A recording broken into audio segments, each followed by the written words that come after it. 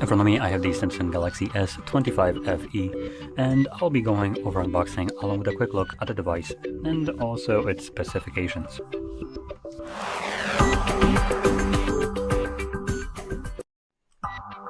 Okay, so let's get straight into this. We do have pull tabs, which, okay, this one came off easily, and this one did too, in one piece. Congrats Samsung, you finally figured it out. Anyway, inside here we get our phone. A little bit bigger than I actually expected. That's what she said. And we also get paperwork, yay, our greatest, and cable, type A to, type C to type C. So there we go, that's basically everything that we get in the box. Let's just eat that to the side. And booting it up. Come on, boot up, please. There we go. So in a second we'll see the display. And the display right here is a 6.7-inch display running a resolution of 1080 by 2340 pixels, dynamic LTPO AMOLED display, 120Hz refresh rate, HDR10 plus, and a peak brightness of 1900 nits, which is a bit lower than the actual S25 counterpart of it. Now, we also have 89.2% screen to body ratio and a pixel density of 385 pixels per inch, covered with a corner Gorilla Glass Victus Plus Mosh level 5. Now, I do want to point out the bezels here are pretty damn good. The bottom one is a little bit chunkier than the rest of it, which is a bit odd of a decision, but all in all, they actually are pretty good looking in terms of like screen to body ratio. Now, I do want to point out that the S25, which I do actually own, let me just turn on a light mode on it, so it looks a little bit better.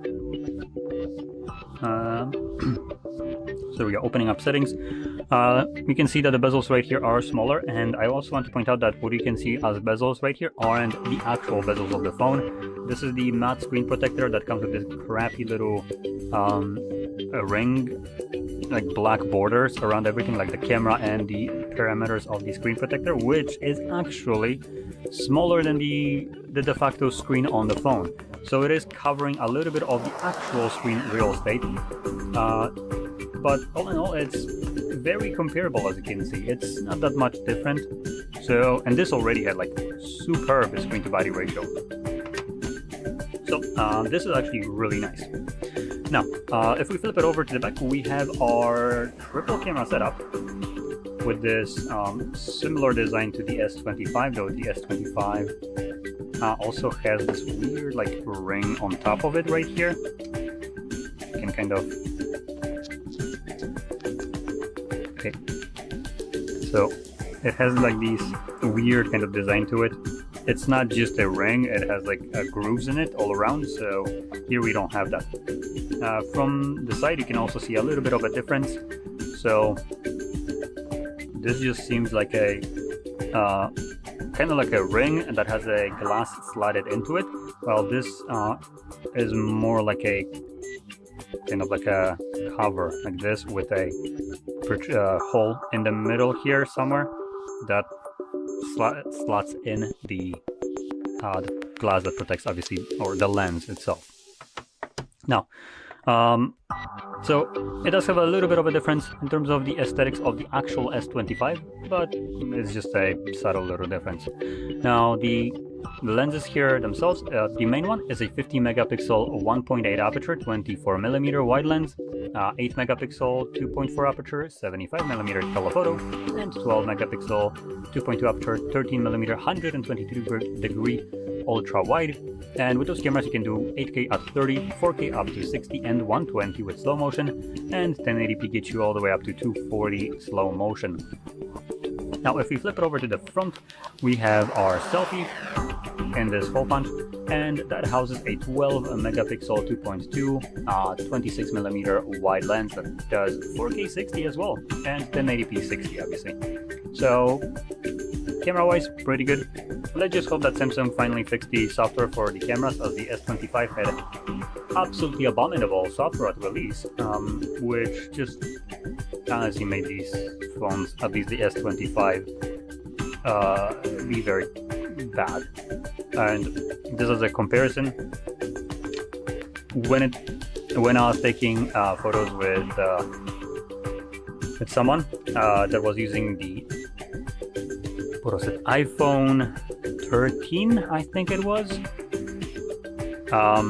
Their phone, iPhone 13, was taking better videos and photos than my brand new flagship device, iPhone 13. We're now at iPhone 17.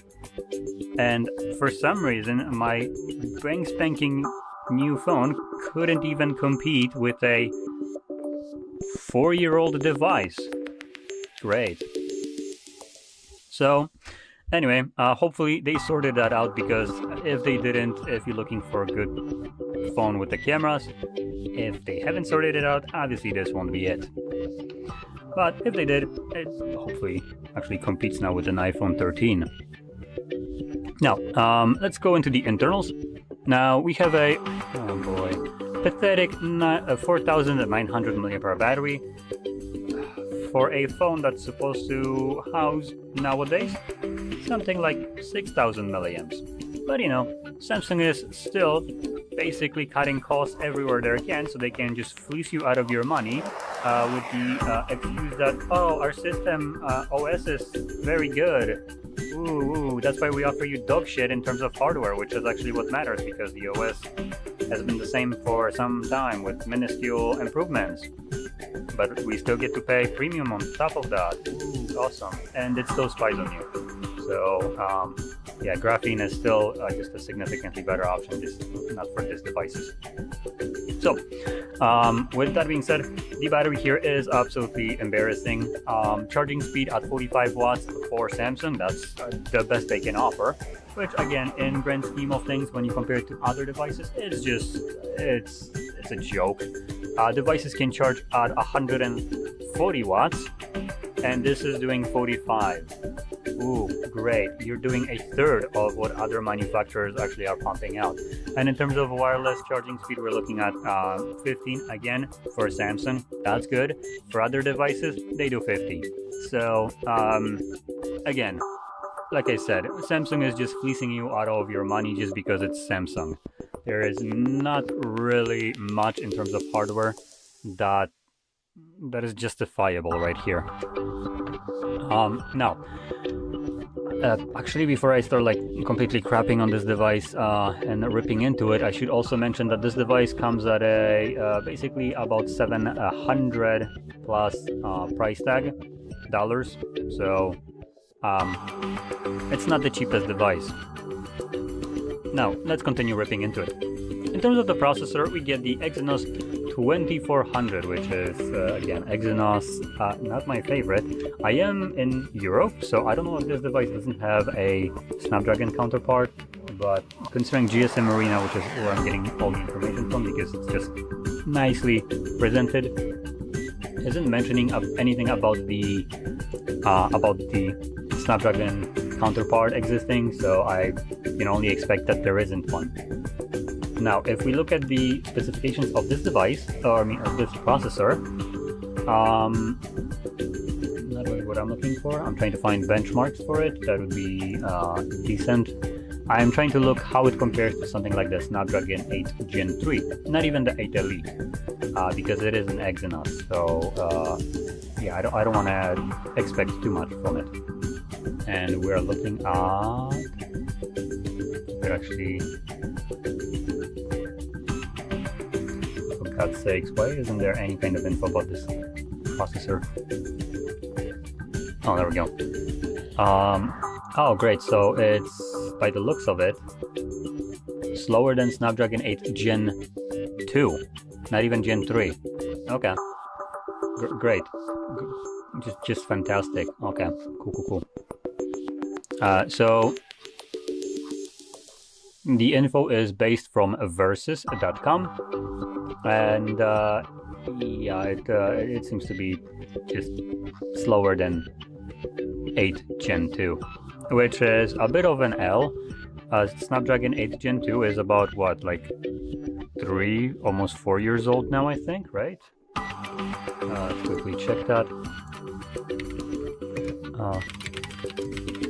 Release date. Oops, maybe I should paste the.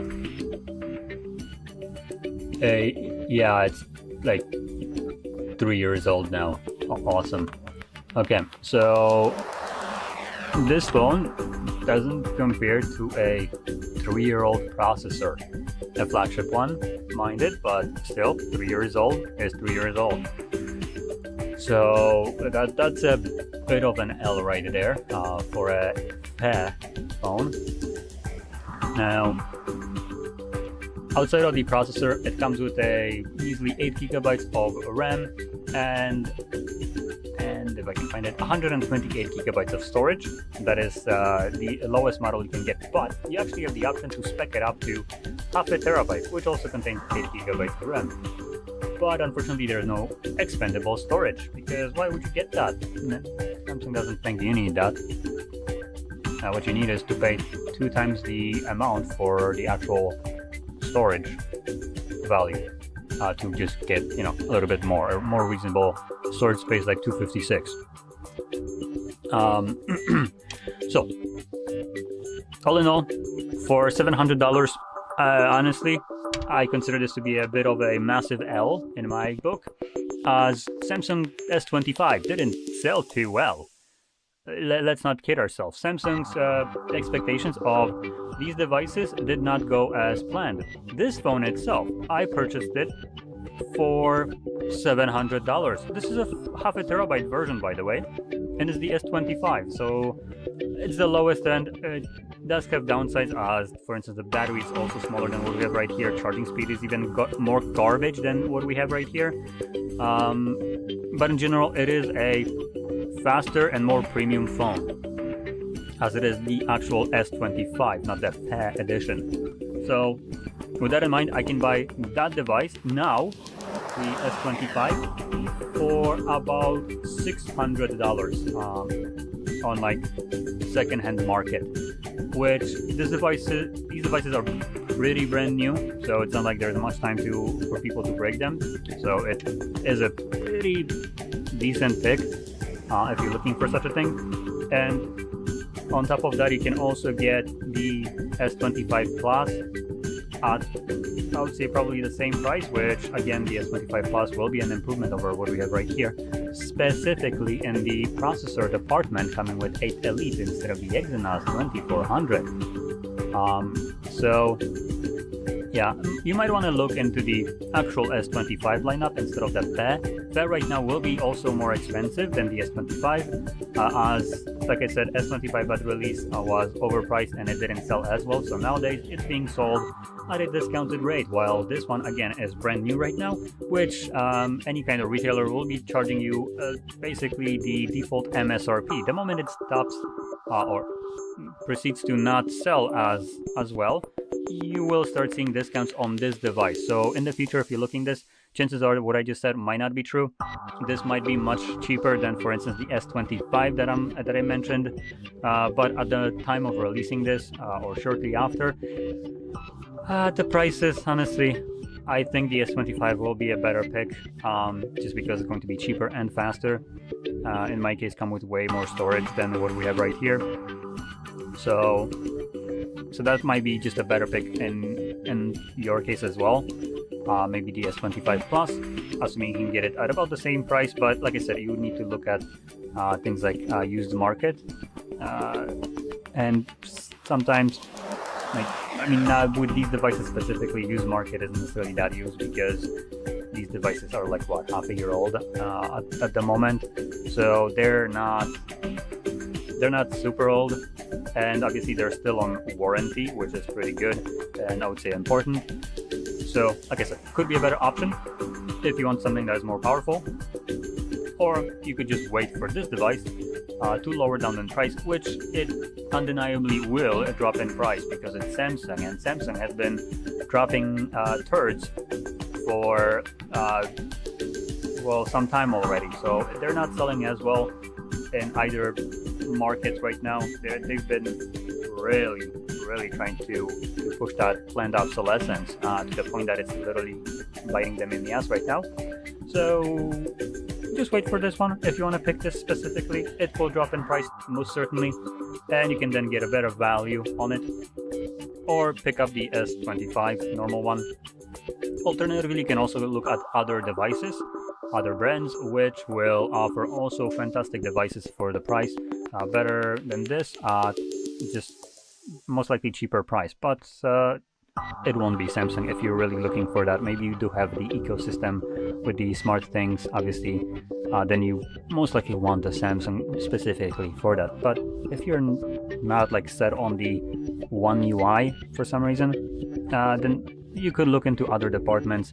Xiaomi, for instance, makes pretty bang devices. Like, they're pretty good value for the money, offering really good specs for a really good price. So that would be a one location where you can look.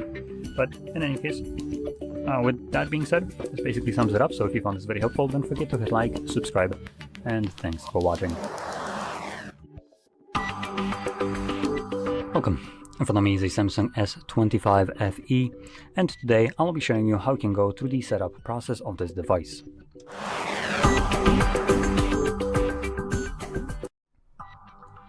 So when you boot it up for the first time, you should be presented with the same screen that you can see on my end, and all we need to do here is click on this button and then find our desired language from the list. Now for me, it already selected English, but God forbid I would ever want to be considered as a United Kingdom, so let's find anything. You know what, I think I prefer to be considered as a South African English. So anyway, moving on, we have connect to mobile network. This step is optional, you don't need to do that, and you can do so by just inserting a SIM card. I'm gonna click on next, and next presents us with for your review. So we have user agreement, and well, that's about it. Agree to the end user agreement. So yeah, that's all we need to agree to.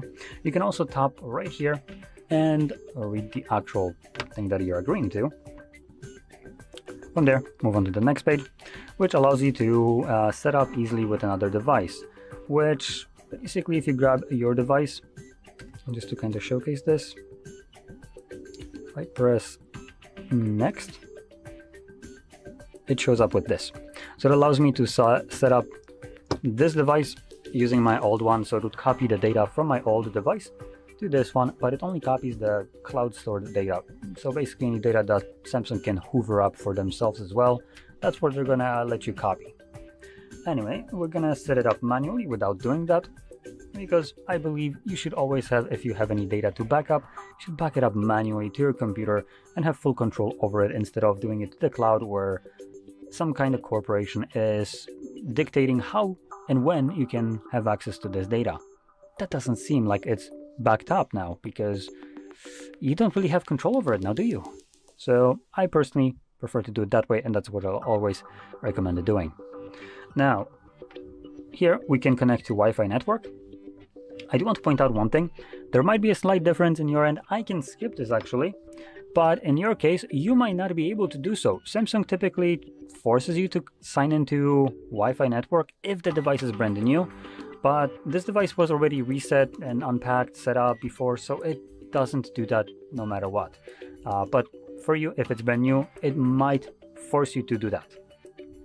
Now, with that in mind, when I'm trying to skip the signing into Wi-Fi, I also haven't inserted a SIM card, so I have no connection. And Samsung basically goes and tries to give us bullshit information right here, with just blatant lies and stupid kind of info in general.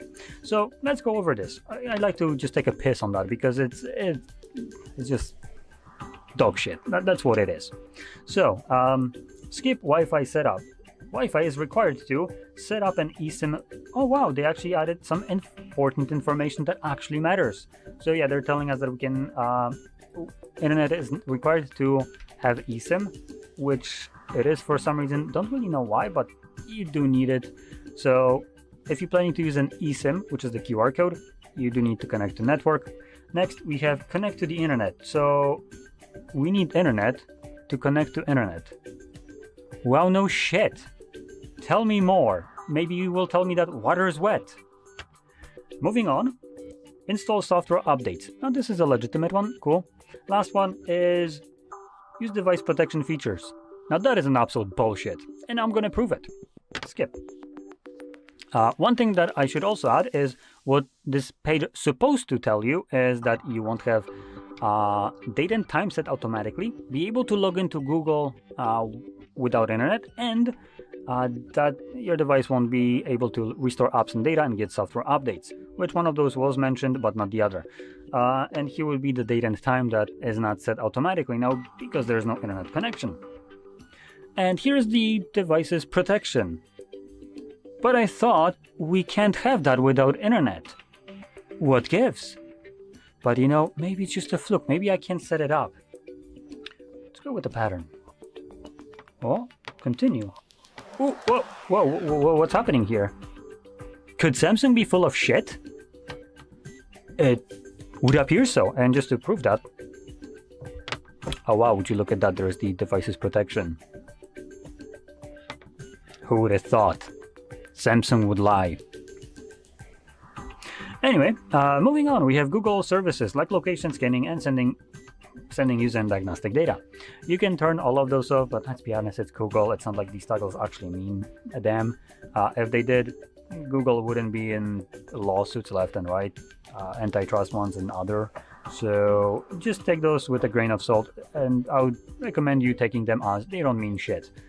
So you might turn them off, for instance, sending user and diagnostic data, and they just still will do that. You just won't know about it for the most part, I would say. Additionally,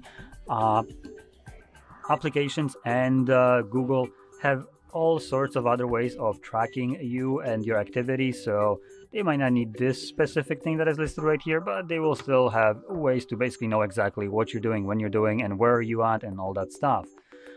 That's how criminals are being found, even when they basically take out the SIM card out of their devices and turn off Wi-Fi and all that stuff, and yet the device still knows exactly where they are. Anyway, moving on, I'm going to disregard this and move to the Samsung services. Now here is something that I will just kind of go on a tangent about and go off the rails. So we have first option, and the one that I find the most important, most annoying, and one that kind of won't matter soon, is the auto blocker.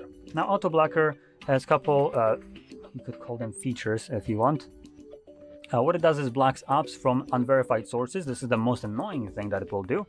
As previously, when you try to install an app from unknown source, you'd get this pop-up on your device basically telling you to enable unknown sources, which would allow you to install said application.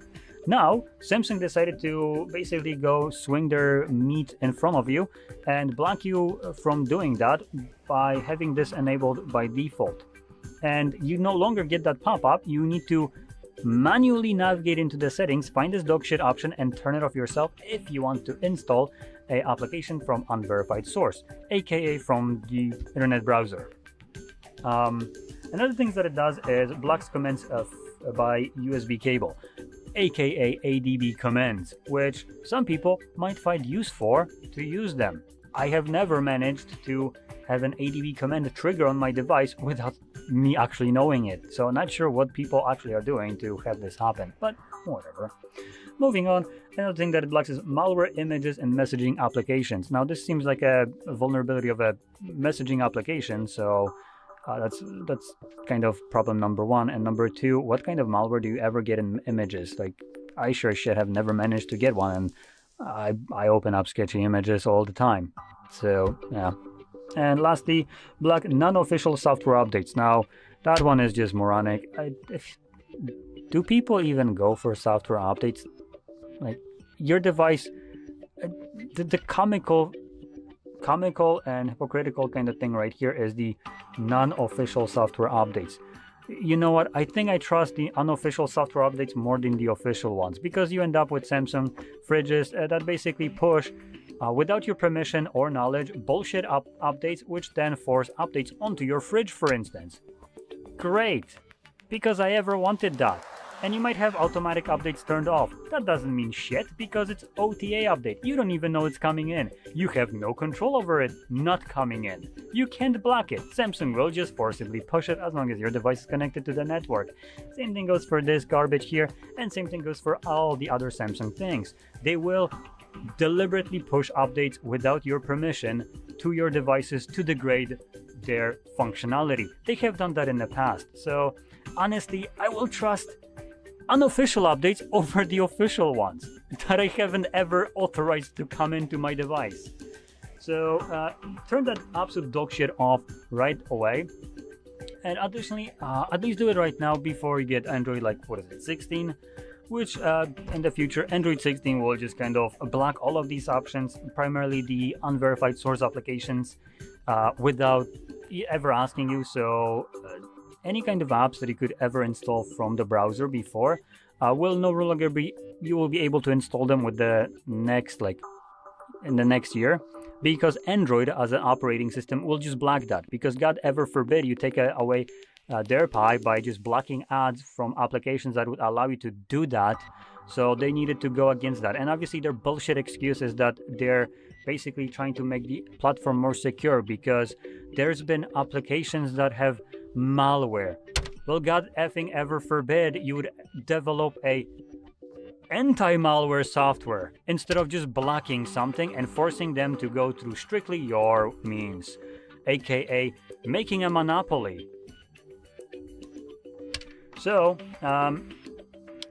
one thing that you can do is just completely block software updates. So I would recommend doing that actually here, because any kind of future updates to like Android, probably 16, will mean that you can no longer install applications from unverified sources.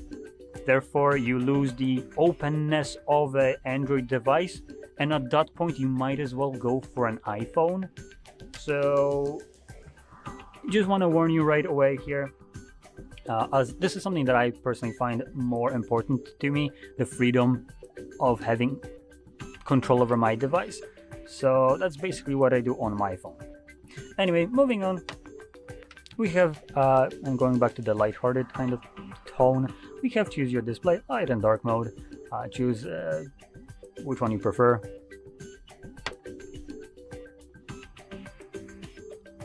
And this should basically bring us to the end of the setup. Yep, there we go. So let's click on home, and there it is. The device is now fully set up. So if you found this video helpful, informative, don't forget to hit like, subscribe, and thanks for watching.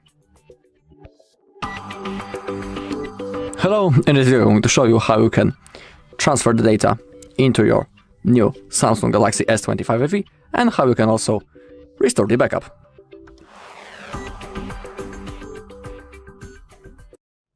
Okay, as you can see, we are during the setup process.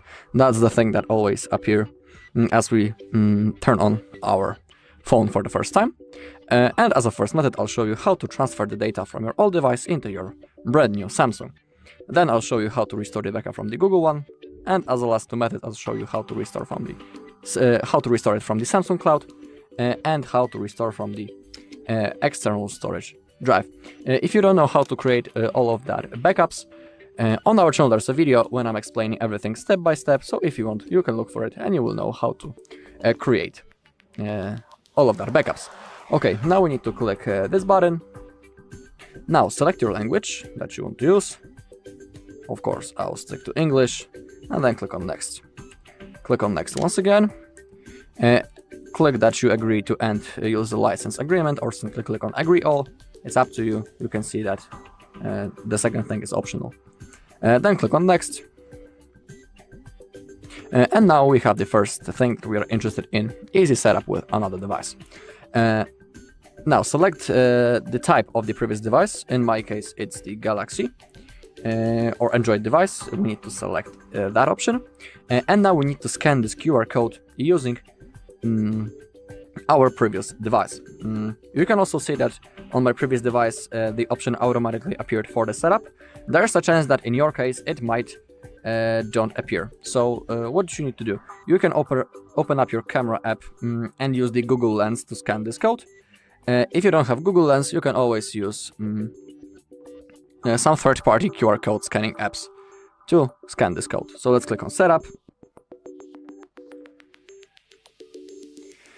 Also, you will have to download the Samsung Smart Switch into your previous device, but don't worry, when you will be scanning this code for the first time, you will see a notification on your previous device that you need to download the Smart Switch and simply follow the instruction on the screen to install it. That's really easy, so don't worry, you will handle it. Okay, now let's scan this code.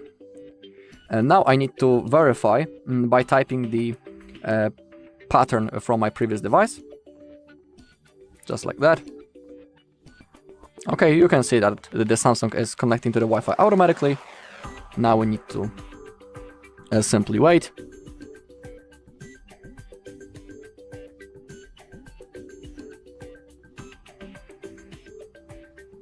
Okay, getting the phone ready. It's going to take a little bit, so I'll see you once it's finished.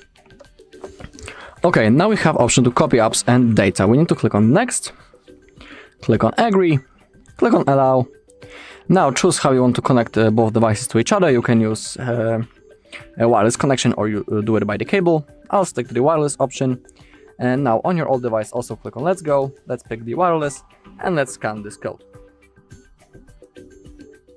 Okay, now devices are connecting to each other, so we need to wait a little. Okay. Okay, searching for data to transfer, we need to wait a while. Okay, now select what you want to transfer. You can select everything, just calls, contacts and messages, or when you click on custom, you'll be able to manually select the things that you want to copy. I'll stick to the calls, contacts and messages. Once you have selected what you want, click on Next. Now the transferring process has started. In my case, it won't take long because I have only selected the calls, so it won't take long. And now we have a simple setup process. So you can select the face recognition or the fingerprint right now. I'll skip it because it's always available later. In here, scroll down, click on Accept. Now we have the backup services that are really useful, so I highly recommend turning them on. Click on Turn on Backup. Now we need to select our default browser and the search engine. I always pick the Chrome as my default browser and Google as my search engine. I like them the most. Now click on Continue. You can enable the Hey Google sentence to launch the Gemini. It's up to you. I'll turn it on. Now we need to again wait a while.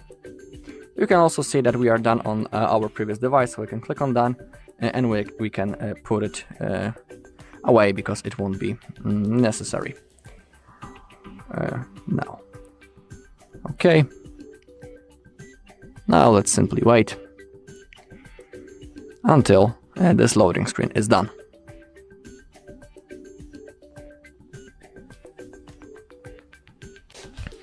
Okay, now if you want, you can sign in into your Samsung account. If you don't have it, you can click on Forgot a Password or Don't Have an Account. You can also create a writing here, or you can simply click on Setup later in the settings, just like me. Then click on Skip. And now agree to terms and conditions, or simply click on All, and then hit on Agree. Click on More, and agree. Select your display mode, light or dark, it's up to you. Then click on Next.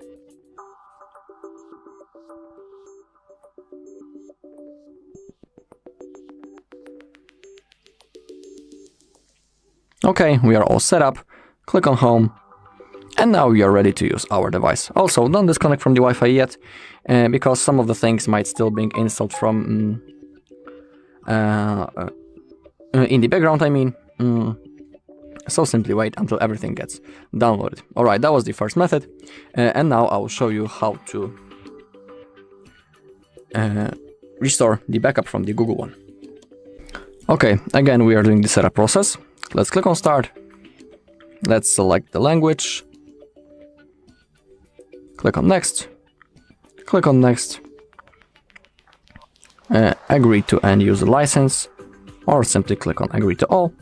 And now when we have option for setup with another device, we need to click on Setup manually. Now we need to also connect to the Wi-Fi. So select the Wi-Fi that you want and now type password. Then click on Connect and click on Next. Okay, getting the phone ready, we need to wait a little bit.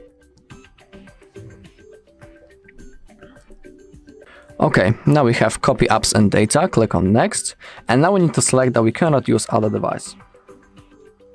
Now we will have option to sign in into our Google account, and that will be the most crucial part.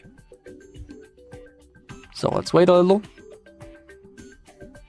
Okay, and now, to restore the backup from the Google one, now we need to sign in into the same Google account on which we made the backup before. It is really important because if you log in into other Google account, you won't be able to restore the chats. So, not the chats, but the backup.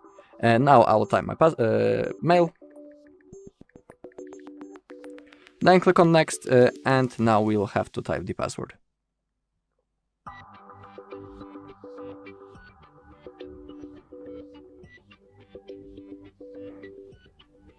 Right now.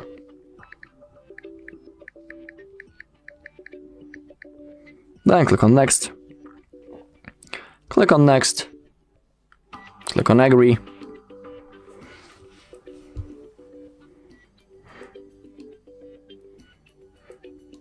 And now we can select the backup that we want to restore. So choose a backup down below. In my case, for example, I will use that one. Okay, now choose what you want to restore. When it comes to Google Photos, Gmail, Calendar and Drive, those things are synced automatically. And below we can select what things we want to copy or don't. So in my case, I want to restore everything except my apps. Once you have selected everything, simply click on Restore button. Then the process will start in the background. And now we have this simple setup process. So in here you can set your screen lock and also the fingerprint and face recognition if you want. I'll skip it because it's always available later in the settings. When it comes to the Google services, simply scroll down and click on accept. In here we have the backup services. I highly recommend turning them on because they are useful. Then click on turn on backup if you want. Now click on next, select your default browser from this list. I always pick the Chrome. Click on set as default and then select your search engine. I always pick the Google. Now click on more and continue. And now we can enable the Hey Google sentence to launch the Gemini. I'll turn it on because why not? It's up to you. Okay, again, getting the phone ready. We need to wait a little bit. Now you can sign in into your Samsung account if you want. If you don't have an account, you can click down below. You can create a writing here or set it up later in the settings. That's the option that I'm going to choose. In here, agree to terms and conditions or simply click on all. It's up to you. Click on agree, click on more and agree. Select your display mode, light or dark. Click on next. Now wait a while.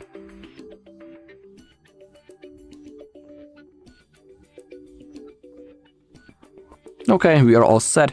Click on home. And now we are ready to use our device. And just like in the previous method, don't disconnect from the Wi-Fi yet and wait until everything gets downloaded. Okay, that was the second method. Now I'll show you how to restore the backup from the Samsung Cloud and from the external storage drive. Okay, to restore the backup from the Samsung Cloud, we need to open up our settings. We need to be logged in into our Samsung account, so click on that, scroll down, find Samsung Cloud, and select Restore Data. In here we have a whole list of the backups in our Samsung Cloud, so select the backup that you want to restore. In my case, I want that one. Now select the data to restore. Once you have selected everything, hit the restore button. Now the process will start. In my case, it's going to take just a few seconds because I didn't back up much things. Okay, and when you can see all of those icons, simply click on done. I don't want to delete anything. And now everything has been successfully restored. Pretty easy thing. I think it was the fastest and the easiest way.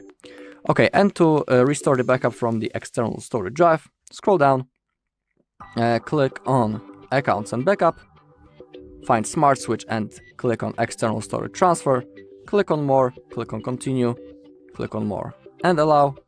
Now plug in your device, SD card or an USB storage. Everything of course depends on which of those devices you have created a backup. Now select Restore From, in my case USB storage.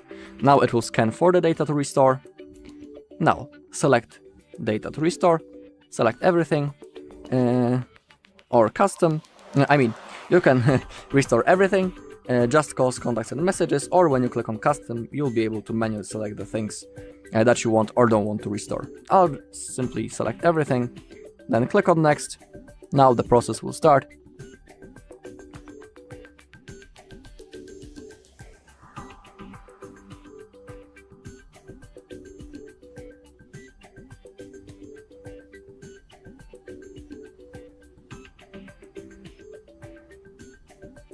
Okay, organizing your transferred data.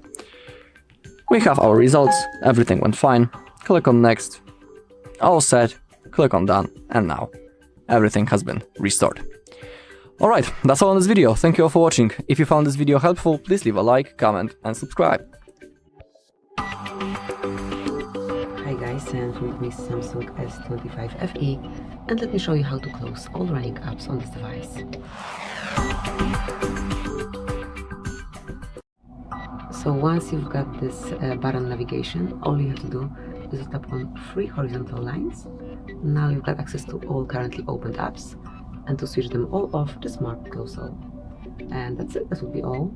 Thank you for watching, please subscribe our channel and leave the thumbs up. Hey guys, and in front of me is Samsung S25 FE, and let me show you how to boot demo mode.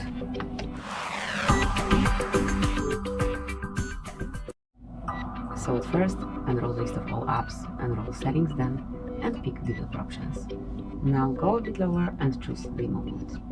As you can see, it is not possible on this one as demo mode is not supported, but still you can try it. Thank you for watching, please subscribe our channel and leave the thumbs up. Morning guys, and in front of me is Samsung Galaxy S25 FE, and let me show you how to hide developer panel, how to remove developer options from your device.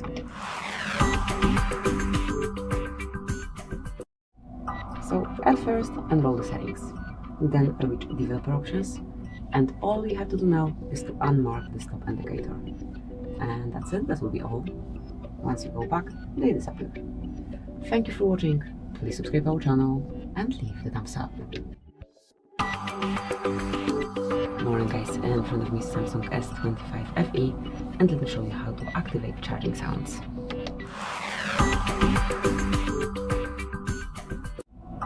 So at first, enroll the list of all apps and enter settings. Then find and select sounds and vibration. Here go to system sound, and now under sounds you will notice charging, so just mark it. And that's it, that will be all. Thank you for watching, please subscribe our channel and leave the thumbs up. Hello everyone, in this tutorial I will show you how to enable fast wireless charging on Samsung Galaxy S25 FE.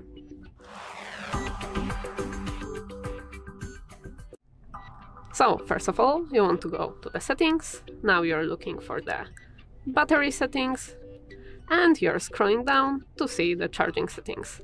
You will see the fast wireless charging is off, so you want to make sure it's enabled. That's all for today. Remember to like and subscribe. Hello, in this video I'm going to show you how to turn on Samsung Galaxy S25 FE.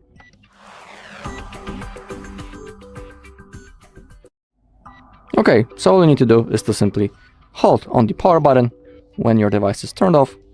Power button is located right in here when I'm pressing with my right hand. And when the Samsung logo appears and the phone vibrates, we can release our fingers and now simply wait until the phone turns on. Alright, and that's all in this video. Thank you all for watching. If you found this video helpful, please leave a like, comment and subscribe. Hi everybody, welcome back to the HardReset.Info channel. Today I'm going to tell you how to easily open the recycle bin trash of your photos in your Samsung Galaxy S25 FE.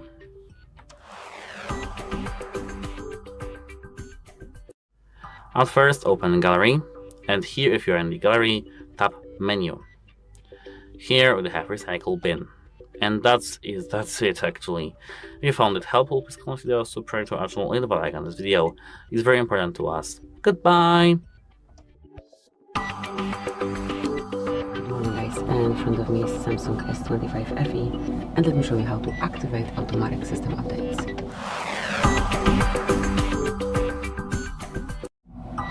So at first, enroll the settings, then find and select developer options. Now go a bit lower, and here you will notice auto update system. So unless it is active, just mark the indicator to turn it on, and once it is active, your updates will be played automatically whenever the device restarts. Thank you for watching. Please subscribe our channel and leave a thumbs up. Morning guys, and in front of me is Samsung S25 FE, and let me show you how to change system language.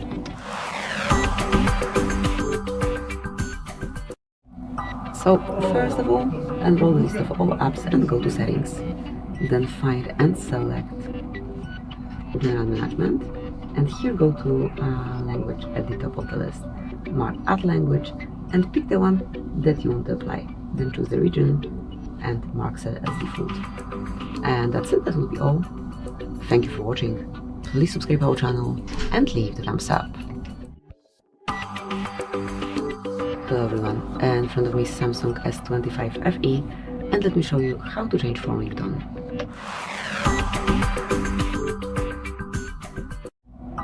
So first of all, enroll the list of all apps and go to settings. Then find and select sounds and vibration right here, and go to ringtone. Pick the tune that you want to apply, go back, and that's it. So thank you for watching. Please subscribe our channel and leave the thumbs up. Morning guys, here we've got Samsung S25 FE, and let me show you how to reset network settings. So at first, enroll the list of all apps and go to settings. Then from main settings list, select general management, and here go to reset options. Now choose reset Wi-Fi and Bluetooth settings, confirm, and that's it. As you can see, it has been already done. Thank you for watching. Please subscribe our channel and leave the thumbs up. Hi guys, in front of me is Samsung S25 FE, and let me show you how to reset camera settings.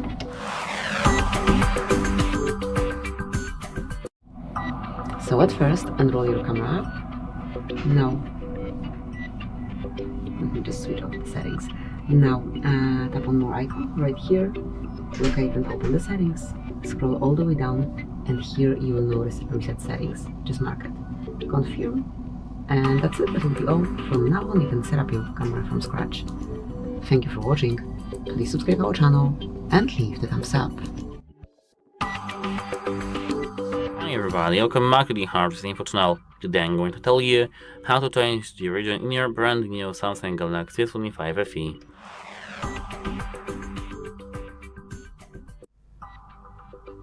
At first, open your settings and here scroll down to the general management over here. Tap Date and Time. Disable Automatic Time Zone. Tap Select Time Zone. Tap Region. Here you can now select your region. For example, let it be United States. Select the time zone, and that's it. Hope it helps you, and goodbye. Good morning guys, and in front of me is Samsung S25 FE, and let me show you how to update apps on this device. So first of all, open your Play Store, then mark your account icon in the right upper corner and select My Apps and Games. Here click on See Details under Updates Available, and you can either update all apps at once by tapping on Update All, or you can update one particular app by tapping on Update right next to its icon, how you like. So that's it, that will be all. Thank you for watching. Please subscribe our channel and leave the thumbs up. Hello everyone, and in front of me is Samsung S25 FE, and let me show you how to check serial number assigned to this phone. So at first, open your phone together. This is the first method. Enter code, which is *#06#, And here you've got device info with serial number at the bottom. Tap on OK. And now you can also locate it via settings. So at first, enroll the settings, then go to about phone, and right here you've got your serial number. So that's it, that will be all. Thank you for watching. Please subscribe our channel and leave the thumbs up. Morning guys, in front of me is Samsung S25 FE, and let me show you how to change voicemail notification sound.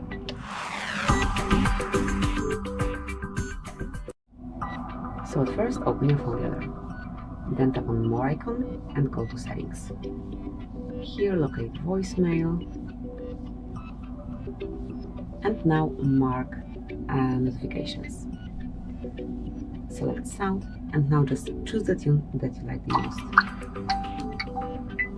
Then go back, and that's it, that will be all. Thank you for watching. Please subscribe our channel and leave the thumbs up. Hello everyone, in front of me is Samsung S25 FE, and let me show you how to activate the battery percentage and status bar.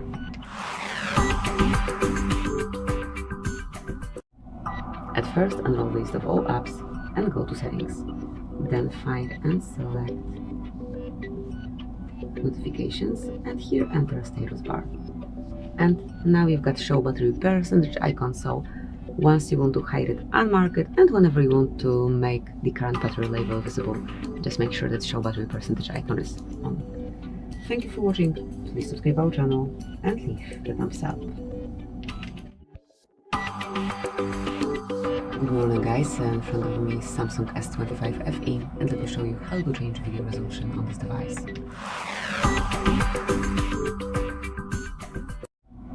So at first, open your camera app. Now go to video panel, and you can change it right here. In the right upper corner you will notice quality icon. Just enroll it, and now pick both size and FPS for particular option. Then just go back to recording. Also, you can activate it from this panel, just enroll more options, and here you got it. So thank you for watching. Please subscribe our channel and leave the thumbs up. Guys, and in front of me is Samsung S25 FE, and let me show you how to allow unknown sources.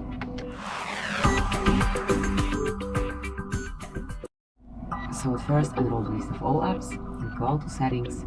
From main settings list, select security and privacy, and now go to more security settings. Here you will notice install unknown apps, so just enroll it, and now pick the app that you wish to give this permission to, mark the indicator, and that's it. From now on you will be able to install via this particular source. Thank you for watching. Please subscribe our channel and leave a thumbs up.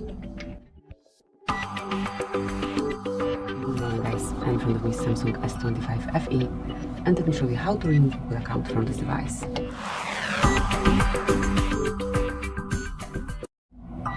So at first, enroll the list of all apps, then go to settings, now find and select accounts and backup, and click on manage accounts. Now click on the account that you wish to remove, select remove account, tap on remove, and just join unlock pattern if you have one. And as you can see, it has been removed. Thank you for watching. Please subscribe our channel and leave the thumbs up. Morning guys, in front of me is Samsung S25 FE, and let me show you how to change date and time on this device.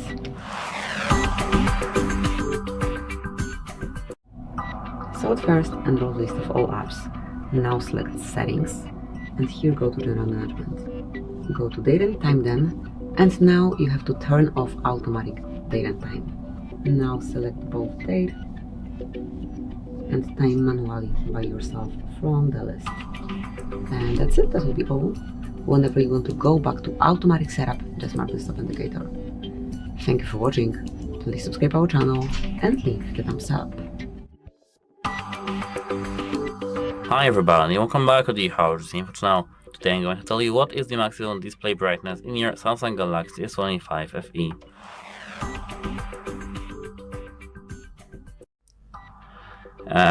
Actually, its peak screen brightness is reported to be 1900 nits. so I think it's bright as for the FE version of the phone.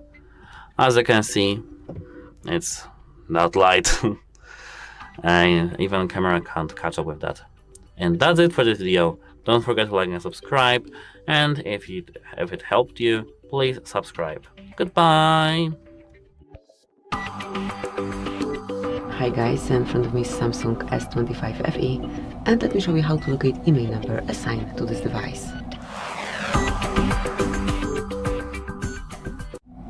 So first of all, open your phone together, then enter a secret code which is *##06#. And here we've got device information with email at the top of the list. Tap on OK to exit, and now you can also locate email via settings. So let's enroll the settings at first. Then from main settings panel, we go to about phone, and here you've got both emails. So that's it, that will be all.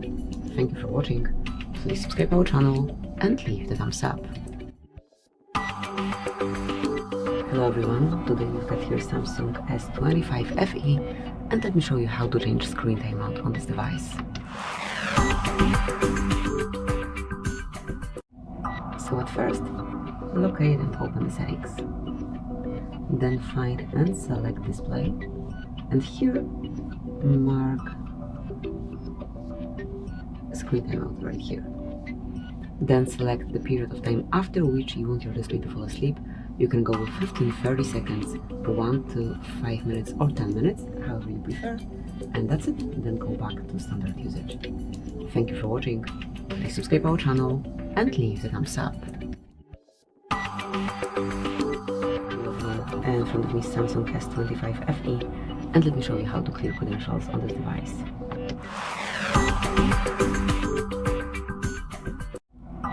First of all, enroll the list of all apps and go to settings. Then find and select security and privacy. Now go to more security settings and locate encryption and credentials. Here you've got it under credential storage. Now tap on Clear Credentials, select Remove, draw an unlock pattern if you have one, and that's it. As you can see, credential storage has been erased. Thank you for watching, please subscribe our channel and leave the thumbs up. Good morning guys, and in front of me is Samsung S25 FE, and let me show you how to clear browsing data on this device.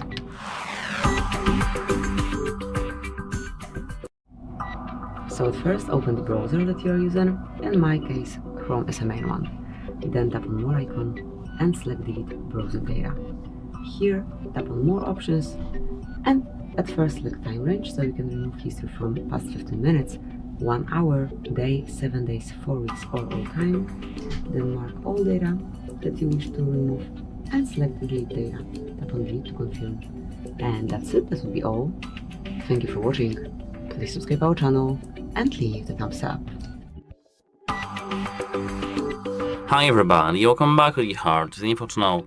Today I'm going to tell you how to switch front and back camera on your brand new Samsung Galaxy S25 FE.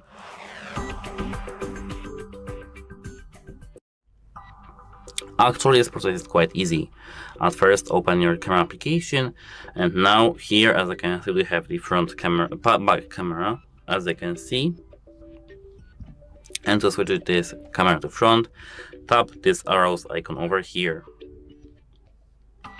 This is my hand, as I can see, and now we are in the selfie camera. And that's easy, it's that easy. That's it, hope it helps you, and have a nice day. Goodbye!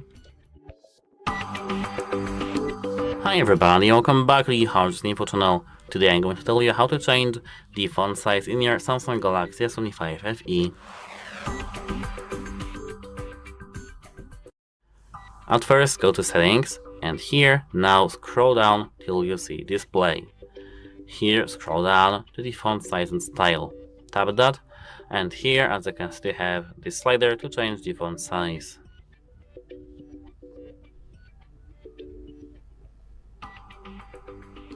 You have to slide to change this font size.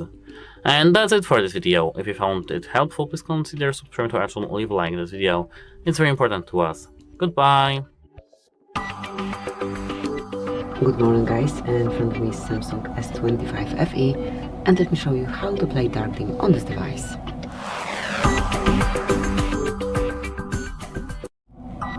First of all, enroll the list of all apps and enter settings. Then from main settings list, select display. And here, just at the top of the list, you will notice two modes, light and dark. Just mark dark to apply dark theme, and that's it. If you want to customize it a bit, just mark dark mode settings, and here you can schedule your dark mode if you wish, either from sunset to sunrise or at custom hours. So that's it, that will be all. Thank you for watching.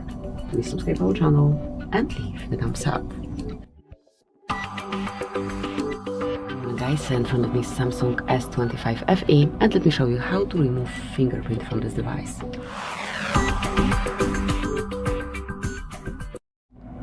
So at first, enroll the list of all apps and go to settings. Then find and select security and privacy. Go to screen lock and biometrics, draw an analog pattern, and pick fingerprints. And now, if you wish to remove yours, just mark it and then select remove. Confirm that you wish to remove it, and that's it. It is no longer connected with your device. Thank you for watching. Please subscribe our channel and leave a thumbs up.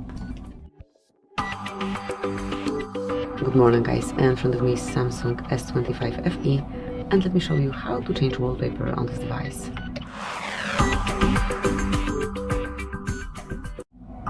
So first of all, enroll the list of all apps and reach settings.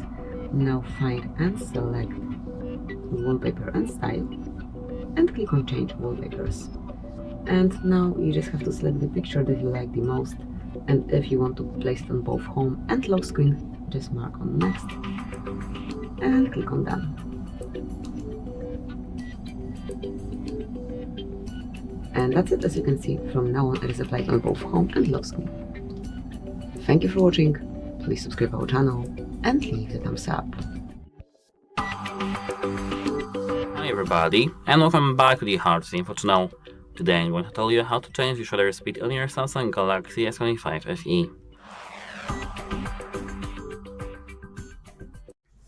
At first you need to open the camera, and here go to More. Here tap Pro, and here as you can see we have very lot of options. Tap this one, this speed. This is A, and as you can see here to have, as you can see, shutter speed. We can set it, as you can see, to this one or to this one. As you can see here we have a slider, and we can manage the speed, shutter speed. And that's it. Hope it helps you, and have a nice day. Goodbye. Good morning guys. Today we've got here Samsung S25 FE, and let me show you how to activate and how to use camera timer.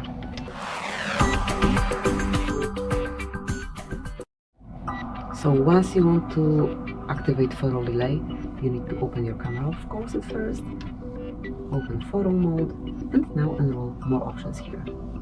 Now set clock icon, which is for timer, and apply 2, 5 or 10 seconds delay. Let me go for example with 5. Now just grab a photo, and as you can see, the countdown would be visible on your home screen, and that's it. After that, the photo is grabbed. Thank you for watching. Please subscribe our channel and leave the thumbs up. Good morning guys, and in front of me is Samsung S25 FE, and let me show you how to book developer options.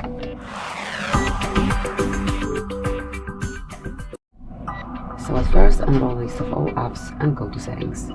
Then enroll about phone, and here reach software info. Now you've got here build number, tap on it 7 times, and then draw an pattern. And if it's really want to activate it, just tap on OK. So that's it, that will be all. And now just go back and enter developer options located at the bottom. So they appeared right under about phone. Use them however you like. Thank you for watching. Please subscribe our channel and leave a thumbs up. Hi everybody, welcome back to the HardReset.Info channel. Today I'm going to tell you how to rotate photos in your Samsung Galaxy S25 FE. At first we need to open Gallery, and now we have to find our preferred photo. Let it be this one. Here we have to tap this this pen icon over here, and here, as you can see, to have this rectangle or square with circle, with arrow, pardon me, with arrow. We have to tap it, and now, as you can see, we can rotate our image. Let it be rotated like that. Tap Save, and now our changes are saved. And that's it. Hope it helps you, and have a nice day. Goodbye. Good morning guys, in front of me Samsung S25 FE, and let me show you how to reset app preferences.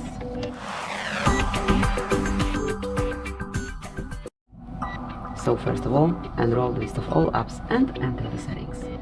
Then from main settings list select apps, just locate them. So here they are, blue icon, and now tap on more icon.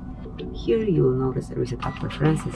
Click, and if you truly want to reset all preferences for disabled apps, notification restriction for apps, default apps, background data restriction for apps, or any other permission restrictions, just mark reset. And that's it, that will be all. Thank you for watching. Please subscribe our channel and leave the thumbs up. Hi everybody, welcome back to the HardReset.Info channel. Today I'm going to tell you how to disable the fast charging in your brand new Samsung Galaxy S25 FE.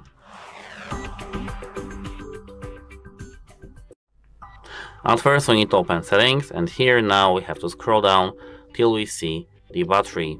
Tap that and scroll down till you see charging settings. Tap that too. Here, as you can see, we have two options: fast charging, and to disable that just tap this option to make it gray, and fast wireless charging, do the same with that. And that's it for this video. If you found it helpful, please consider subscribing to our channel, leave a like on this video, it's important to us. And as I said, that's it, hope it helps you, and have a nice day. Goodbye! Hi everybody, welcome back to the HardReset.Info channel. Today I'm going to tell you how to turn on and off the video stabilization in your Samsung Galaxy S25 FE. At first, open the camera application and go to video. Tap these three squares over here, and this is the video stabilization. As you can see, super steady on and off. Set it to this white one, to this off. Then tap this gear icon, and here tap video stabilization and set it to off. Here, if you tap advanced video options, here we don't have the further options, so this is only the one here. And that's it, hope it helps you, and have a nice day. Goodbye!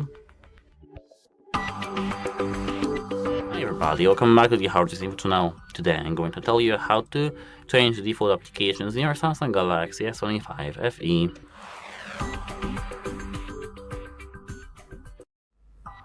At first we need to open settings, and here now we have to scroll all the way down to the apps. Here, if you tap apps, choose default apps. Here, as you can see, we have browser application. If we tap that, we can select between Chrome and Samsung Internet, or the one that you have installed. Here they have Caller ID and Spam app, none or phone. We can tap that. Digital assistant application, home application, which is the launcher actually, phone, SMS, wallet, opening links, browser application. And that's it. Hope it helps you, and goodbye. Have a nice day. Hi everybody, welcome back to the HardReset.Info channel. Today I'm going to tell you how to check the usage time in your Samsung Galaxy S25 FE. At first we need to open settings of our phone, and now we have to scroll down till we see here, as you can see, digital well-being and parental controls.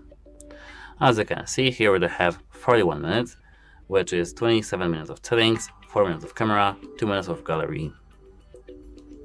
Here, if you tap it exactly, we can check view all. Contact 1 minute, voice recorder 2 minutes, gallery 2 minutes, etc. And that's how it works. If you found it helpful, please consider subscribing to our channel, leave a like on this video. Goodbye! Good morning guys, and in front of me is Samsung S25 FE, and let me show you how to reset all the settings on this device.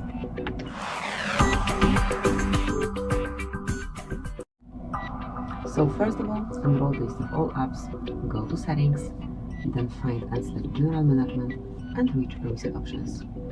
Here you will notice reset all settings. Just mark it, and if you really want to reset all the settings on your phone except security settings, language settings, accounts, personal data, and all setup for downloaded apps, just mark reset settings. Draw another pattern to confirm, mark reset, and just wait till it's reset. So that's it. Thank you for watching. Please subscribe our channel and leave the thumbs up. Hello and welcome back to HardReset.Info. In this video, I will answer the question, does Samsung S25 FE support 5G? Let's begin. And the answer to that question is yes, it does. We can head into settings, connections and then Wi-Fi, and you will notice that I am currently connected to a 5G network, but if I would like to, I would easily just connect to non-5G network as well, but there's no point in doing that because the 5G network is just a better network and it's pretty cool. And that's all for this video. If you found it useful, make sure to leave a like, subscribe, and as always, thanks for watching. See you next time. Good morning guys, and in front of me is Samsung S25 FE, and let me show you how to check for software updates. So at first, unroll the list of all apps and go to settings. Then find and select software update and mark download and install. So now your device will be scanned for the update. Just wait and you will be informed if there is any new version available. In my case there is not. Like as you can see, my software is up to date. So this is the first information. The other option is that you will notice that there is new some numbers version available, and you will be able to update it straight from this panel. Here you will have the button to tap just to update it. So that's it, that will be all. Thank you for watching, please subscribe our channel and leave the thumbs up. Hello everyone, in front of me is Samsung S25 FE, and let me show you how to check the whole screen time.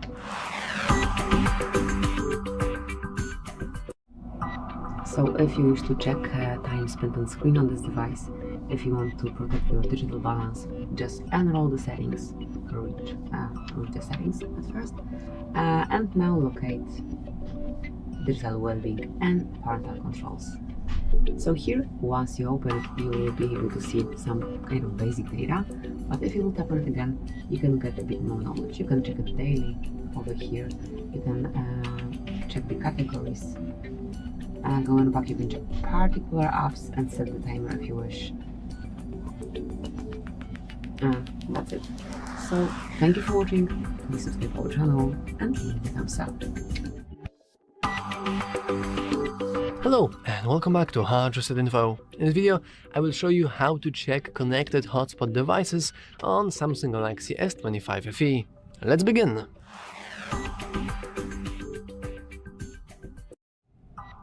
And we can start with simply expanding the control center, then expanding it once again, and pressing and holding onto the mobile hotspot. Now we can click here, and as you can see, we can see how much data we have shared today, and we can see connected devices right here, and the devices that were previously connected right here. Of course, I don't really have any other device that I could show here, but trust me, they will appear right here in that very spot. Anyway, that's all for this video.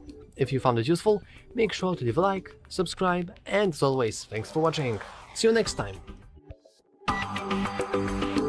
Hi everybody, welcome back to the HardReset.Info channel.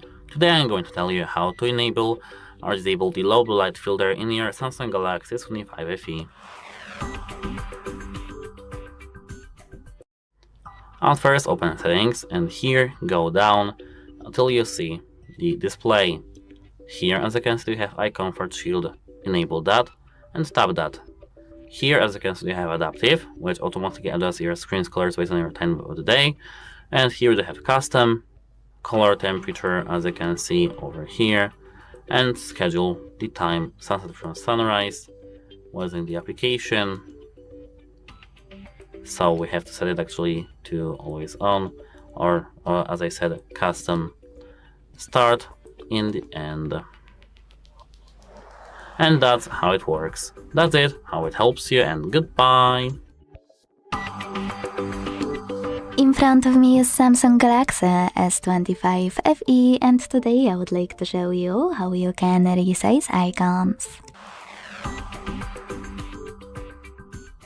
If apps on your display are too small or too big, here's how to adjust them within seconds. Firstly, pinch your device's display. Then hit Settings at the bottom right corner and operate this slider under App Size to adjust it. When you finished, go back. As you can see, after that, size of my icons has changed.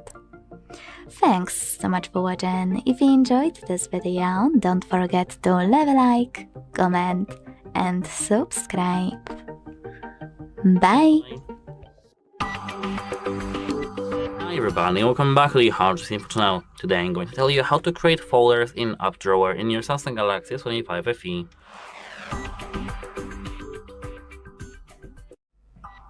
At first you need to go to the Up Drawer, like this, and now you have to hold any icon which is here. Now drag it along the other one, and just here, now we have our folder. You have to hold, and as you can see, drag it along other icon. To the news, for example, let me drag it here. Now we have our folder. Here we can rename our folder, tap plus to add applications more easily, and here to change the color of the folder. It's very fun actually. And that's it, how it helps you, and goodbye! Hi everybody, welcome back to the HardReset.Info channel. Today I'm going to tell you how to record a time-lapse video on your brand new Samsung Galaxy S25 FE.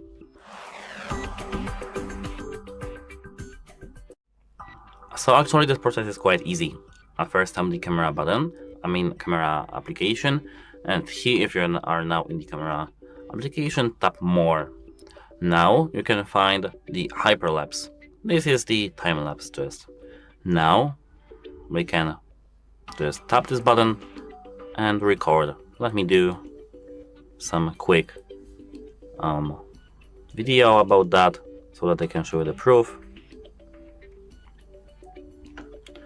And now I can play. As you can see, it's very quick, very fast.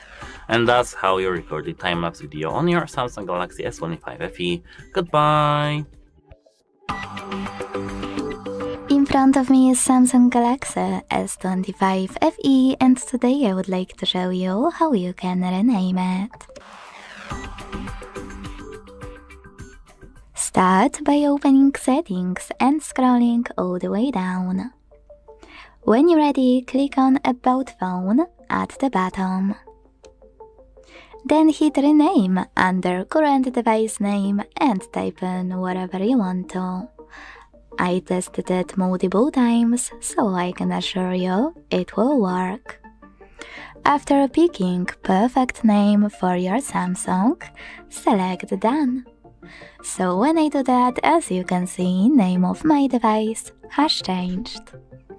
Thanks so much for watching. If you enjoyed this video, leave a like, comment and subscribe. Bye! Hi everybody, welcome back to the HardReset.Info channel. Today I'm going to tell you how to change the screen colors in your Samsung Galaxy S25 FE.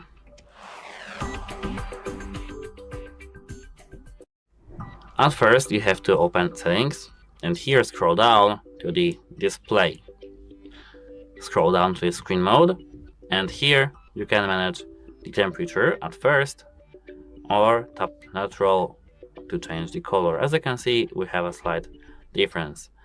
Now we can tap advanced settings, and here using this sliders we can manage more settings about our screen colors. We can give it more bluish, more vividness, more greenish vibe, as you can see, etc. And that's it for this video. If you found it helpful, please consider subscribing to our channel, leave a like on this video. It's very important to us. And that's it. Hope it helps you, and goodbye. Guys, in front of me is Samsung S25 FE, and let me show you how to perform a soft reset. So basically all you have to do once your device stuck for some unknown reason is to force restart. To do it, just tap on power button along with volume down button. Tap and hold for around 10 seconds.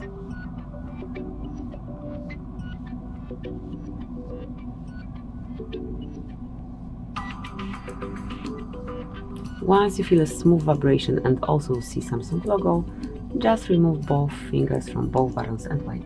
Nothing more you can do. Not can, but have to do. Just wait till it's activated.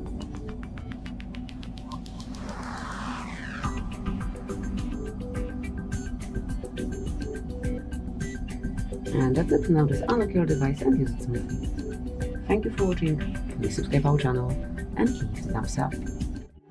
Hello everyone, and in front of me is Samsung Galaxy S25 FE, and let me show you how to add photo contact.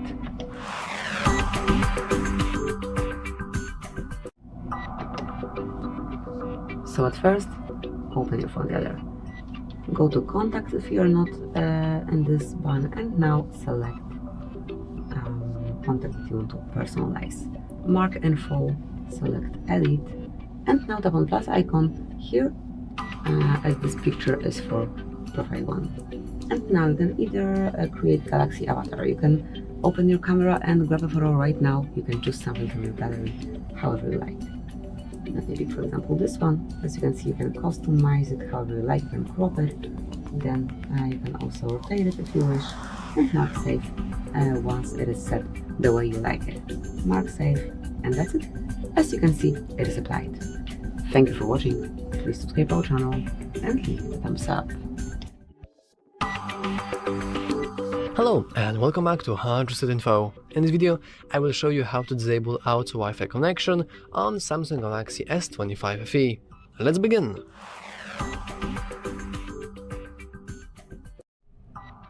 First, we can expand the control center and then press and hold onto the Wi-Fi icon and then click details. This way, we are nicely and pretty quickly going into the Wi-Fi settings. Now we want to go into the network that you don't want to auto-connect to. For me, it's this one. And now we want to enter the cogwheel. And all you want to do is you want to disable auto-reconnect. And now we have to manually click every single time we are nearby this network, because otherwise we won't be able to do it. As you can see, we have a nice information that auto-reconnect is turned off. And that's all for this video. If you found it useful, make sure to leave a like, subscribe, and as always, thanks for watching. See you next time! And in front of me is Samsung S25 FE, and let me show you how to activate keypad sounds.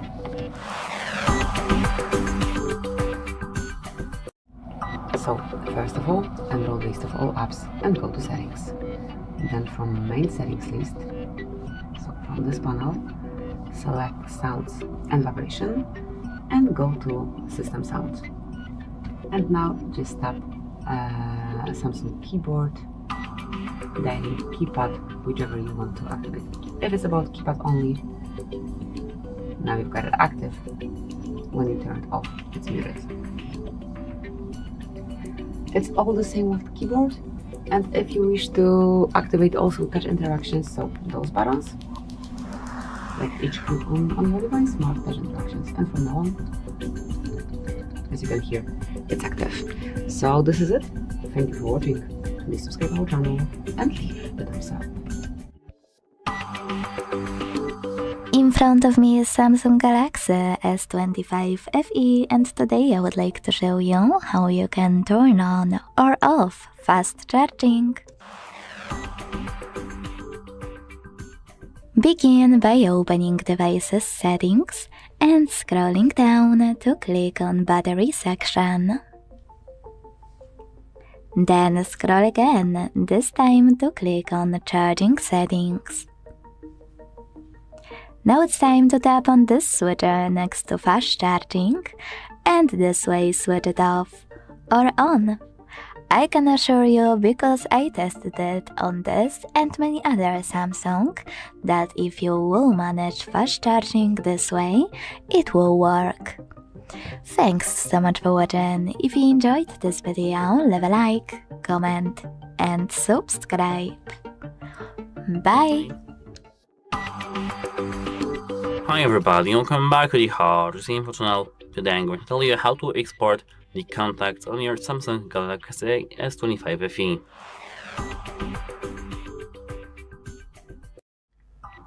At first, open the phone application over here, and now you have to go into contacts over here.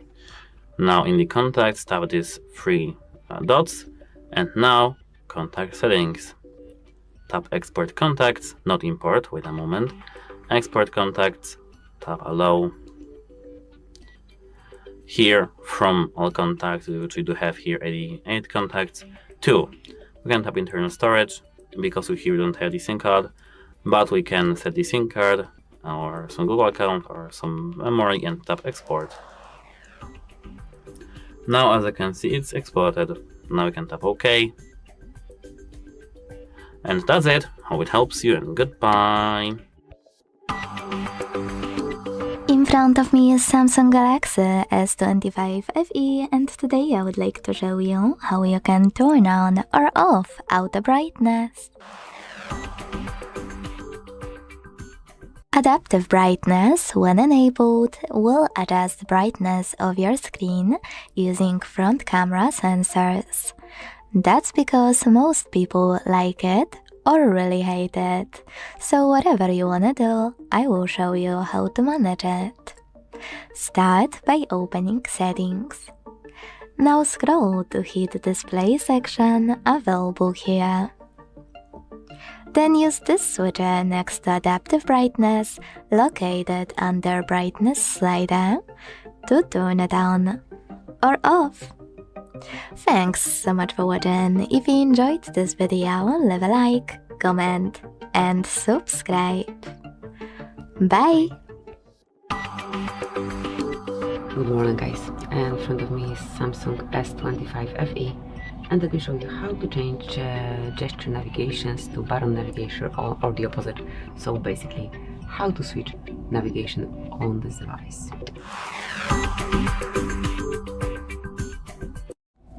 So to do it, you just unroll the list of all apps and reach Settings. Now go to Display, locate Navigation bar, here we've got it, and now just mark buttons or gestures, however you prefer. Just by tapping, you can change it. Here you can see the result. If you wish to customize it a bit, just mark more options, and here in gestures you can insert gesture sensitivity. Here you can see the area in which it will be active, and once you've got button navigation, you can switch the layout. So that's it. Thank you for watching. Please subscribe our channel and leave a thumbs up. Hi everybody, welcome back to the HardReset.Info channel. Today I'm going to tell you how to turn on timer in your Samsung Galaxy S25 FE camera. At first, open your camera application, and now either here or here, tap this two 4 squares icon. Now tap on this clock icon actually, and here now, as you can see, we have time 2, 5 or 10. This is the timer. If we tap here 10 and take a photo, the timer will be set to 10. To stop it and take a photo, not take a photo, tap this square icon. Apart from that, here we have 5 seconds, 2 seconds, or none. And that's how it works in your Samsung phone. In video, as you can see, if we tap this, we don't have it, but on the photo we have. And that's it. Hope it helps you, and goodbye, have a nice day. Hello and welcome back to HardReset.Info. In this video I will show you how to delete photos and videos on Samsung Galaxy S25 FE. Let's begin!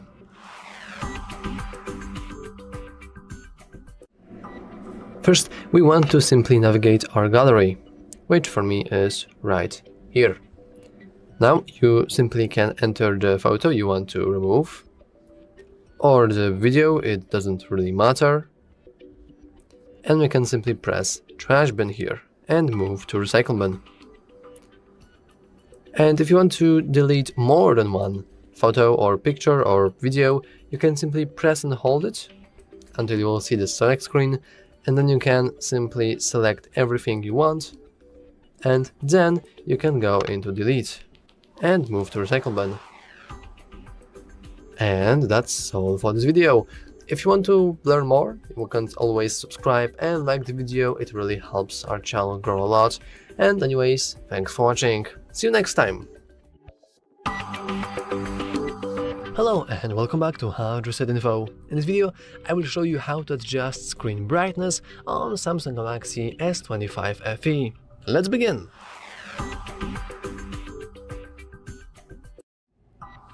Adjusting the screen brightness is very simple. All you want to do is you want to expand the control center from the top right corner, and then you can simply slide the bar right here to lower it or to bump it up. Now, if you're experiencing any kind of issues related to screen brightness, we can always head into the settings, scroll down a little, enter display, and in here you want to make sure that you have adaptive brightness disabled. If you have it enabled, then it will automatically adjust your brightness. It's pretty okay feature, but it might give you an illusion that your phone is doing some weird things without you knowing it, or it's like behaving like it's possessed or something. But anyway, that's all for this video.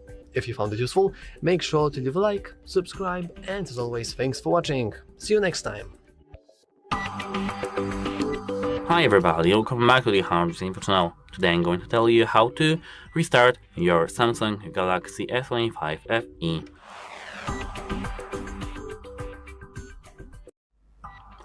So, at first, to restart your phone, you can hold the power button and power volume down button here to see this menu, which is the power menu. Here you can tap restart to restart your phone. But if your screen is frozen, hold the volume down and power button until your screen goes off. Volume down and power. Now our phone should be soft resetted. So now let's wait a moment, and in a moment our phone should boot up.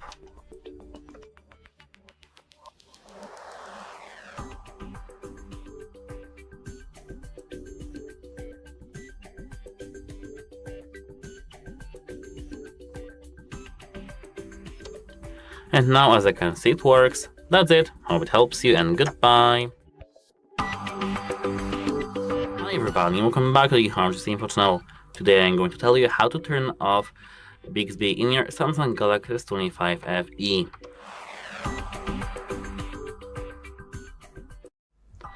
This is a very quick fix.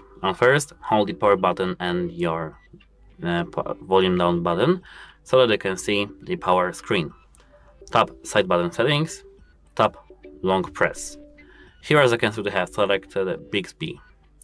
You can select either Google Digital Assistant, which is the Google Assistant, or Power Off menu, and select Power Off menu. Apart from that, we can go straight to the settings, scroll down to the apps, and here search for Bixby. Tap Bixby, and tap Force Stop over here. Disable, and that's how it actually works. If you found this video helpful, please consider subscribing to our channel or leave a like on this video.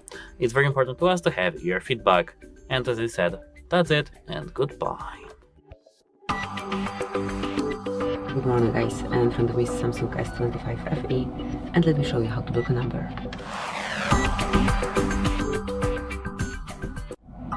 So first of all, open your phone dialer. Now go to Contacts, choose the one that you wish to block, mark Info, and now select More.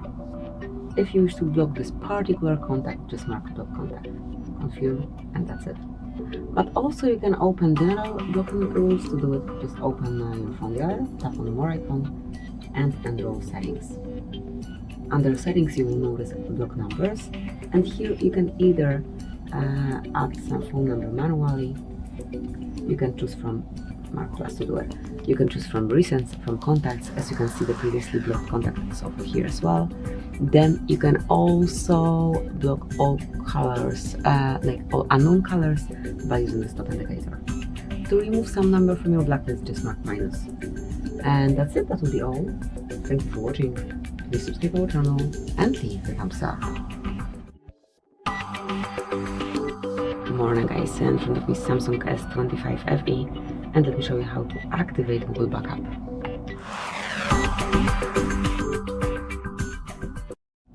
So at first, enroll the list of all apps, go to settings, select accounts and backup, and click on backup data under Google Drive. So unless it is active, let me just turn on, off and delete. You have to mark backup data, mark info that you wish to backup. In my case, it's both photos and videos, along with other device data. But for example, if you wish to activate just photos and videos backup, leave the first icon active only. But let me do it for both, then mark confirm, and that's it. Once you tap on manage backup, you can open this panel, and here you can activate backup right now. But if you don't need it, like in this particular moment, your device will back up data automatically over Wi-Fi after it's been idle and charging for 2 hours. So that's it, that will be all. Thank you for watching. Please subscribe our channel and leave the thumbs up. In front of me is Samsung Galaxy S25 FE, and today I would like to show you how you can add emergency numbers.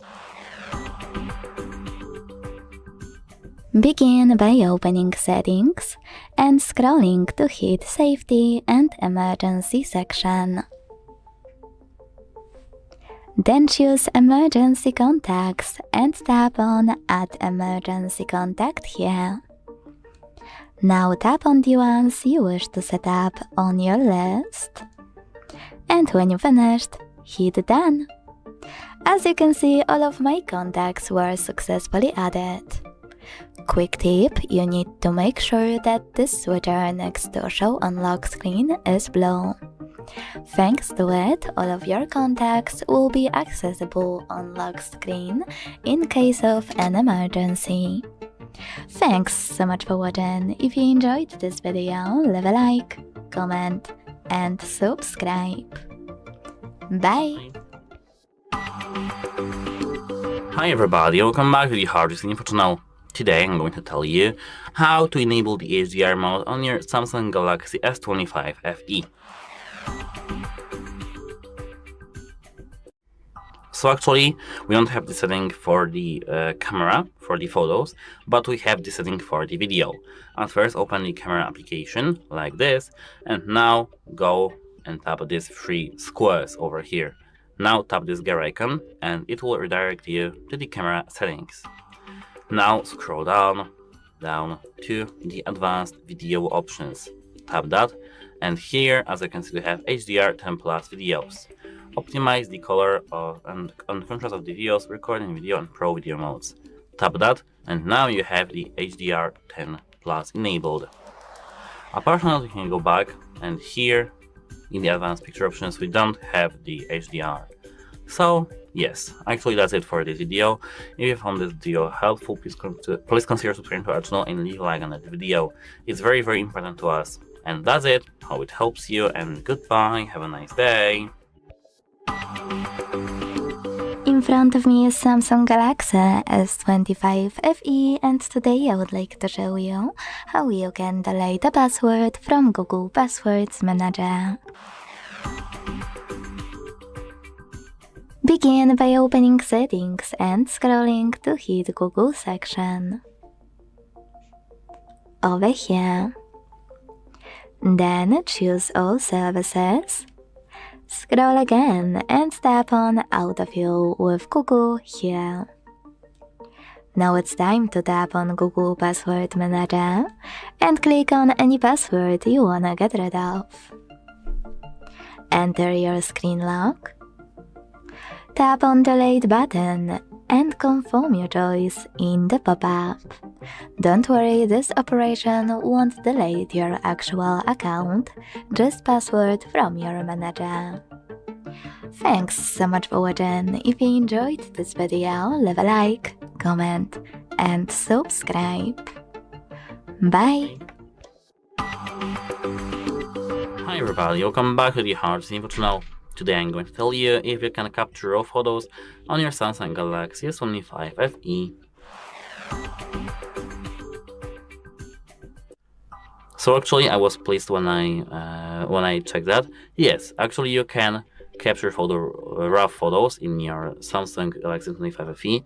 And to do so, at first open the camera, tap this four squares icon, tap now this gear icon, go to advanced picture options over here and enable RAW copies. Now you can only take photos, RAW photos, when you go to More, Pro, and wait a moment, I need to lower the shutter speed. Now, if you take photo, it has its own RAW copy. You can check that in the files as you can see, or here as you can see we have RAW. Wait a moment, RAW. And that's it for this video. If you found it helpful, please consider subscribing to our channel, leave a like on this video. It's very important to us. And that's it, how it helps you, and goodbye. Hi everybody, welcome back to the HardReset.Info channel. Today I'm going to tell you how to record the slow motion video on your brand new Samsung Galaxy S25 FE.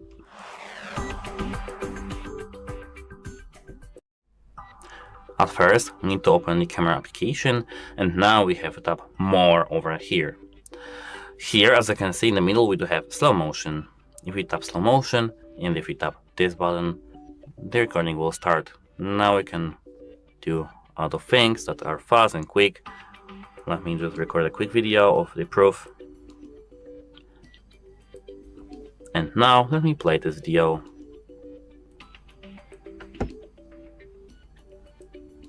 As you can see, instead of 10 seconds, it's 1 minute and 12 seconds.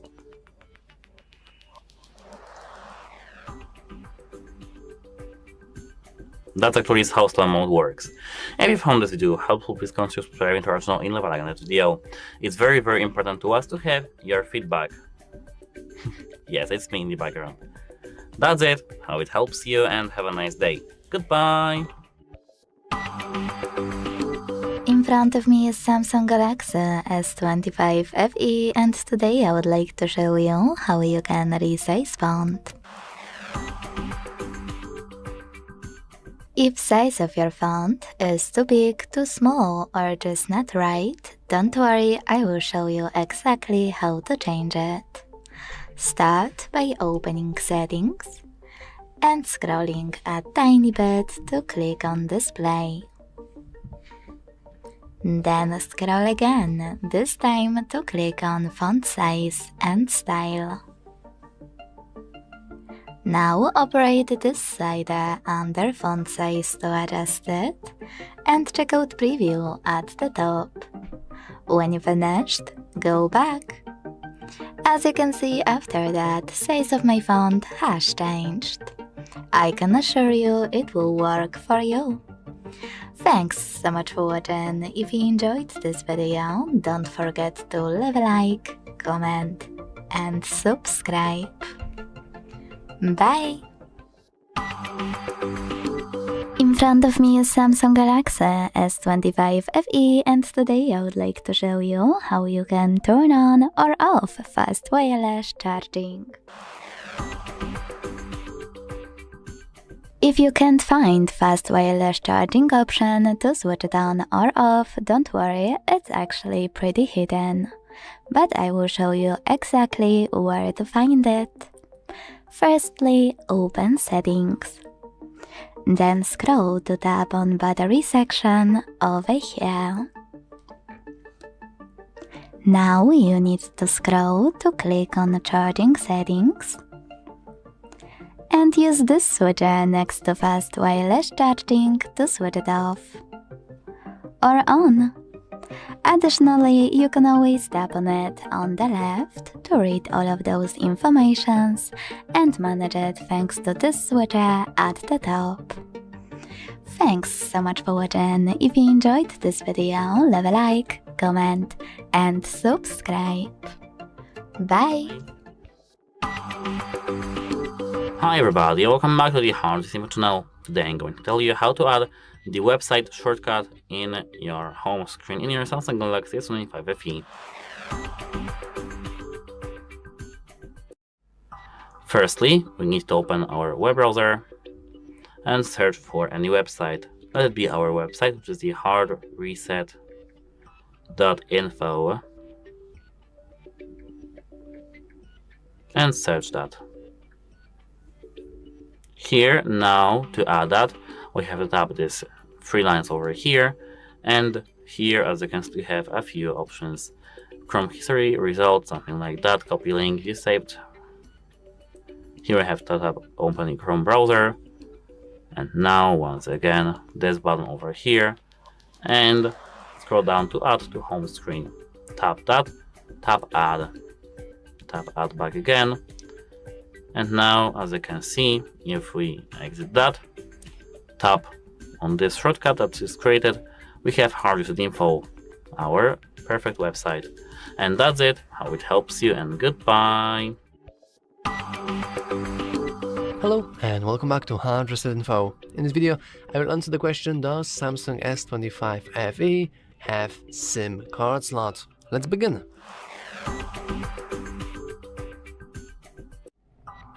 And the answer to that question is yes, it does. Obviously, I don't think there's actually a phone on the planet that does not have a SIM card slot. To be clear, this is not SD slot, because I'm pretty sure this phone does not support SD, but you can see we do have a SIM slot here. We could plug something in, get it out, and then input our SIM card. Usually you probably just want to use some sort of SIM key or opening. You could use like a needle, but I don't really advise you doing that, since then you can just break your phone even further, which is definitely not cool. If you don't have this metallic tool for opening SIM card trays, you can always use, for example, wooden toothpick, which should also work as well. But anyway, that's all for this video. If you found it useful, make sure to leave a like, subscribe, and as always, thanks for watching. See you next time. In front of me is Samsung Galaxy S25 FE, and today I would like to show you how you can change default apps. First of all, you need to open Play Store and download your new default app. I already did that, so I can go into Settings right away. In Settings, scroll to click on Apps section.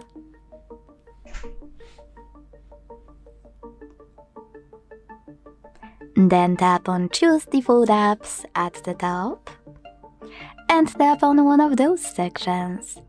In my case, Browser app. Now tap on an app you wanna apply as your new default, in my case Chrome. And when you finished, just go back. As you can see, after that my default app has changed. Thanks so much for watching. If you enjoyed this video, leave a like, comment and subscribe. Bye! Hi everybody, welcome back to the HardReset.Info channel. Today I'm going to tell you how to turn on and off the screensaver in your Samsung Galaxy S25 FE. At first, open Settings, and here now scroll down till you see Display. Here in Display, scroll almost all the way down so that you can see Screensaver. Tap that, and to enable, select any of these options: Photos, Photo Table, Photo Frame, Device Control, Colors. If we tap Colors, this is the preview of our screensaver. If we select Photo Frame, preview. This is the preview. These are my photos. Using this Google Accoun, we can select which photos we want to have on our screensaver. The same with the photo table, and photos are somehow different because here we have general, only use Wi-Fi for data, photos full screen, unlimited zoom effect, and albums. And that's it for this video. If you found it helpful, please consider subscribing to our channel, leave a like on this video. It's very important to us. And that's it. Hope it helps you, and goodbye. Hello, in this video I'm going to show you how to reboot Samsung Galaxy S25 FE. Okay, but before I'll show you how to do it, let's discuss why it's even why to perform that reboot. So basically, when you have some problems, for example, with a long time of opening the apps, it's taking really long before the app opens, or even it doesn't want to turn on completely. It's simply stuck and doesn't want to load. Or for example, when you have some problems with your lagging phone, unresponsive screen, that is why, and that's when you can perform a reboot, and reboot sometimes can help with those things and problems. So to perform a reboot, all we need to do is to launch the power menu. We do it by holding the power button and volume down button at the same time for around 1 second. Just like that. And now, on the right side we have the restart button. Tap on it once. Now, tap once again. You can now see that the Samsung logo disappeared. And now within a few seconds the phone will be turned on. And it will be ready to use. Alright, that's all in this video. Thank you all for watching. If you found this video helpful, please leave a like, comment and subscribe. In front of me is Samsung Galaxy A25 FE, and today I would like to show you how you can change your Samsung keyboard.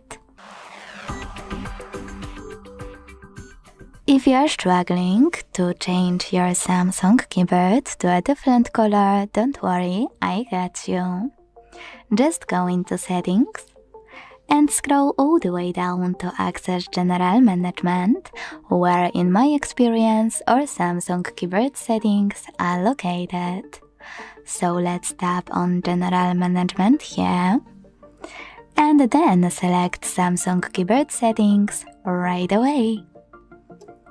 Now you need to scroll and click on Theme section. Finally, apply the best one for you by clicking on it and go back. So when I do that, as you can see, theme of my keyboard has changed. Thanks so much for watching. If you enjoyed this video, leave a like, comment and subscribe. Bye! In front of me is Samsung Galaxy S25 FE, and today I would like to show you how you can check a password saved in Google Passwords Manager. First of all, go into Settings and scroll to hit Google. Then tap on All Services. Scroll again and click on Auto-View with Google here. Now select Google Password Manager, and to check any password, click on it, enter your screen lock, and click on this eye icon. After doing that, your password will be visible. If you want to copy it, use this icon next to the eye one. And if it's too long to see here, select Edit and check it out here. Thanks so much for watching. If you enjoyed this video, leave a like, comment and subscribe. Bye! In front of me is Samsung Galaxy S25 FE, and today I would like to show you where you can locate all your downloads. To find all of your downloaded files, you need to find an app called My Files. It's already on your Samsung device. When you click on it, you need to choose Downloads category available at the top and wait. So when I do that, I can see that all of my downloaded files are over here. Now to access one, click on it, tap on one of those apps. I will go with Gallery and decide if you wish to open this type of file just once or always in your chosen app. If you want to manage one of your files, you can hold it and use all of those options at the bottom. Thanks so much for watching. If you enjoyed this video, leave a like, comment and subscribe. Bye!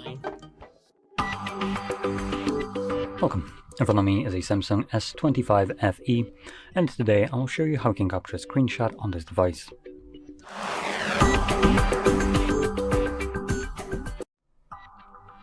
So, to get started, open up the content that you wish to capture. For me, that will be the home screen.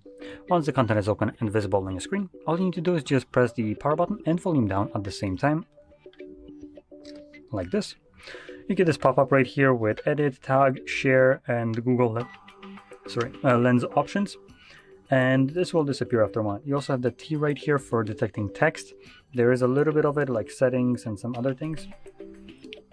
And Play Store, apparently. That's the only text we have here. We do have time and some other numbers, which you can copy from an image by clicking on that button. Once you have captured your screenshot, you can find it by going into your Gallery application, and it will be visible under Photos or under Albums. And if you don't see Screenshot Album right here, you can click on View All, and somewhere here you will find the Screenshot Album. So here it is, and here's the screenshot that I have captured. So there we go. Now, if you found this video helpful, don't forget to hit like, subscribe, and thanks for watching. Hi everybody, welcome back to the HardReset.Info channel. Today I'm going to tell you how to turn off navbar in your Samsung Galaxy S25 FE. At first, open Settings, and here, wait a moment, I need to lower my brightness level of my phone so that you can see well the screen. Here we have to scroll down to Lock Screen and IOD. Here, as you can see, they have navbar. Disable the Now Brief option, as you can see. Disable these two options. Go to View More and disable all the notifications from every single application that is here. This is to disable the live notifications from the navbar. Tap on the application that is grayed out, for example, Maps, Settings. Here, as you can see, this is not these notifications are blocked. The same, I think, is with the Smart Things. The same is here with these Samsung Notes. So now, as you can see, here we have our navbar disabled, and to enable we have to just select every single application which is here, and we can enable Now Brief, and here we have to select these two options back again. And that's it. Hope it helps you and have a nice day. Goodbye. Hi everybody, welcome back to the HardReset.Info channel. Today I'm going to tell you how to scan the QR code with your brand new Samsung Galaxy S25 FE. So we have two possible ways of doing so. At first, scroll to the control panel here, from the top right corner, as you can see, to the middle, and prolong this menu over here. Here somewhere you have to find the Scan QR Code button. It's here. If you tap that, you will open the Find the QR Code menu. And now, wait a moment, I need to open my QR code. Here is my QR code. And now we just have to navigate with our camera to find this QR code. This is the link, we can tap that, and this is some company meme of our HardReset.Info website. And this is the first way of doing so. The second way of taking the scanning the QR codes is opening the camera application and just navigating to the QR code. Now you can tap this link, and this is the same meme as you can see. How to wash your nasty little hands. And that's it. Hope it helps you and have a nice day. Goodbye. Hello and welcome back to HardReset.Info. In this video, I will show you how to use music recognition on Samsung Galaxy S25 FE. Let's begin!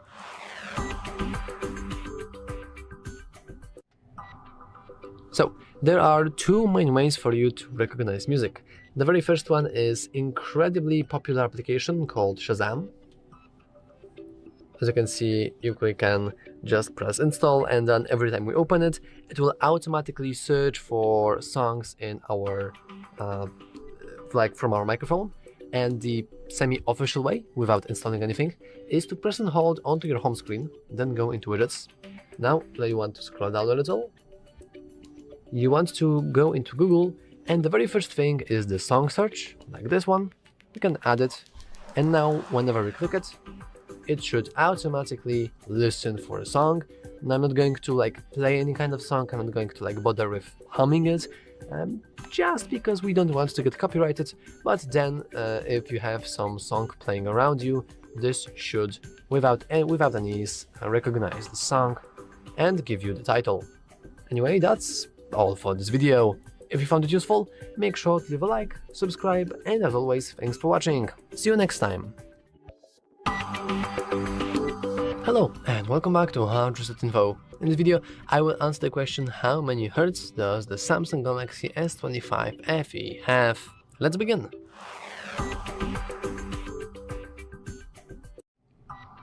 So, the Samsung Galaxy S25 has 120 refresh rate at most. And in order to prove that, I will enable the refresh rate in the developer settings. So let's go here in the developer options, and let's enable something very, very cool, which is the, I kind of lost it, show refresh rate. So actually you will notice that I lied, it's 60. What do you mean? Well, yeah, however, if we scroll all the way up and go into display and motion smoothness, we can see that currently we have the option for longer battery life with a 60 Hz screen refresh rate, but we can simply go into adaptive, we can hit apply, and you can see that now our refresh rate is already 100 Hz, which is very, very good. And that's all for this video. If you found it useful, make sure to leave a like, subscribe, and as always, thanks for watching. See you next time. In front of me is Samsung Galaxy S25 FE, and today I would like to show you how you can check all specifications of this Samsung. Begin by opening Play Store to download one of my favorite apps, which is DevCheck Device and System Info from Flare to Developer. I use it to check specifications on all devices I'm testing. It's this one, and it's from Flare to Developer. After you would download it, you need to launch it.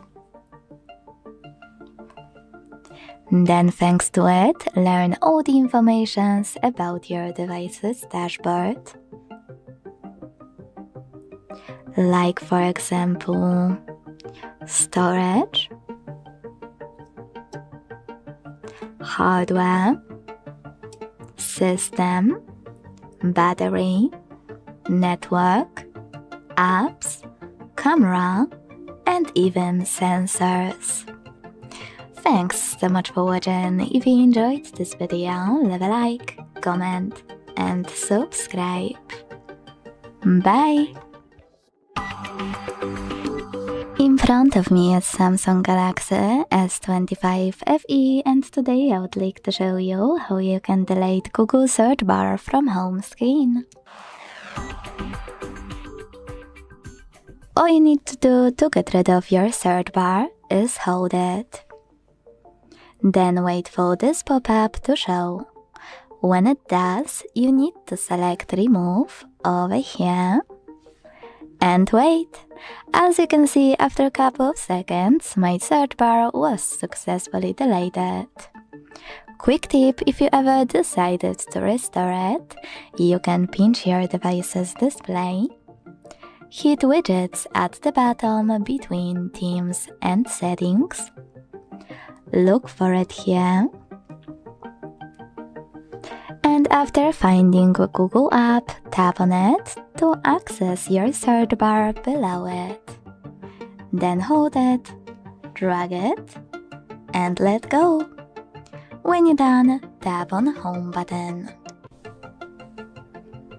Thanks so much for watching. If you enjoyed this video, leave a like, comment, and subscribe. Bye! Hi everybody, welcome back to the HardReset.Info channel. Today I'm going to tell you how to turn on and off the separate app sound on your Samsung Galaxy S25 FE. So actually this process is quite easy. At first, go to settings and go now to sounds and vibration. Tap that, and here now scroll down till you see separate app sound. But before that, connect your Bluetooth device. So go back, connections, Bluetooth. Make sure that you are connected to your device. Now you can go back to this option over here in the sounds and vibration, and in the separate app sound, turn on. Tap select, and here select the applications you want to play on a different audio device. Let me select YouTube Music, Samsung Internet. Let me just select every single application here and select the audio device you want to use for the apps you selected. Bluetooth device. Here now it works, but to disable, tap this button over here. And that's it actually for this video. If you found it helpful, please consider subscribing to our channel or leave a like on this video. It is important to us. That's it, hope it helps you, and goodbye. In front of me is Samsung Galaxy S25 FE, and today I would like to show you how you can change display refresh rate. Many people struggle with changing refresh rate on this and many other Samsung devices. That's because it's under a different name than change refresh rate. Let me explain. You need to start by opening settings. Then you scroll to enter display.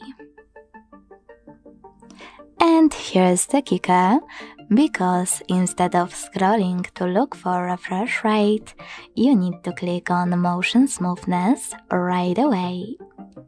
Because over here you can adjust your refresh rate by tapping on one of those options.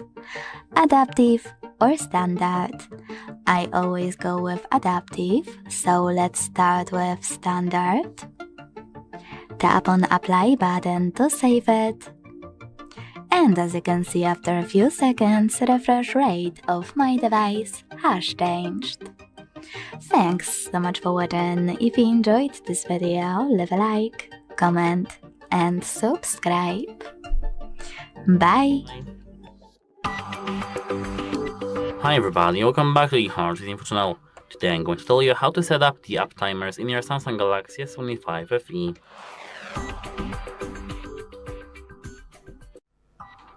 At first we need to open settings, and now scroll down till we see the digital living and parental controls. Here scroll down till you see, where is that? Here app timers. Tap that, and here app timer name. For example, safety, something like that. Now you can select items, which is actually the applications. Let it be, for example, Gemini. Tap done. Tap add schedule. Here we can set on every Monday, Tuesday, Wednesday, Thursday, Saturday, Sunday. We can select, as you can see, days. And let me, for example, use this today, this 4 days, and select the time. Let it be, for example, in the moment here, like this. Tap save, and now, as you can see, we have, as you can see, our timer. That's it. Hope it helps you, and goodbye. Have a nice day. In front of me is Samsung Galaxy S25 FE, and today I would like to show you how you can connect it to printer. Many people struggle with locating Samsung printing settings on Samsung smartphones. That's why today I will show you exactly how to find them and use them. Firstly, go into Settings. Then choose Connections right away. And instead of looking for a printing option here, select More connection settings available at the bottom. Then hit Printing at the top. Now you can either tap on the footprint service right away or any other service you have and want to use. So whichever one you want to enable, click on it on the left and enable it thanks to gray switcher at the top right corner. As you can see, after a few seconds, my device was successfully connected. Thanks so much for watching. If you enjoyed this video, leave a like, comment and subscribe. Bye! In front of me is Samsung Galaxy S25 FE, and today I would like to show you where you can locate all text correction options. If you want to make typing better on this device in Samsung keyboard settings, here's how to do it in a few seconds. Begin by opening Settings. Then scroll all the way down to click on General Management, where in my experience other Samsung keyboard settings are located. So when we click here, we can access Samsung keyboard settings right away, available under Date and Time. Now you can finally manage all of those however you want to by clicking on the switchers next to Chosen Features or tapping on Chosen Features to use switchers within. And when you're done with all of those, scroll a tiny bit to hear more typing options under Text Shortcuts and operate all of those as well. Thanks so much for watching. If you enjoyed this video, leave a like, comment and subscribe. Bye! In front of me is Samsung Galaxy S25 FE, and today I would like to show you how you can turn on or off Suggest Text Corrections option. Unfortunately, in Samsung keyboard settings, there is no autocorrection. That's why today I will show you the next best thing. Firstly, go into Settings and scroll all the way down right away. That's because next you need to click on General Management, where in my experience all Samsung keyboard settings are located. So when I click, I need to tap on them here under Date and Time. Now click on Auto Spell Check and tap on gray switcher next to your language to activate it. This feature, when enabled, will underline misspelled words in red and suggest corrections. If you want to switch it off, use the same no blue switcher. Thanks so much for watching. If you enjoyed this video, leave a like, comment and subscribe. Bye! Hey everybody, and welcome back to the HardReset.Info channel. Today I'm going to tell you how to use the split screen on your Samsung Galaxy S25 FE. At first, open an application, for example let it be Instagram. Now, show all apps, and now what you're gonna do is to find the next application preview and drop it here. Here now we can select Instagram, and that is how to use this split screen. Now we can exit both these views by this X button, and apart from that we can use the split screen using this Edge panel, if it's enabled for you of course. To do so, you have to open this panel like that, and here now we have to find the application you want to open. For example, let it be gallery, and now we have to drag it here, and here, as you can see, we can select the application we want to open. Let it be LinkedIn.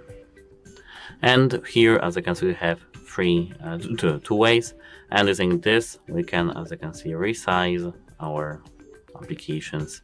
And that's it, how it helps you, and have a nice day. Goodbye. Hello and welcome back to HardReset.Info. In this video I will show you how to restore deleted photos from Samsung Galaxy S25 FE. Let's begin!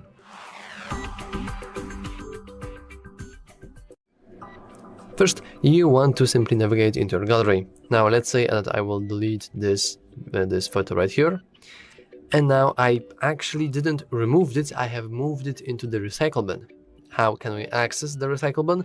Well, luckily for you, it's very easy. You want to simply check your tabs here, and you want to switch from pictures to menu. And now inside here, you want to go into recycle bin.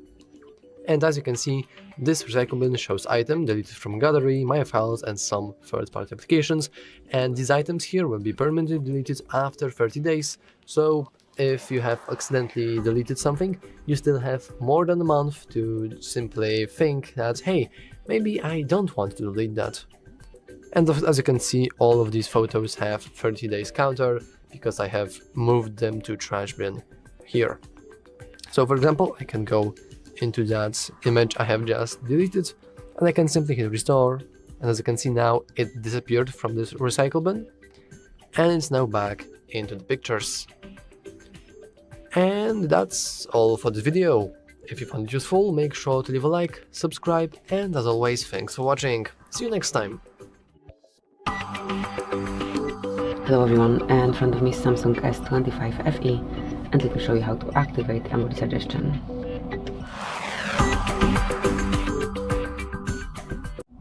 So at first, open new message or any other area where you've got access to your keypad. So this is the panel that we wish to open. Now mark settings, go to suggest emojis and make sure that this indicator is active. Then make sure that your language is located here. And now once it is active, let me show you how it works. Okay, so I'm not possible to do it here as I do not have my SIM card inserted, but for example in Notes it's working just the same. So I can do it here as well. So let's check this panel.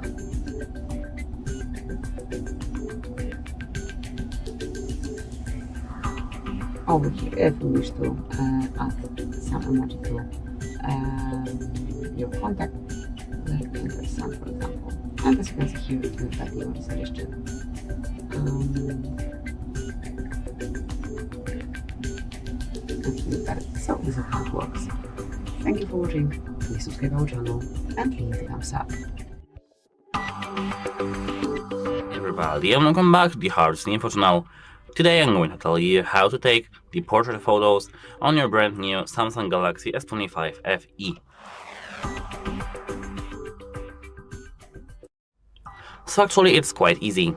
At first open your Photos application and now tap Portrait over here. Now, let me take this flower over here and let me unzoom my screen so that you can see everything clearly. Now, let me just modify it somehow. Here we have our phone, and now here we have our subject, which is this flower. Here, if you have our portrait mode enabled, here, as you can see, find a subject to focus on. Find yourself the subject. You'll see ready label here at the top. If you have it ready, you can tap the photo icon. Then now a photo is taken, And here, now, if you can see it clearly, our flower is beautiful and our background image is blurred. And that's it for this video actually. If you found this video helpful, please consider subscribing to our channel and leave a like on this video. It's very important to us to have your feedback. And that's it. Hope it helps you and have a nice day. Goodbye! In front of me is Samsung Galaxy S25 FE, and today I would like to show you how you can edit password saved in Google Passwords Manager. First of all, go into Settings and scroll to click on Google section. Then choose All Services and scroll again, this time to tap on Autofill with Google. Now click on Google Password Manager and tap on any password you wanna edit. In my case, this one. Don't worry, this operation won't change anything about your password in actual app. It will only change how it's saved in your manager. Click on it, enter your current screen lock,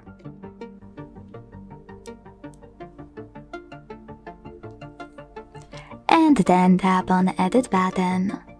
Finally, change whatever you want to. When you're done, hit Save at the top right corner. Thanks so much for watching. If you enjoyed this video, leave a like, comment, and subscribe. Bye! In front of me is Samsung Galaxy S25 FE, and today I would like to show you how you can turn on or off location. If you want to manage location fast on your Samsung, here's how I do it on mine. Firstly, go into Tab menu. Now look for location shortcut, and when you find it, click on it. If you never used location before, you need to hit turn on in this pop-up. It will only show up once. So when I go back, as you can see, my shortcut is white. That means that location is on. To switch it off, tap on the same one, and this time select close in the second pop-up. When I go back now, my shortcut is gray. When I manage the shortcut again, I won't have to confirm my choice in any pop-up. If you have a bit more time though, you can go into Devices Settings. Then scroll to tap on Location section and use this switcher to turn it on or off. Thanks so much for watching. If you enjoyed this video, leave a like, comment, and subscribe. Bye! In front of me is Samsung Galaxy S25 FE, and today I would like to show you how you can select and delete multiple photos at once. If you want to clean up your gallery app from photos in the fastest way possible, here's how to do it. Firstly, open Gallery app. Then tap on Pictures or Albums at the bottom and hold one you wanna get rid of. Now to select multiple right away from chosen section, in my case today, click on this icon right next to it.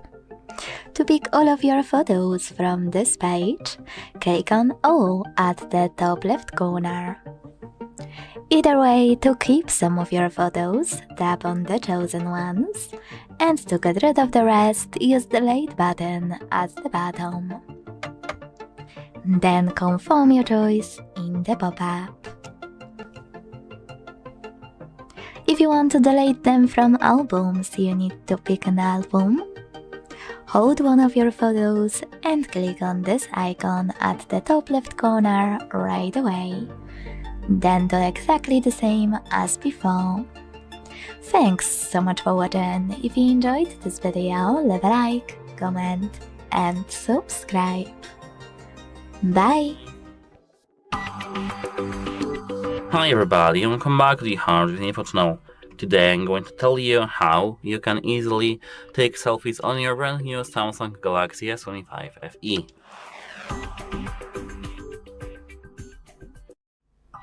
At first, open your camera application, and here now we are in the selfie mode, but to switch to the selfie mode, tap this arrows icon over here.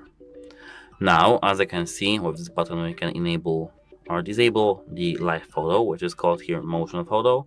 Here we can turn on the selfies, as you can see, and manage the selfies.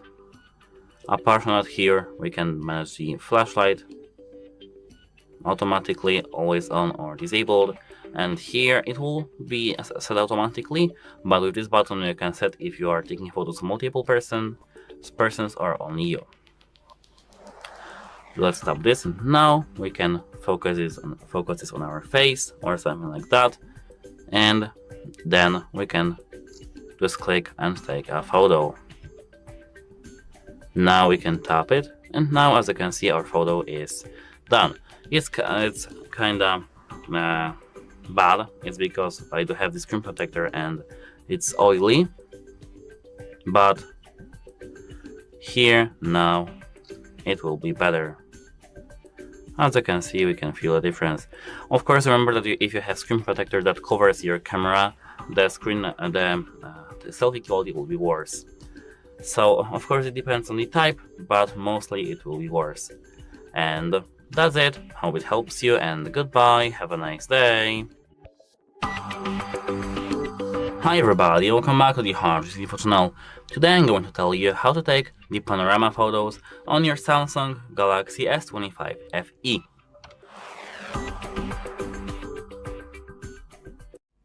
At first, open the camera app, and now if you are here, tap more in the bottom right corner. Here you have to find something called the panorama over here. Now, as you can see, tap the camera button, then pan slowly in the one direction.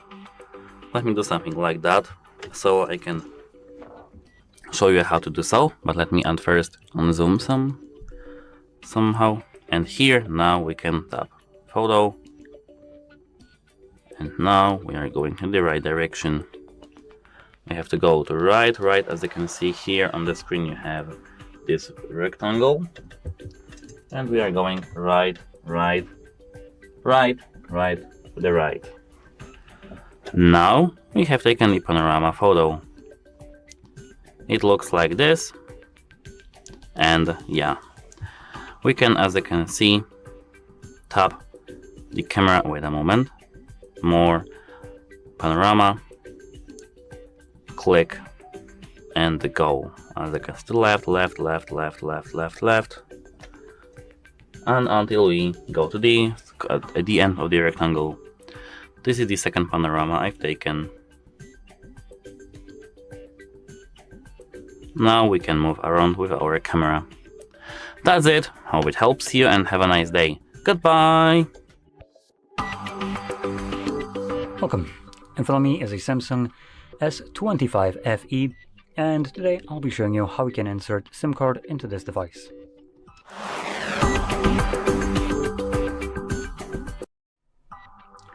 So, to get started, you'll want to grab a SIM ejector, which will come provided with the device in the box, but if you can't find it, you could use a paper clip, straighten out one of the ends, and it should work just as well.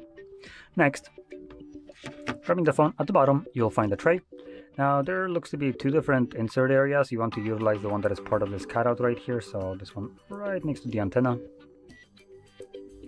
And when you push it in, you can see that the tray pops out, enough for you to pull it out. Now on the tray, you will have space for two SIM cards, so one on each side. I also want to point out that the one that is at the bottom only has the retention bracket because Samsung decided to cut costs by literally skimping out on however much plastic is right there. Truly groundbreaking cost cuttings right here. So basically what will happen is when you place the card on the top tray and you flip it over, it just falls out. something that doesn't happen if you place it on the bottom, and something that doesn't happen when you buy a better phone. Just meaning not Samsung, because Samsung just tends to cut costs even on the most premium devices. So anyway, once you place the card on the tray, you can just pop it back in, and the card should start working right away. So you can see it automatically detects it and prompts me to confirm my SIM card PIN. And there we go. That's all you need to do. So, if you found this very helpful, don't forget to hit like, subscribe, and thanks for watching. Hello and welcome back to HardReset.Info. In this video, I will show you how to change keyboard language on Samsung Galaxy S25 FE. Let's begin!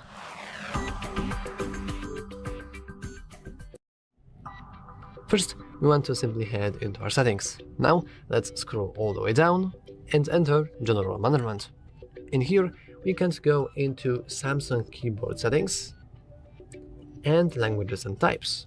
Then we can go into Languages. Well, actually, nope. Make Input Languages. And now we can enable different languages. For example, English US, some like Japanese, or every single thing here. As you can see, there are plenty of different languages inside in every single world. So that's looking pretty cool. Now I'm looking for something to randomly click, but the scrolling will probably take forever. So basically, you can like click install, and then it will appear right on the top. And as you can see, you can enable and disable it. And this is for the Samsung keyboard. If you want to change it for the Google keyboard, you can always do that by going to keyboard. We can change the keyboard to... Oh, we cannot change to the Google keyboard. That's interesting. Oh yeah, okay. I thought that you had the ability to change the keyboard, but we would have to manually install other keyboard. So, okay, yeah, that's pretty cool. So, that's literally all for this video. If you found it useful, make sure to leave a like, subscribe, and as always, thanks for watching. See you next time. Hi everybody, welcome back to the HardReset.Info channel. Today I'm going to tell you how to change the camera resolution and aspect ratio on your Samsung Galaxy S25 FE. So at first, we need to open the camera application, and here if we tap these three lines over here, we do have, as you can see, megapixels. If we tap it, we can change it to 50 megapixels or 12 megapixels. Apart from that, we can change the aspect ratio by tapping this 3:4 and selecting 9:16, as you can see, 1:1 or full.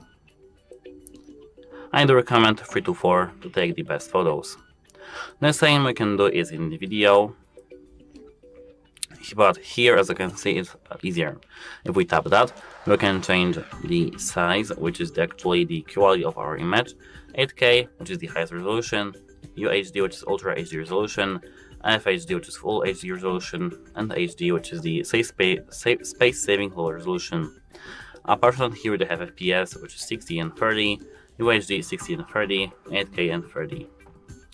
If we tap this square icon, here we do have the aspect ratio as well. In the Pro mode, as you can see, more and Pro video, here if we tap this resolution, we have more options. Here HD 120, UHD 60, and 8K 24. Here we just have more modes, more frame rates per second, etc. But that's how to change the camera resolution aspect ratio on your Samsung Galaxy S25 FE. That's it. Now it helps you, and goodbye. Have a nice day. Hello and welcome back to HardReset.Info. In this video, I will show you how to take a screenshot with gesture on Samsung Galaxy S25 FE. Let's begin.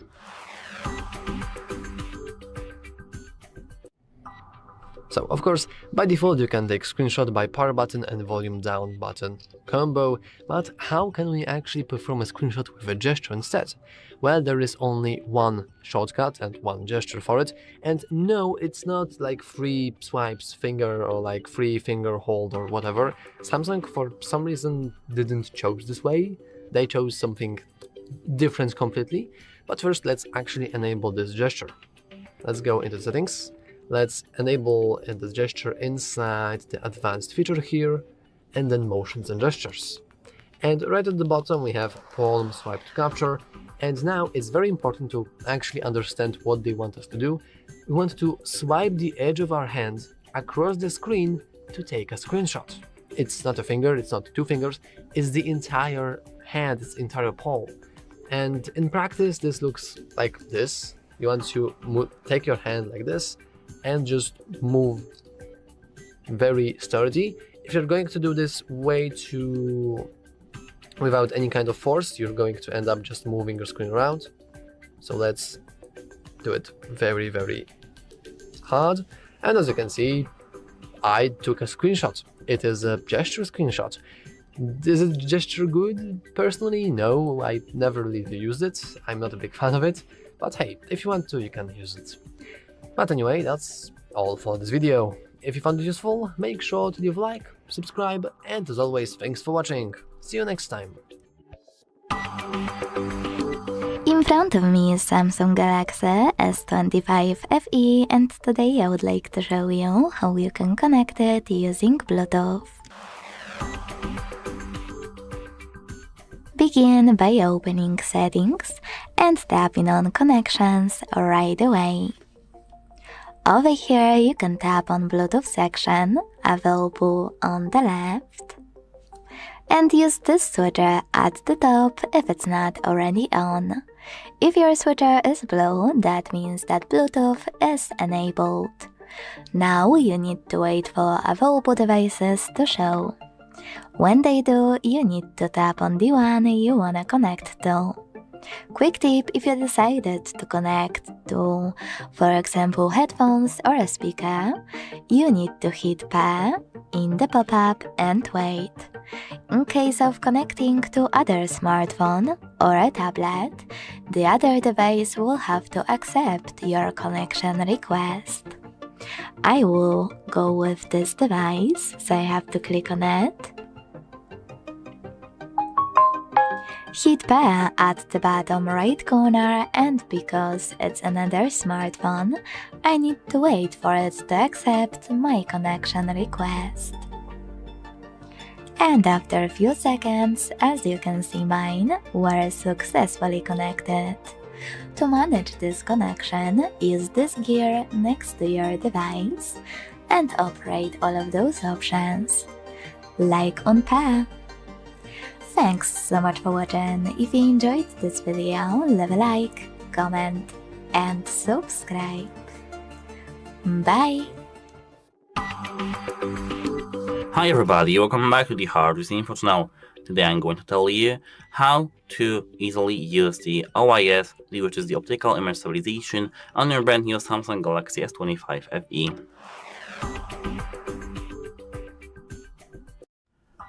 At first we need to open the camera application, and to use the OIS we have to now enter this, as you can see, photo or video. If you're in the photo, we have to tap the 50 megapixels, and now we can navigate to these 3x over here. Now if we try to make the picture, as you can see, it will make it less shaky. Now we can take a photo, and it looks like it was taken on some pro camera. Apart from that, we can enter the video here and enter, wait a moment, I'll lower the quality. We can tap this man icon over here to enter the super steady mode. This is the optical image stabilization on this phone, like in the video. And now we can do something like that.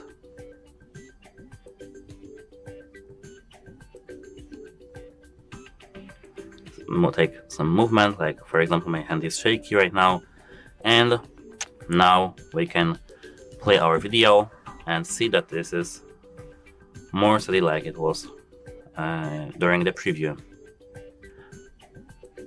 You can't, for example, if you're warning, you won't see these shakes. And that's how OIS works. If you found this video helpful, please consider subscribing to our channel and leaving on this video. It's very, very important to us. And that's it. Hope it helps you, and goodbye. Have a nice day. In front of me is Samsung Galaxy S25 FE, and today I would like to show you how you can set up screen lock.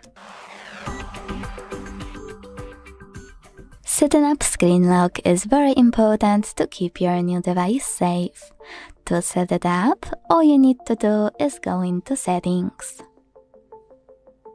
Then scroll to click on Security and Privacy section. Following that, tap on Lock Screen over here and tap on one of those locking methods: PIN, password or pattern. I don't recommend swipe option because it doesn't give you any security. The best one is obviously password, but actually the most popular one is pattern. So let's start with pattern by clicking on it here. Now, to create any login method, you need to create it here. If you made a mistake, tap on Retry at the bottom left corner and then create it correctly. When you're done, choose Continue at the bottom right one. Then repeat it to confirm it and tap on Confirm. If you want to enable or disable lock screen notifications, you can do that over here. When you're finished, hit Done. So now, when I switch off my screen and turn it back on, icons that pattern is required. Thanks so much for watching. If you enjoyed this video, leave a like, comment and subscribe. Bye! In front of me is Samsung Galaxy S25 FE, and today I would like to show you how you can set up face recognition.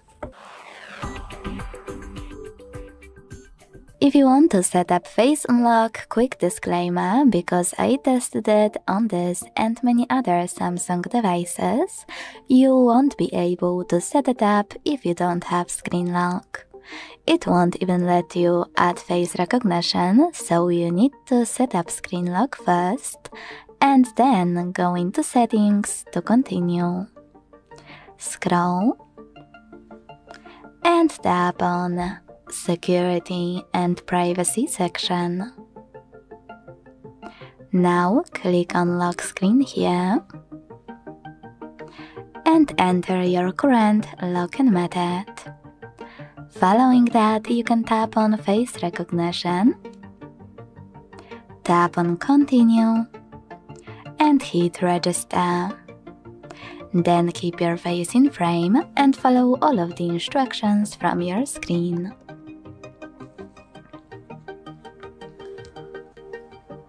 When you're ready, operate all of those options however you want to, but make sure this switcher next to Face Unlock is blue. This way you'll be able to unlock your device using face recognition. So finally, when I switch off my screen and turn it back on, icons that face unlock is working properly. Thanks so much for watching. If you enjoyed this video, leave a like, comment and subscribe. Bye! Hello and welcome back to HardReset.Info. In this video, I will show you how to download applications on Samsung Galaxy S25 FE. Let's begin!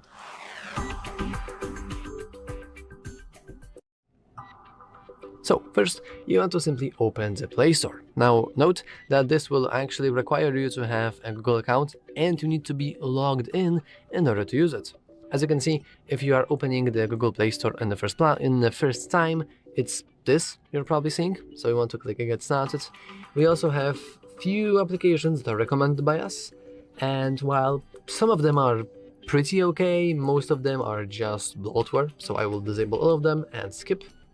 And now we want to choose how we want to verify our purchases.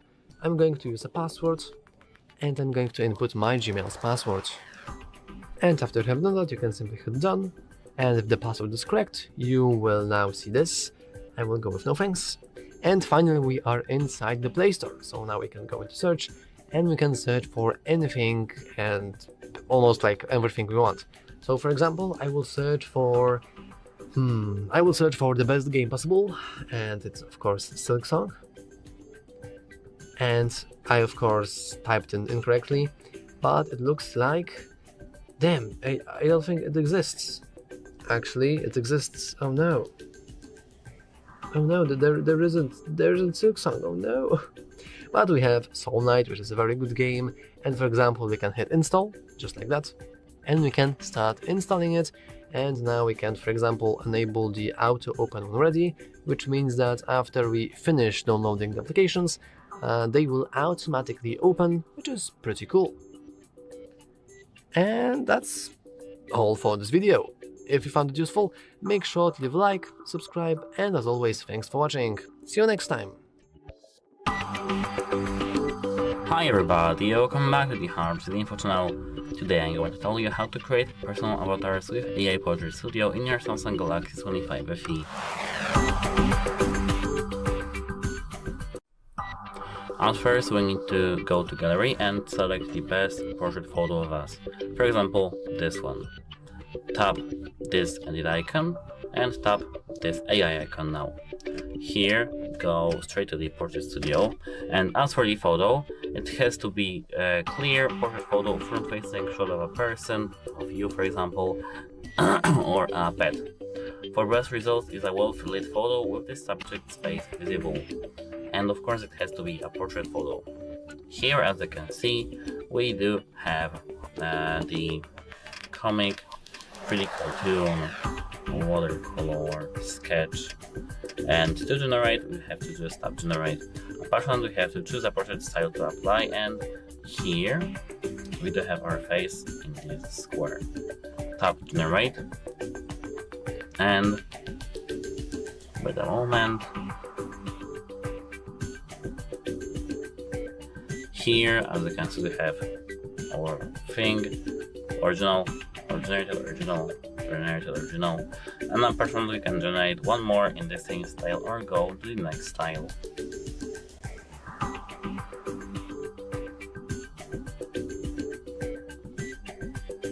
As you can see, I don't know which is better for you, but that's how it works. To download, tap this download icon, and apart from that, we can go and generate different ones of these things. And that's it for this video. If you found this video helpful, please consider subscribing to our channel and leave a like on this video. It's very, very important to us. And as I said, that's it. Hope it helps you, and goodbye.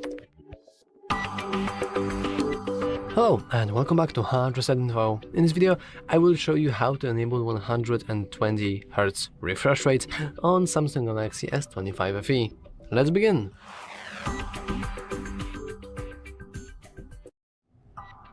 So first you want to head into your settings, then scroll down a little and enter display.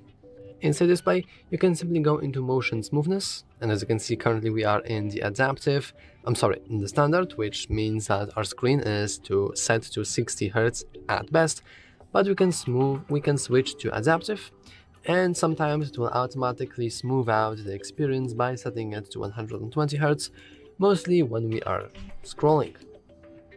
But of course you want to also apply these changes. Now it's very important to note that sometimes this won't really work for you, so I would advise you to scroll all the way down and head into developer options. If you don't know how to enable developer options, you can go into about phone, software information, and then tap build number a couple of times.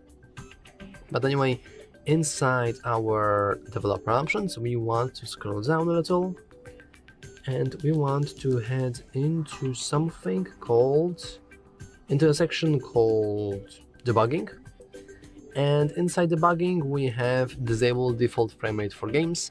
And if it's enabled, it's going to actually disable the limiting maximum frame rate. So if you have this disabled, of course, if I'm actually get it right, if you have this disabled, then this means that you are capped to only play games at 60 Hz, which is something we don't want.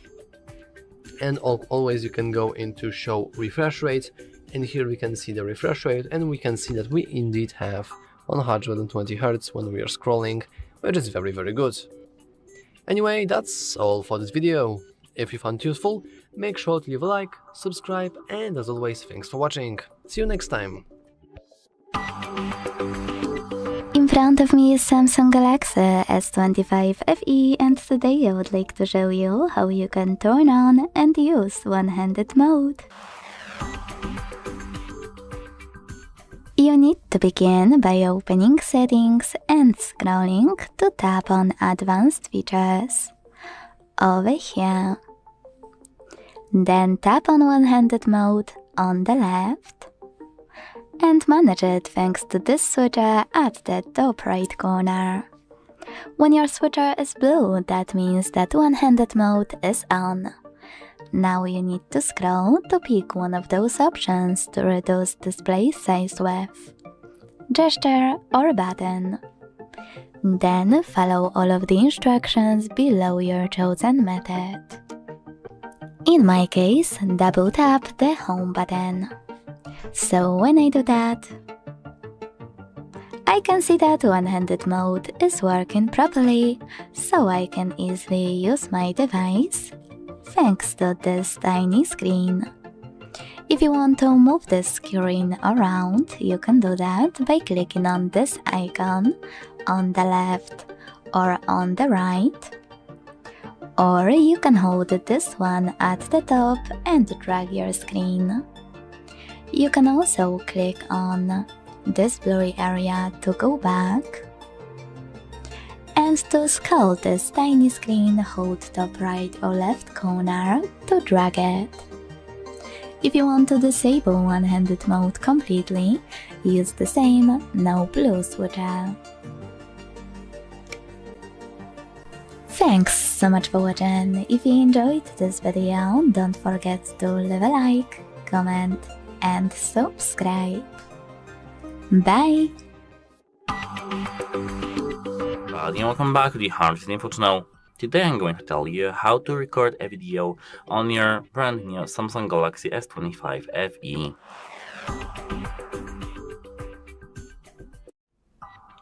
So at first we need to tap this camera over here, application, to open the camera application. Here, to take the video, we have to tap video. Now to record a video, just have to click this button. Now our video is started. We can take photos during our video by clicking this button over here. We can pause our video by tapping this pause icon and unpause with this red dot, and stop by clicking this square. Partially we can zoom in using this, as you can see, things, or just fingers down or fingers in. And let me finish. Here we can tap on this quality, and now we can search for the size, which can be AK, UHD, FHD, or HD, and FPS, as you can see, 60, 60, and AK30.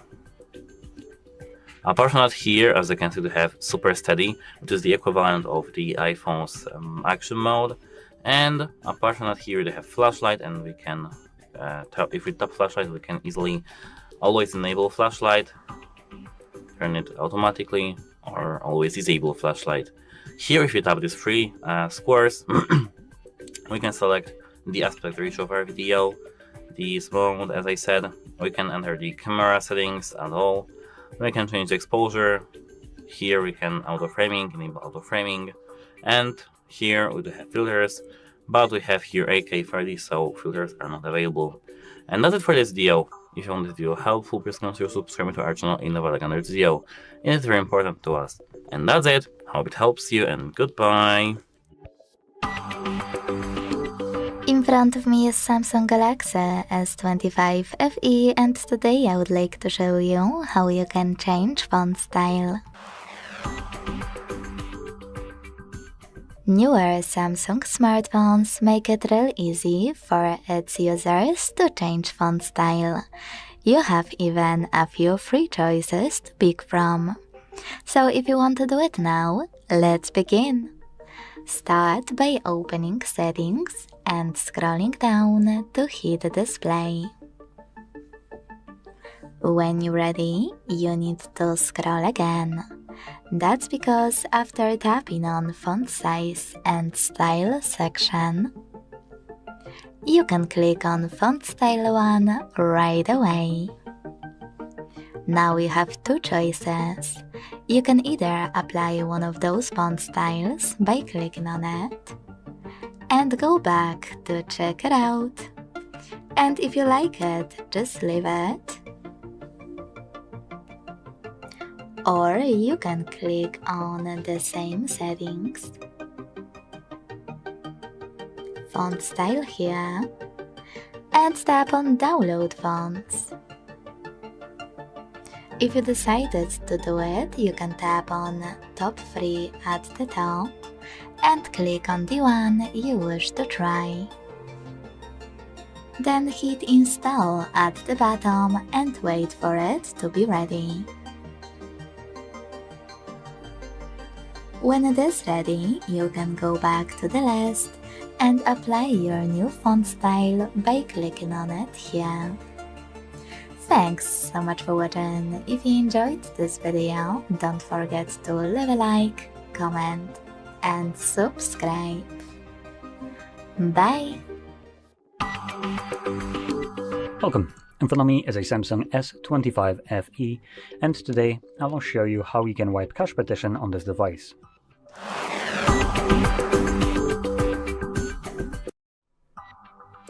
So to get started, you will want to grab your cable, plug it into your computer, and have it ready. Now on your device, swipe down from the top of your screen, click on the power button and choose power off twice, which obviously turns off the device. When the phone turns off, you will want to hold volume up and power button, and the moment you start holding both of these buttons at the same time, plug in the cable. So I'm going to just align my fingers right now so they're hovering over the buttons, and I'm going to prep the cable. So I'm going to start holding the buttons right now, plug in. Now you'll see Samsung and then Galaxy. When you see Galaxy, let go of the power button. As you can see, this takes us to the recovery mode. So when we're in this mode, you can unplug the cable. It's really only needed to actually enter recovery mode and serves no other purpose after that. So next, using volume buttons to navigate, so primarily volume down, you want to scroll down and select wipe cache partition and confirm it using your power button. Then select yes. And at the bottom, you'll see cache wipe complete, at which point reboot system now will be selected by default. So press power button once more to initiate that reboot, which will now boot you back up into Android.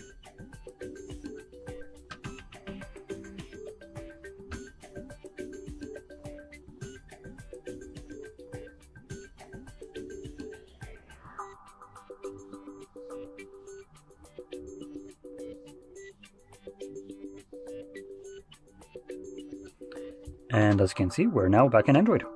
So, if you found this very helpful, don't forget to hit like, subscribe, and thanks for watching. Good morning guys, today we've got here Samsung S25 FE, and let me show you how to add Google account to this device.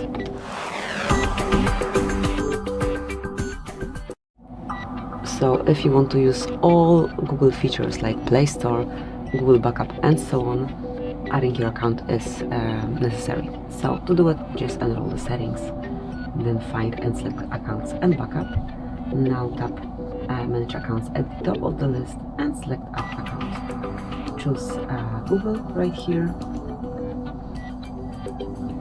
enter your pattern, PIN code or fingerprint, whatever you use, whatever you have.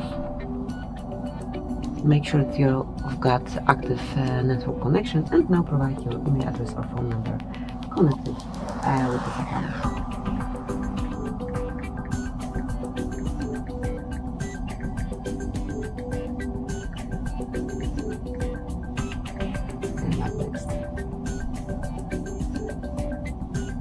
Now it's time to enter the password.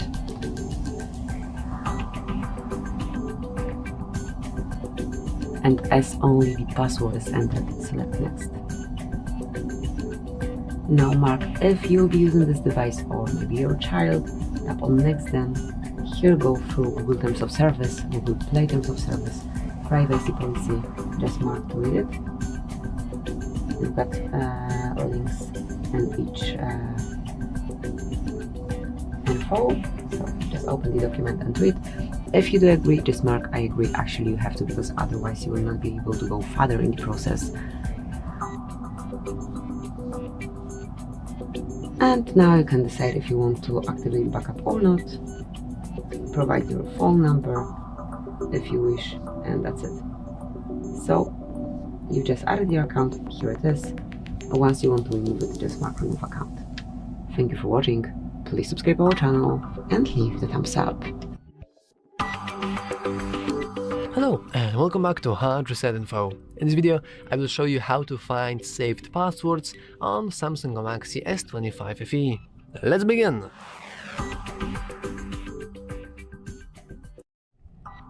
First, you want to simply head into your settings.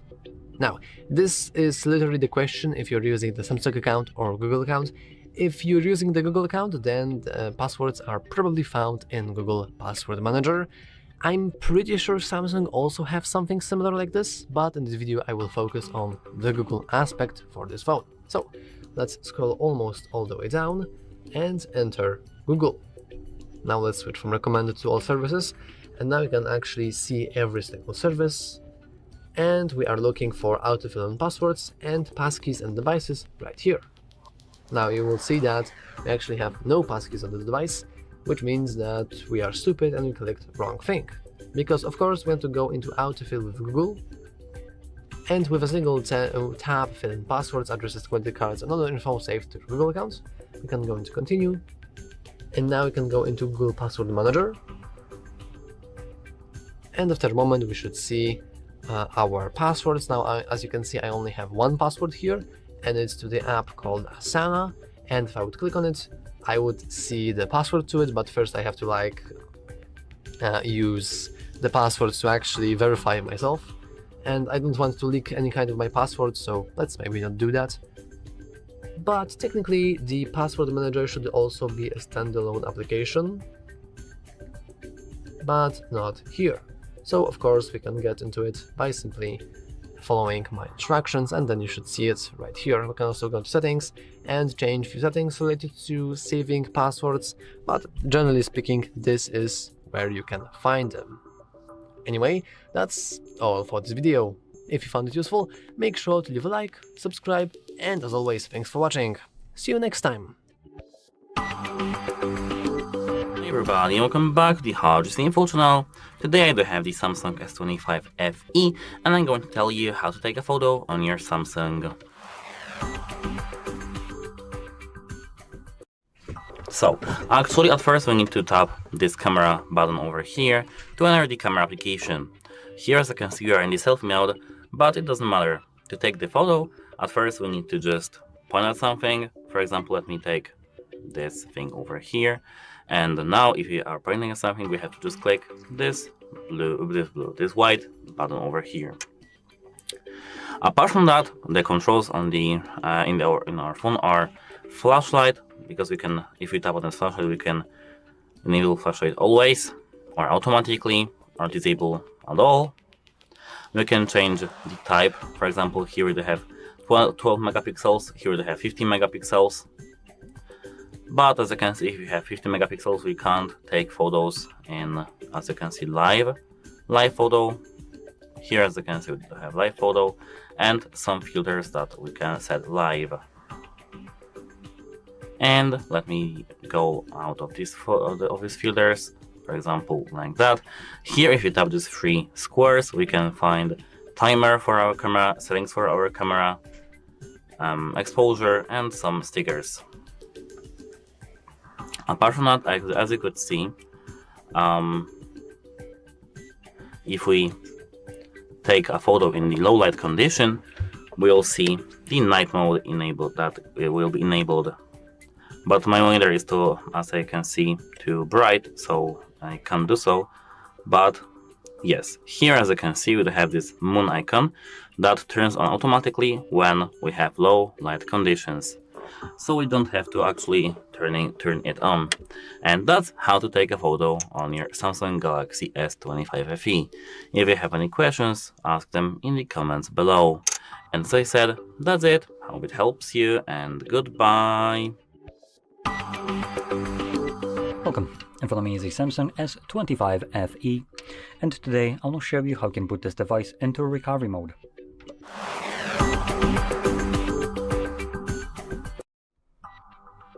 So, to get started, you will want to grab a cable, plug it into your computer, and have it ready. Now, on the device, swipe down from the top of your screen, click on the power button, and choose Power Off. When the device turns off, what you will want to do is hold Volume Up and Power button, and the moment you start holding both of these buttons, you're going to plug it in. So I'm going to prepare. So I'm going to just hover my fingers over the buttons right now, and I'm going to start holding them right now. Plug in. So I'm holding both of the buttons, the device plugged in. Next, you'll see Galaxy, at which point you can let go of the power button, but keep holding volume up. And here's our recovery mode. In here, we can get rid of the cable. It's only needed to boot us into the recovery mode, and past that point, it serves no purpose. Now, as long as we are in this mode, you will need to use volume buttons to navigate up or down, depending on which one you press, and power button will be used to confirm whatever is selected. So let's go over the options that we have access to in this mode. First, Reboot System Now, which takes us back to Android. Apply updates from ADB or SD card. Wipe data, basically factory reset. Wipe cache partition. View logs. Run tests. And power off. I'm gonna jump to the first option by clicking the button down once more and confirming it with the power button. This will now reboot the device, and like I mentioned before, boot me back up into Android.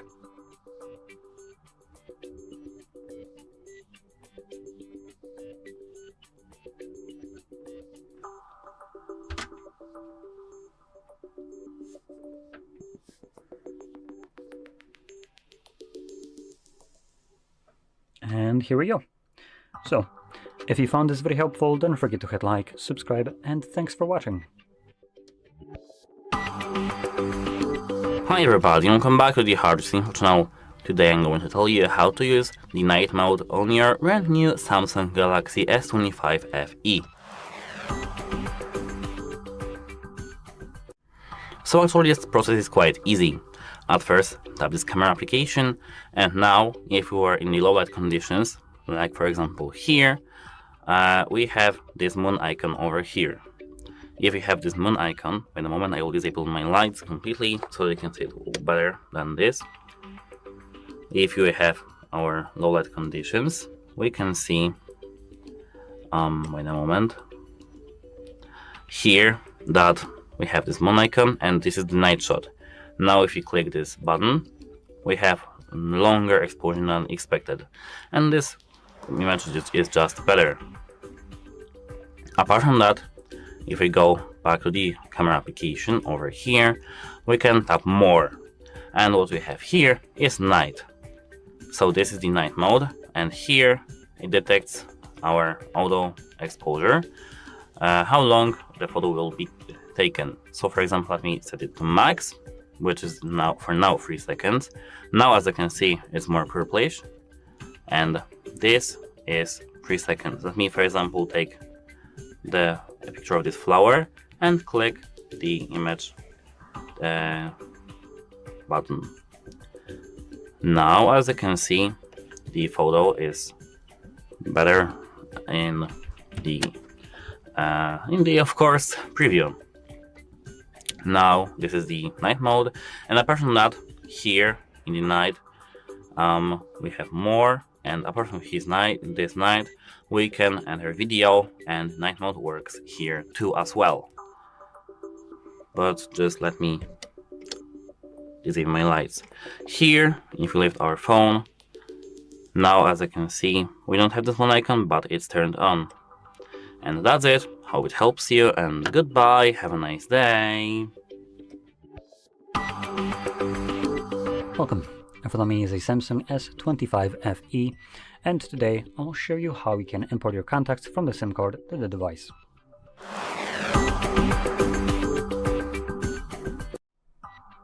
So, to get started, open up your standalone contacts application, like this one right over here. Next, we're gonna select the three dots right here and navigate into the settings.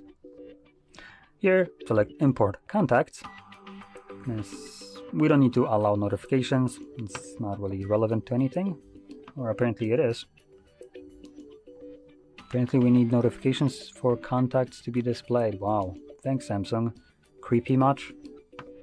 So I guess we're gonna do this because contacts need to send us notification. Great. Anyway, next we're gonna select where we want to import contacts from. So for me, that's going to be the SIM card. This will inherently show us the contacts that are on that SIM card. For me, it's only 3 contacts. You can quickly select all of them by checking the box right or circle right there. Additionally, you can also deselect contacts that you don't want. From there, click on Done, and then choose where you want to import contacts to. Now here we have 3 options. Idiotically, we have a SIM card option as an import. That must be some big brain here from Samsung. So we can import from SIM 1 to SIM 1. Okay. But disregarding this idiocy right here, the 2 normal options that you actually see is the phone and most likely your Google account / Samsung account if you have one signed in. I don't, so it's not showing up right here, but that would be one of the available options as well. So choose where you want to import your contacts to, and then I'm gonna just click on import. Okay, and that's it, we're done. So now when you go back, you should have your contacts visible in the list right here. So if you found this video helpful, don't forget to hit like, subscribe, and thanks for watching. Hello, in this video I'm going to show you how you can restart your Samsung Galaxy S25 FE.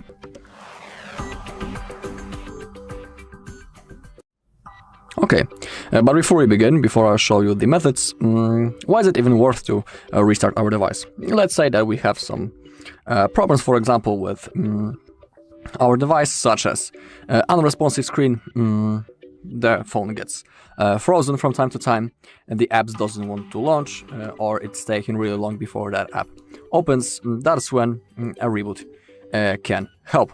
So to perform the restart, we have 2 methods. We have the simple reboot from the power menu and also the forced restart. To perform a reboot using the power menu, all we need to do is to hold the power button and volume down button. This method is recommended when the screen is responsive. As you can see, when we have hold the power button and volume down button for around 1 second, the power menu launched. Now all we need to do is to tap on the restart. Now tap again. After that, our screen will be turned off. Same thing with our phone, and after a few seconds it will be turned on automatically. When it comes to the second method, it's called the forced restart. It's recommended when the screen is unresponsive or when the whole phone is lagged. So to perform the forced restart, again we need to use the power button and volume down button, but this time we need to keep holding them both until the phone turns off completely. So keep holding both of the buttons, and let's hold and wait. Okay, when the screen turns off, let's hold for around 1 second, and when the Samsung logo appears, we can release our fingers. Also, performing a reboot or the restart regularly, for example once a week, it's completely fine, and it's even good for our device performance. Also, performing a reboot or the restart does that our RAM gets freed up, our phone rests, and that is why our phone might start working a little bit better. Alright, that's all in this video. Thank you all for watching. If you found this video helpful, please leave a like, comment, and subscribe. Hello, in this video I'm going to show you how to restore a WhatsApp backup on Samsung Galaxy S25 FE. Okay, but before we open up our WhatsApp, let's make sure that when we open up the settings and when we scroll down into the Google, that we are logged into the same Google account that we have selected in the moment when we are creating a backup. Also, I will tell that this video is for people who already have a backup created before. If you don't know how to create such a backup, on our channel there's a video where I'm showing you how to create that backup step by step. So once we have checked that we are logged into proper account, we can open up our WhatsApp. Okay, as you can see, the app welcomes us. In here, select your language and hit on agree and continue. Click on allow, and now we need to type our phone number in here. When we do it, we need to click on next, and then we will have to verify it using one of two methods. We can use the code from the SMS message, or we can use the missed call function. In my case, I always pick the missed call because for me it simply works better and it's faster than the code from the SMS, but everything is up to you. Okay, so now I will type my phone number and I'll see you once I have verified it. Alright, and once you have verified your phone number, something like that should appear: contacts and media. Now click on continue. Now allow for everything that pops out on your screen. Okay, now select restore from backup and click on continue. Now our chats are being restored, and also I should take a look. We can see on which account, from which account we are restoring a backup, and as you take a look, it's the same Google account that I was showing you before in the settings of my Samsung, so everything is properly. You can see that 12 messages have been restored. Now click on next. In here, type your name. Also, if you want, you can change the profile photo if you click on that plus button. Now click on next. Okay, and now, as you take a look, all of the messages, including videos and the photos, also has been successfully restored on our Samsung. Okay, and that's all in this video. Thank you all for watching. If you found this video helpful, please leave a like, comment and subscribe. In front of me is Samsung Galaxy S25 FE, and today I would like to show you how you can turn on or off app notifications. If you want to manage app notifications from any app on your smartphone, I will show you exactly how to do it on this Samsung. No tricks, just devices settings. So begin by opening settings and scrolling a tiny bit just to access notifications over here. Then tap on app notifications at the top. Now my favorite part. You can either click on this icon of a magnifying glass at the top right corner and find your app this way, or you can click on this icon next to all at the top right corner and select one of those options to filter your apps. You can see all of them, ones with most recent notifications, most frequent notifications, or notifications already disabled. Wherever you decided, when you're ready, hit OK. Following that, to block notifications from any apps, use blue switcher right next to them. If you want to switch them back on, click on the same, now grey switcher. But you can also tap on any app available on the left and manage all notifications over here. You can not only switch them on or off, but also, if you decided not to block them completely, just adjust them over here. Thanks so much for watching. If you enjoyed this video, don't forget to leave a like, comment and subscribe. Bye! Hello and welcome back to HardReset.Info. In this video, I will show you how to use Circle to search on Samsung Galaxy S25 FE. Let's begin!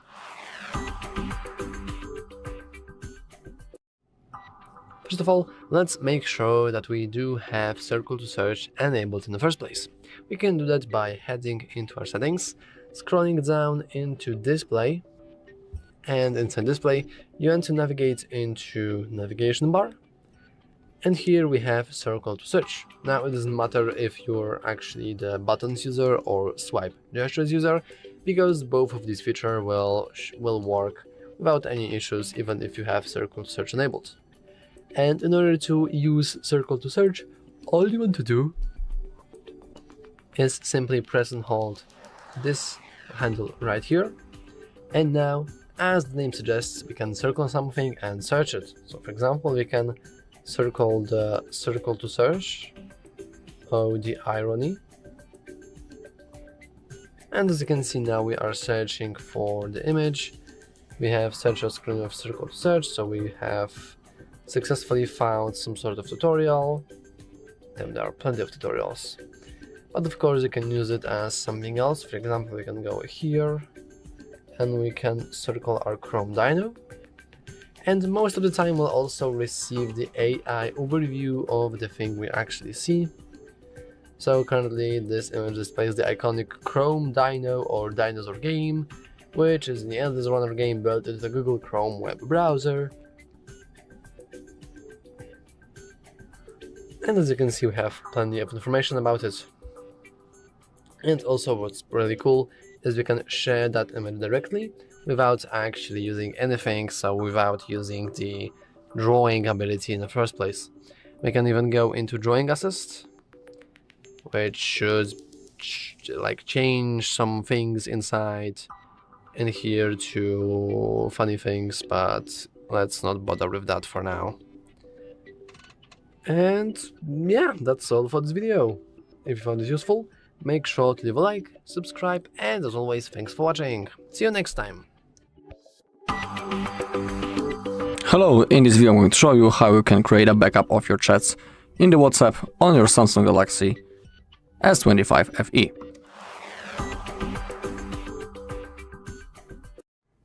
Alright, to create a backup of your chats, all we need to do is to launch our WhatsApp.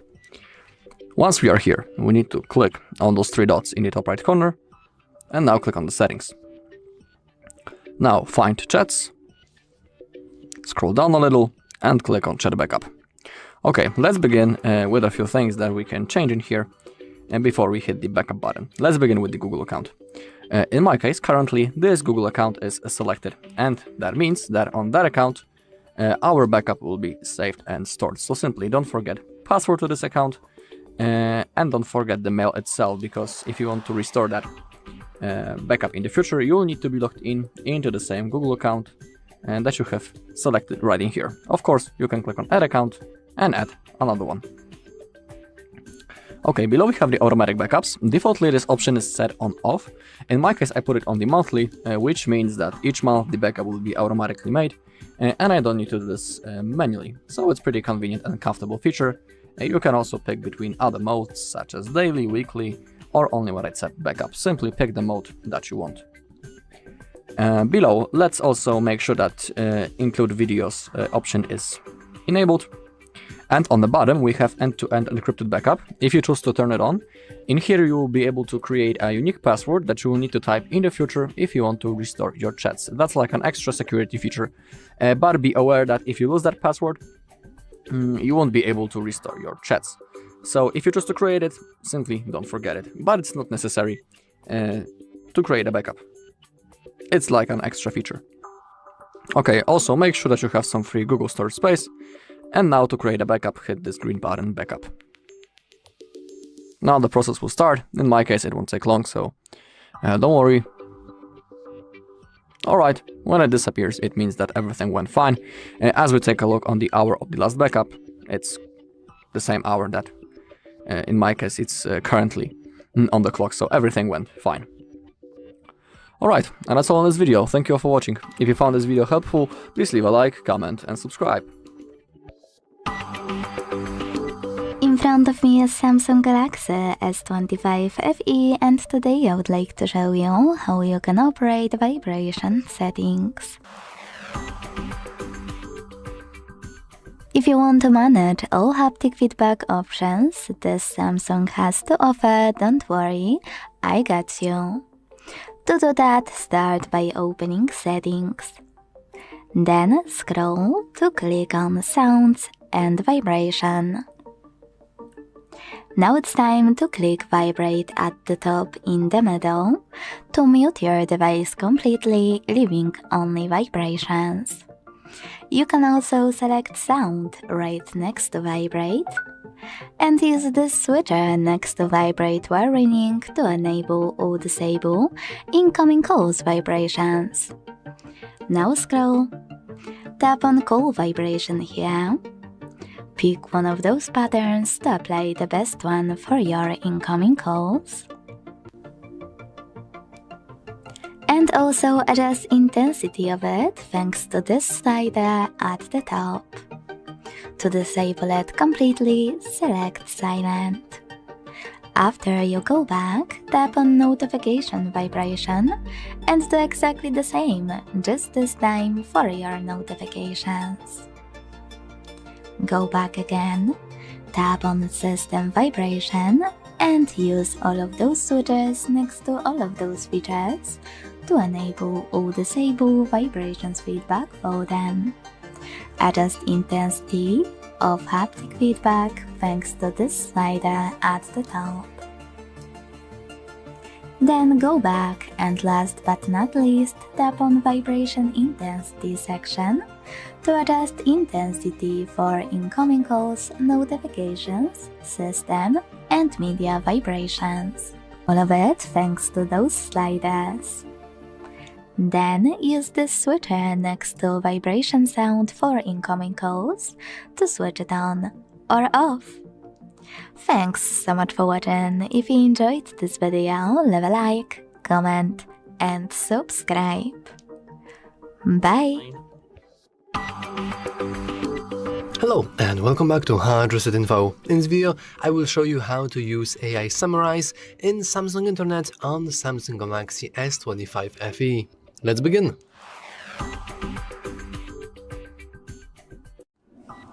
So, note that you need to use the Samsung Internet application and you also need to have a Samsung account on your device to use this feature.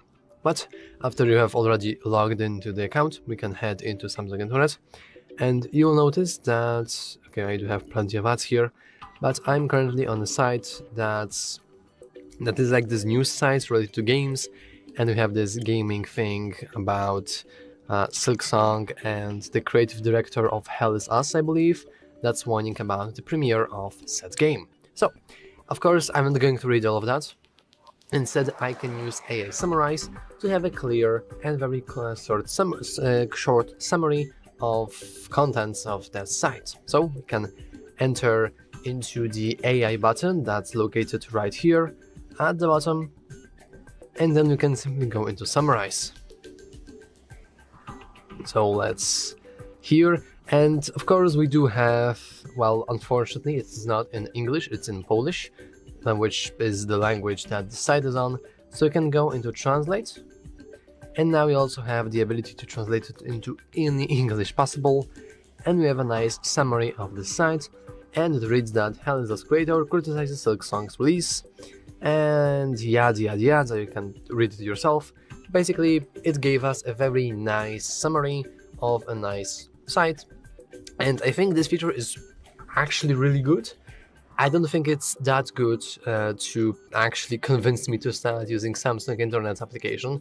I do think there are many better browsers out there, but this feature does help you with, like, I don't know, clearing useless garbage off your feeds. Like, hey, you have this news article that's half an ad, half and random stuff, and only 1% is actual information.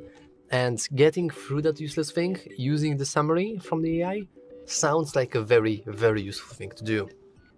And anyway, that's all for this video. If you found it useful, make sure to leave a like, subscribe, and as always, thanks for watching. See you next time.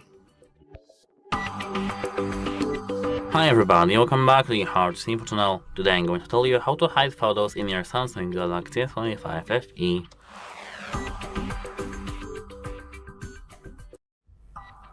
So at first we need to go into the gallery and hold our finger on the preferred photo to hide. Here tap more, and now here, as you can see, we do have a lot of options. Move to album, copy to clipboard, etc. You have to here tap Move to Secure Folder. More. Continue. More. Next. Is being created.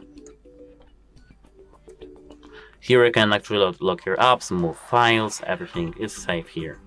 Here select Secure Folder Lock Type. I will select my fingerprint, and here we can select, apart from fingerprints, pattern. We can draw our pattern, continue, draw our pattern, continue. It can be different than our phone's pattern, so remember that. Continue, fingerprint, and now we have to register a completely new fingerprint for this, because it can be completely different from our phone's one. Because remember, we can scan different finger to here and different finger to our phone. It's just for the safety reasons.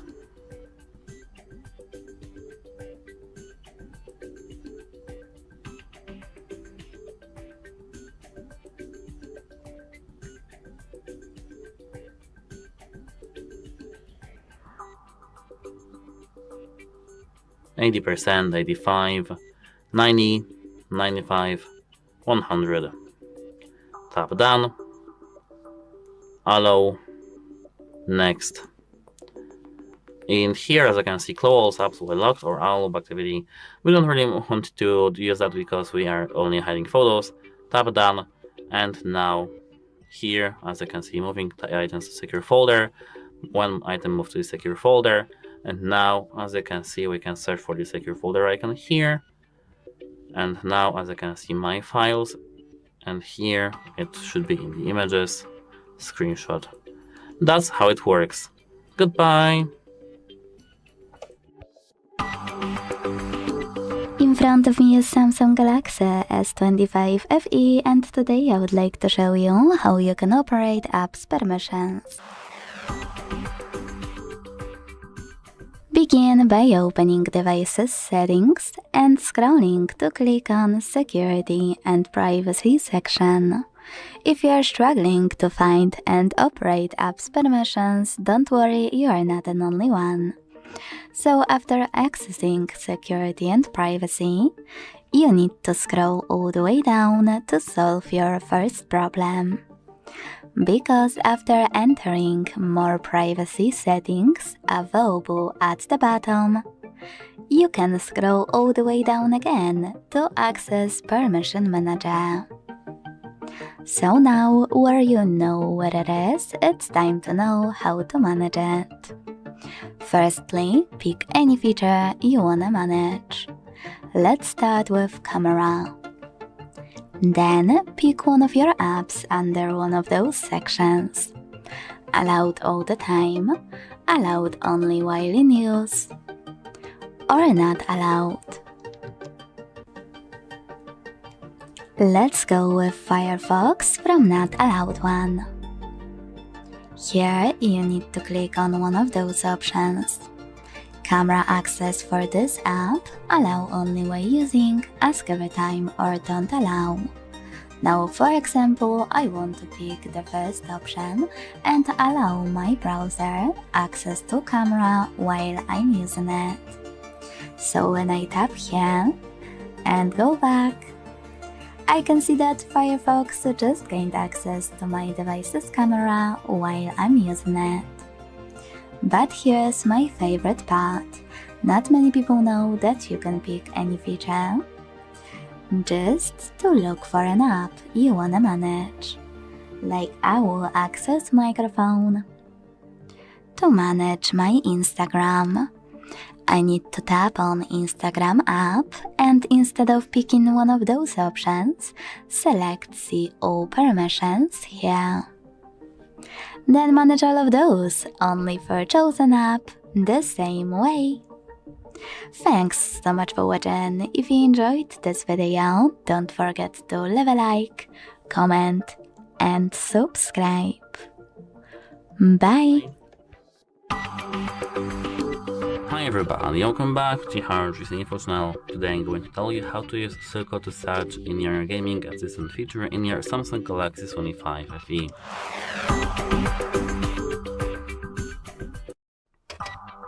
Firstly, open Settings, and now go straight to the Display. Here in the Display, scroll down till you see the... where is that? Wait a moment. It will be here, navigation bar, and here we'll have the circle to search. Touch and hold the home button on the navigation handle to search using the content on your screen. Enable that.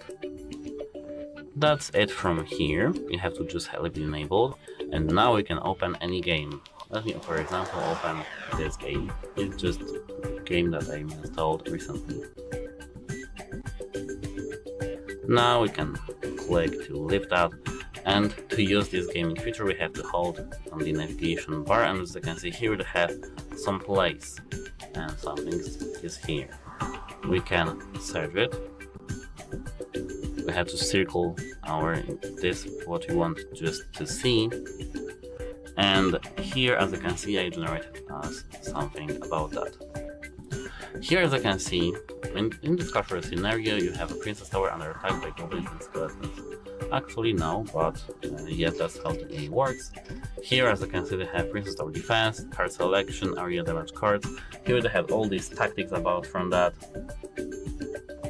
And actually this doesn't pause our game, it's just a training, so that's why it's paused. But in real game it will just go quicker. We can do something like that, prolong it to the whole screen, and ask AI what does it thinks. Actually, as you can see, it takes much time, so I don't really think that you should use AI here. But yeah, here as you can see, it gives us some tactics, and we can do something. And actually, that's it for this video. If you found this video helpful, please consider subscribing to our channel and leave a like on this video. It's very important to us to have your feedback. And as I said, that's it. Hope it helps you, and goodbye. In front of me is Samsung Galaxy S25 FE, and today I would like to show you how you can open apps in split screen view. Begin by selecting an app you wanna use in this view and launching it in the background. Like that.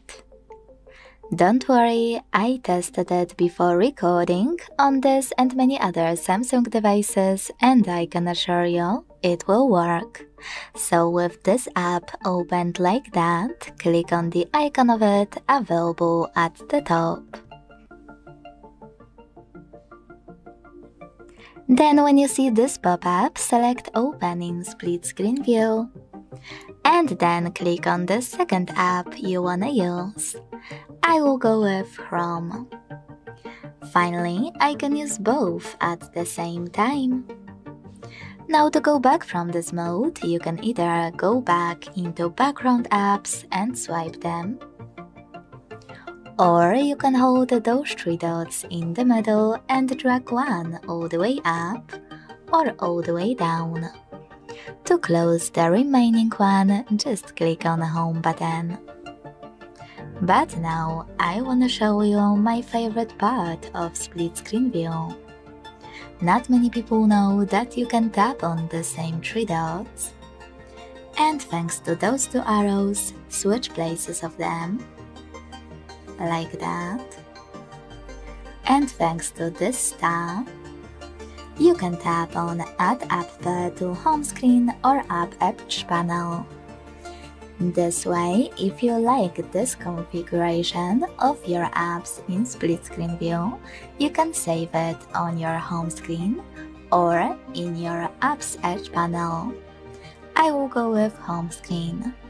So I have to click here, close my apps completely, and look for a new shortcut on my home screen. When you find it, click on it and enjoy using those two apps in split screen view right away. If you want to get rid of this shortcut, you can hold it and tap on Remove. Thanks so much for watching. If you enjoyed this video, don't forget to leave a like, comment and subscribe. Bye! Welcome. In front of me is a Samsung S25 FE, and today I'll show you how we can enable power saving mode on this device.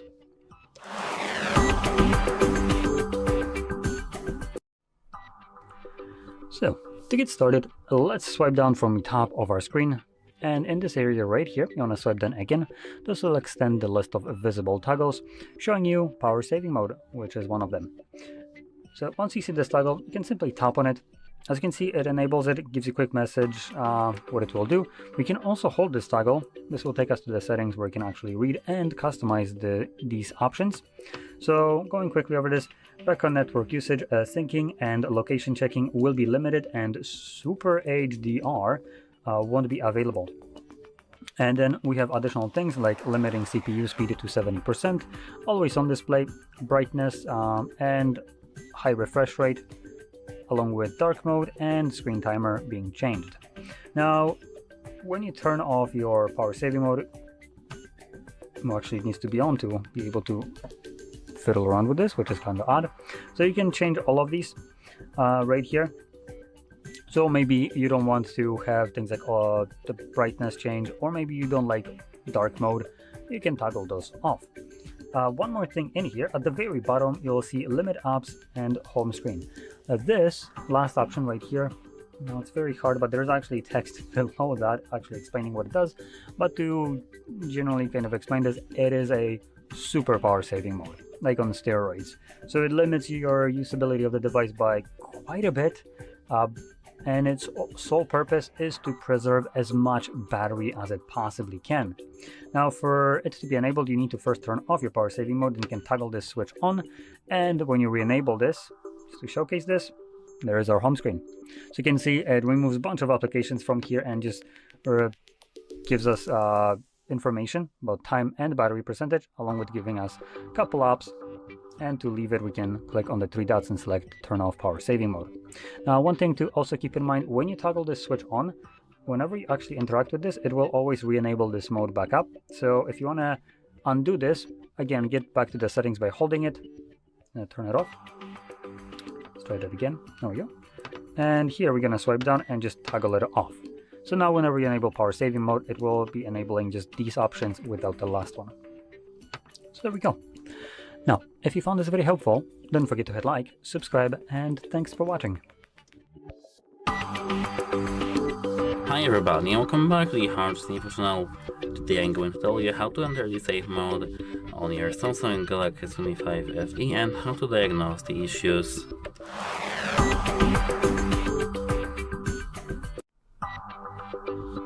So actually, at first we need to hold the power button and volume down button. Here, tap power off and hold it. Tap and hold. Now you should see the safe mode. Tap that, and now you should enter the safe mode in your Samsung phone. In a moment our phone should boot up, and we will see that this is the phone, and this is the phone in the safe mode.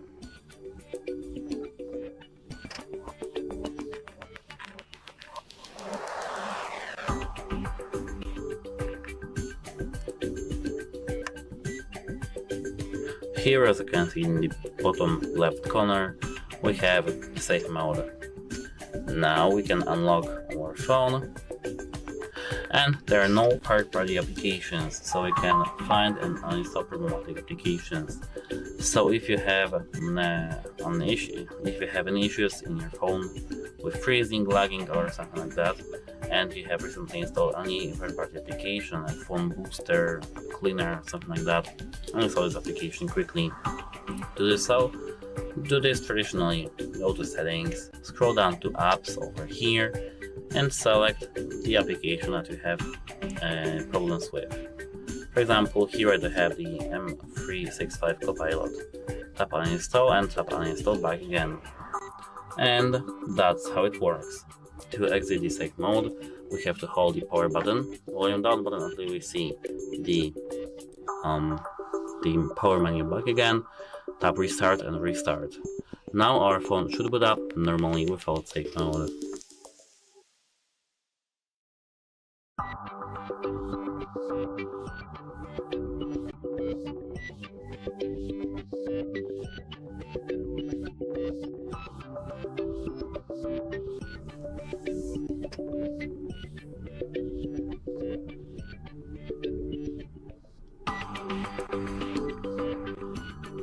Now our phone, as you can see, is booted up and good to go.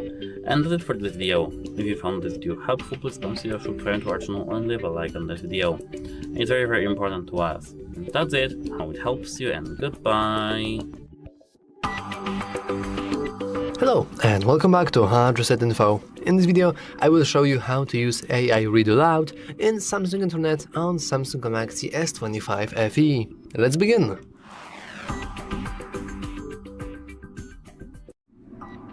So, first we have to navigate in Samsung Internet, and yes, you have to use Samsung Internet in order for it to work, and you also need to use, unfortunately, Samsung account.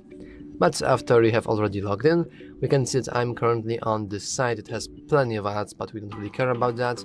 We basically want to focus that this is a gaming site related to gaming news, and it's currently something about Samsung. It doesn't really matter.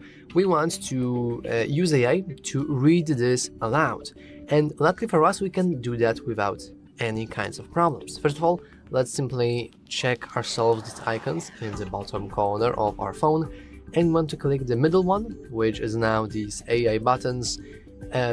It's the stars, and now they are the AI equivalent of an icon. It's pretty funny. And we have this ability to read highlights aloud, so let's click that.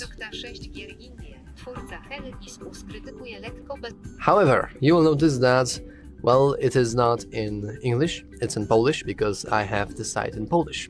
Now there's a couple of things we could do here. We can click this button to translate it automatically, or we can go back once again into the AI button. We could hit translate, so everything on the site, this is a really powerful feature. But at the moment, everything here will be English, just like that. I think this is incredible. And now we can go into read highlights aloud. This is GTA 6 indie games. Hell is Us creator criticizes Silksong's slightly callous sudden launch.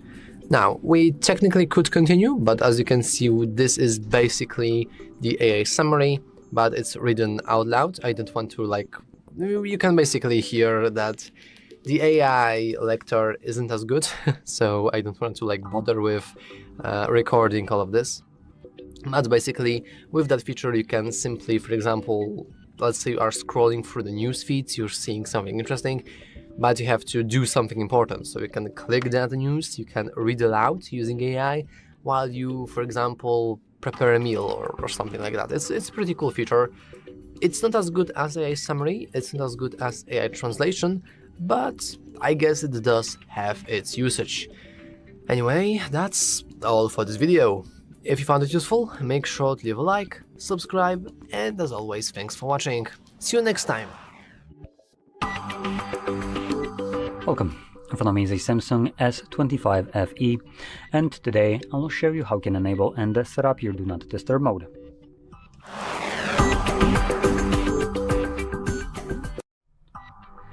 So to get started, swipe down from the top of your screen to get your toggles, and then in this area right here you want to swipe down again, and this will show you basically more toggles that are added by default. Now we're looking for the Do Not Disturb mode, which for me is visible right over here. Once you see this toggle first time around, you want to hold it and then click on Details, and this will quickly take you to the settings. Now in here you can go through these options, customize them to fit your needs, and once you've done so, you can close this up. I do want to talk about two options in here though. So one will be for how long. This is a neat option that allows you to specify what will happen when you click on the toggle manually. And we have several options. So we have until you turn it off for a specified amount of time, which can increase right here, or ask you every time, which with the last option, it will bring up these two options for you to choose from every single time you press on the toggle. I personally like to select it on a timer, make it something like 4 hours so it covers whatever needs I might have for it now or in the future. And so whenever I enable it, it will run for exactly 4 hours and turn itself off. But this is just a kind of a precaution if I forget about it, because I tend to want to turn it off myself. So if I forget about it, I want to have it cover whatever I will need it for at any point, and it will turn itself off. But if I remembered, I can do it myself. Now, anyway, below that we also have the schedule, and this would allow you to select a fully automatic schedule, which would mean that the do not disturb mode would turn itself on and off automatically at a specified day of the week and start and end time. If you're planning to use that, just make sure it's toggled on in here, and that's all you need to do. Now, for the manual usage, once you have it all set, find the toggle and simply tap on it. So the way I have it right now set, it will run for 4 hours and then turn itself off. You can additionally hold this toggle again, and you can choose the timer right here. So if you want to maybe have it set in a different way than I did for the 4 hours, you can choose something else, and then you can always have the timer options right here by just holding the toggle and choosing that maybe you want to have it run for 4 hours or until you turn it off. So you can choose it from here on the go. So anyway, once you're done needing it, you can turn it off by finding this toggle and tapping on it once more. Now, with that being said, if you found this very helpful, don't forget to hit like, subscribe, and thanks for watching.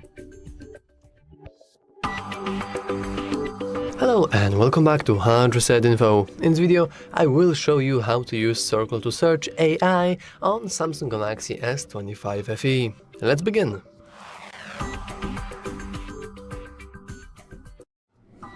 So first, we want to simply press and hold our main menu button. Now, if you're using gestures, this will be the little bar you see on the bottom of your screen. And if you have free button navigation, you want to click the main button that gets you into the main screen. And you want to simply press and hold it. And this should enable the Circle to Search. So if it's not happening to you, this means that you probably have it disabled. So let's enable it together. First, you want to navigate into your settings. Now, inside settings, you want to scroll down into display. And inside display, you want to scroll into navigation bar. As you can see here, we have Circle to Search, and you want to touch and hold this home button or the navigation handle to search using the content on your screen. So as you can see, if I'm going to disable this, now this doesn't really work anymore, and nothing is happening whenever I press and hold my screen. And if you're curious, this is how this looks like on free button navigation. You simply want to press and hold it, and the same thing is going to happen. Now, if you just click the entire screen normally, you should technically take a screenshot of your entire screen, or a part of it, and then you can search information about it. But of course, we need internet, so let me quickly gain internet access. And as you can see, the moment I got internet, we have the search image. I will try to use it once again so you can see. So I'm pressing and holding the button, not these buttons, this button. And now I can, for example, circle this little doggy here. And now we are asking Google about this image. As you can see, we do have an AI overview, which says that, well, this image features a pug dog wearing a heart-shaped sunglasses, which checks out. And we have some information about it. And we can also go into some other visual matches. And also, if you want to, we can, for example, go into about this image. And then we'll specifically go into searches about this image with information, for example, how old similar images are. And basically, this feature is very, very good for researching and finding things that you don't know a name of. Like, I would say, if you have seen like a random screenshot of a show, you think it's cool, but you don't know its name, you can press and hold the Circle to Search. You can circle it, and then you should be able to get information about that like show or like a game or anything else. It's a very, very powerful feature. And yeah, that's, to be honest, all for the video.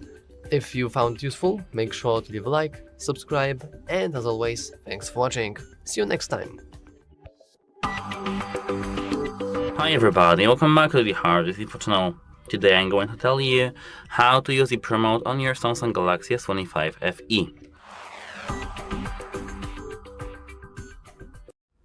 At first, you have to tap this camera application over here, and now you have to tap more. Here, as you can see, you have Pro and Pro Video. Let's start with only Pro. Here, as you can see, we have a lot of options, for example, ISO, and we can, as you can see, decide to manage ISO of our image. Here we have speed, and we can manage the speed. Here, as you can see, I've modified it, so I can go to the next step.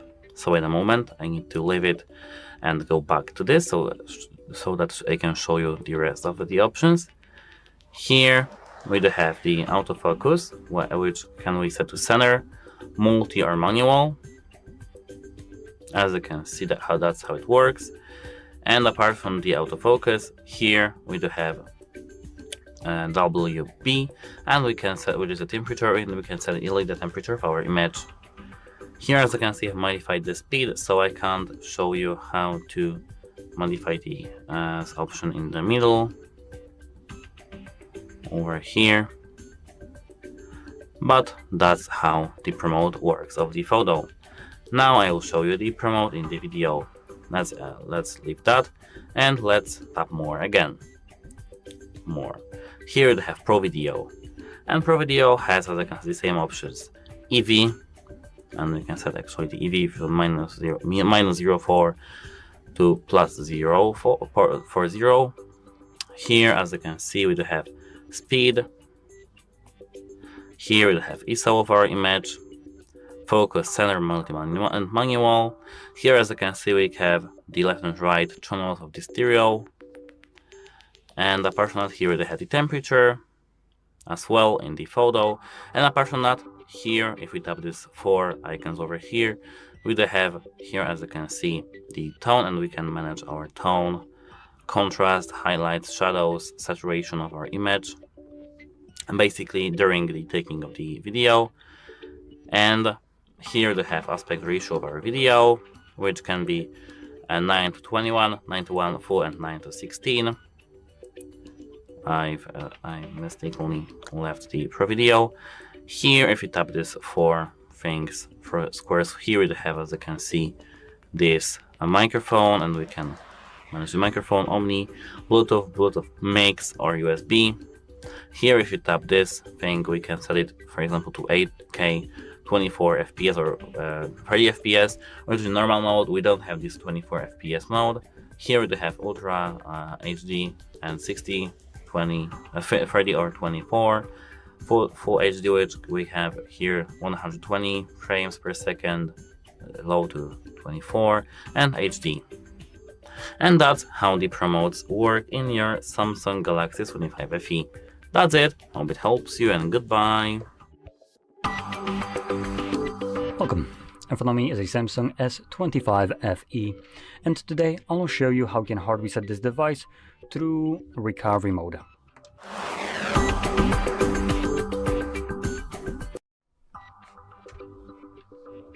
So, before we get started, there's a couple things. Number one, we will need a cable that you can plug into your computer. And number two, you can do this kind of reset in order to get rid of a screen lock if you have one set that you don't know. I do have a pattern set for this purpose, and I'll progress from the lock screen as though I don't know it. But just know you can do this reset either through settings if you know your screen lock, or also through recovery mode if you want to do that for some reason, by just turning off the device and then plugging the cable while holding volume up and power button. So this will be a little bit simpler than when trying to do this to remove a screen lock that you don't know, as we will need to take additional step to forcibly reboot the device, as you can't turn it off without actually providing the screen lock. So for the removal of screen lock, you will want to hold your volume down and power button, and you can plug in the cable right away. And while holding them, interact with the display so you can see when the phone actually forcibly turns off, or restarts more like. As obviously if you don't interact with it, you will get this happen. Come on, there we go, timeout. So you might be holding it and the screen might time out. So you might take this as the device just turned off while it's still on. So make sure you interact with the display so you can see where the display actually turns off and no longer is responsive. You can then switch from volume down and power button to volume up and power button. So I'm going to do that right now. So I'm going to plug it in right now and hold power button, volume down. Disregard this. And it's about to turn off right about now. So let's switch to power button, volume up. Next, you will see Samsung and then Galaxy. Let go of the power button when you see the Galaxy on the screen. So now I'm just holding volume up, and this takes me to the recovery mode. You can now get rid of the cable. It's only actually needed to get us into this mode and serves no other purpose other than putting us into this mode. So while we're in here, you'll need to use the volume buttons to navigate. So let's start pressing volume down to scroll down and select wipe data, factory reset, confirm it with the power button, and select factory data reset. It's going to tell you that the last thing it's going to tell you is data wipe complete, and reboot system now will be selected by default, so press power button once more. This will now continue resetting the device in the background, and once it's finished, we will be presented with Android setup screen, but this will take about 2 minutes or so to finish up. So I'm going to pause the video while this is doing the automated stuff and come back once it's finished.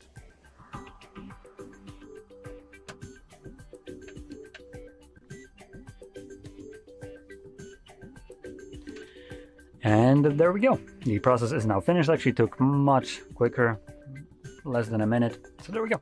Now, if you found this very helpful, don't forget to hit like, subscribe, and thanks for watching. Welcome. In front of me is a Samsung S25 FE, and today I'll show you how we can boot this device into safe mode.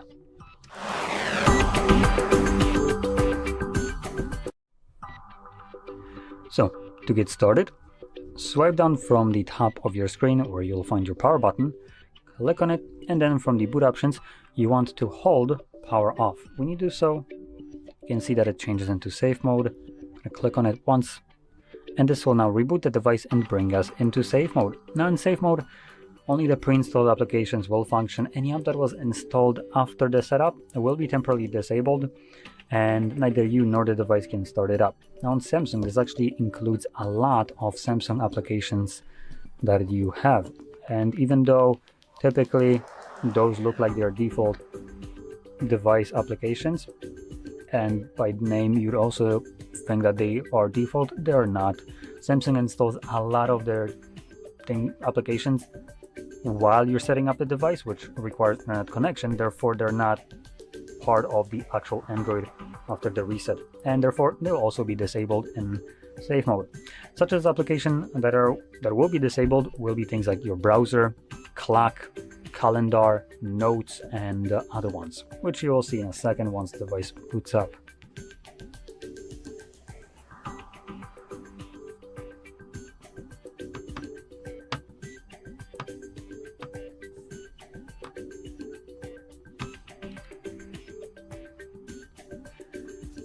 So,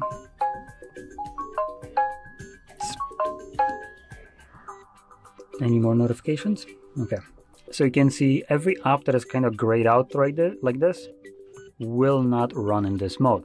So right now, these are, I believe, all the default apps, apart from maybe Firefox, I think, and News, but they could be wrong. So under even Samsung folder, you can see these are all default Samsung apps that come almost with the device. You don't know this primarily because you are forced to connect to network, but these are being downloaded while you're setting up your phone.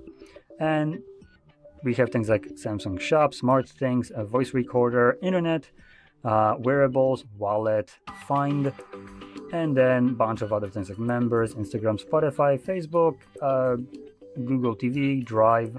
Oops.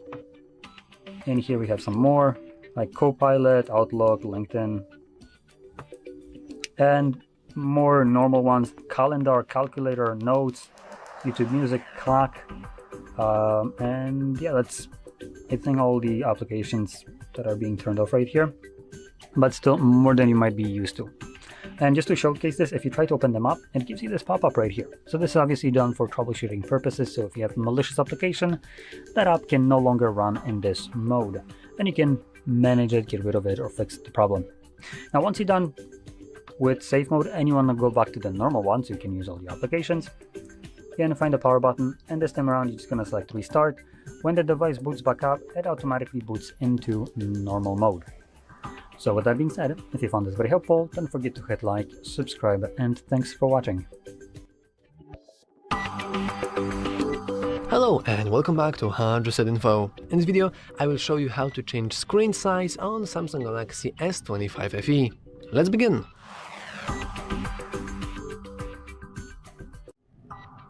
So, there are actually two main ways of changing screen size. The very first one is the safer one, and the second one is the most dangerous one.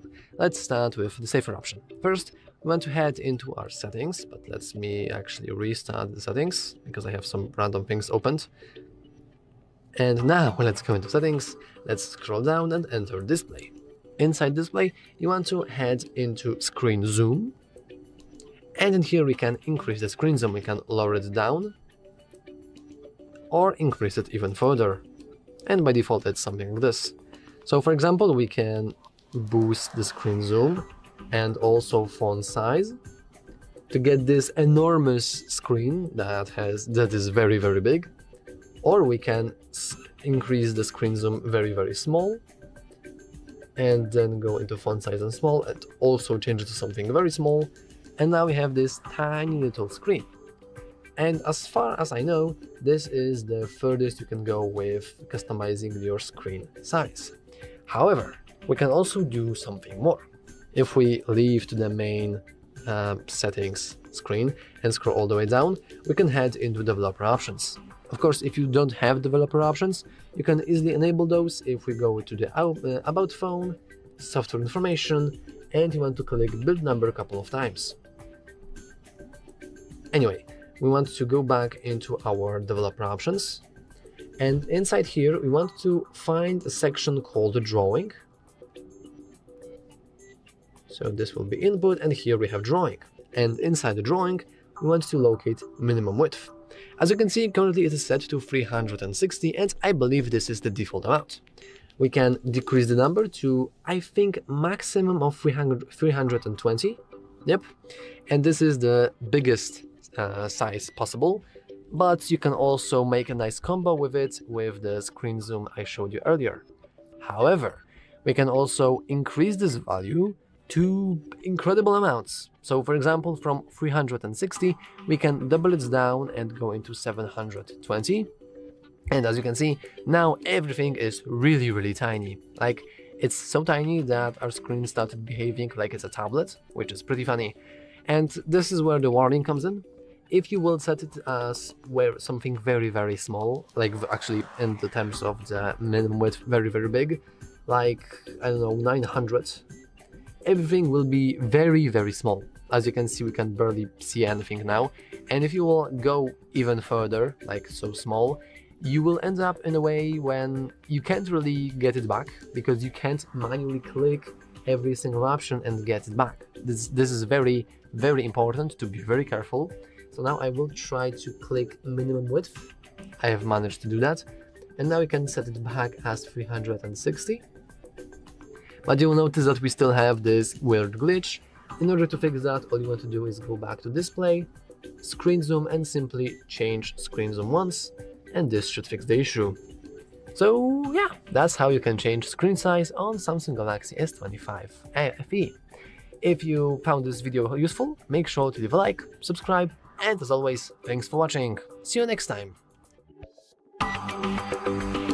Hello and welcome back to HardReset.Info. In this video, I will show you how to set up Hey Google on Samsung Galaxy S25 FE. And let's begin!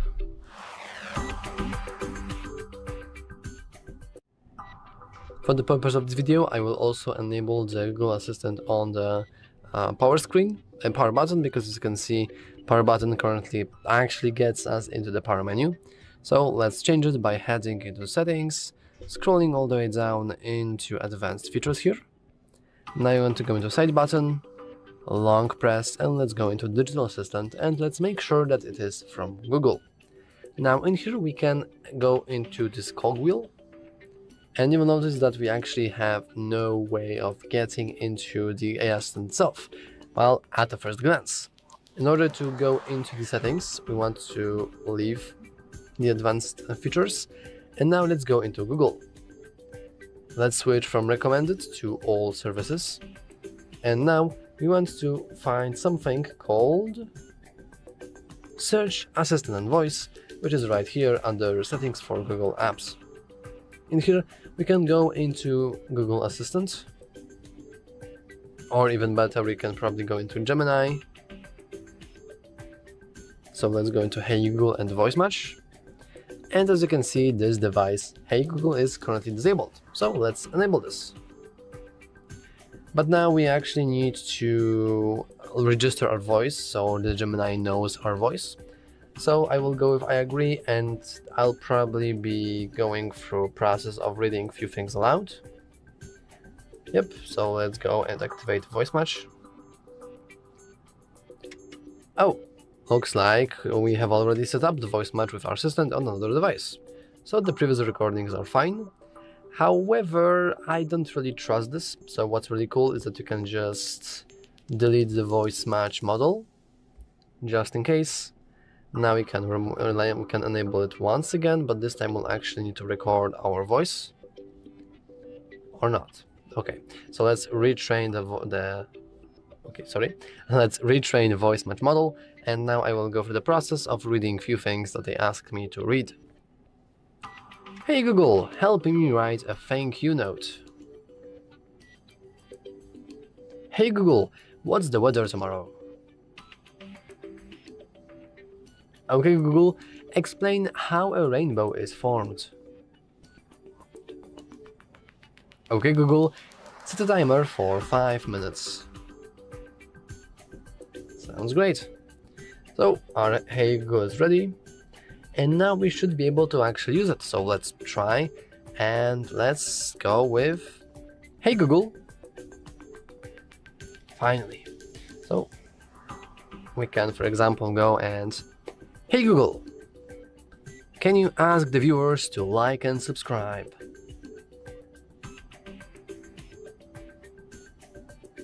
Thanks for watching. If you enjoyed this video, please like and subscribe for more content. And remember to like and subscribe. Damn, the AI is really stealing my job, isn't it? Damn. Well, you heard it, guy. You can like and subscribe for more content. But anyway, if you of course found the video, you can just, for example, leave a comment, or like the guy says here, like and subscribe. And as always, thanks for watching. See you next time. Welcome. Follow me as a Samsung S25 FE, and today I'll show you how you can record a screen on this phone.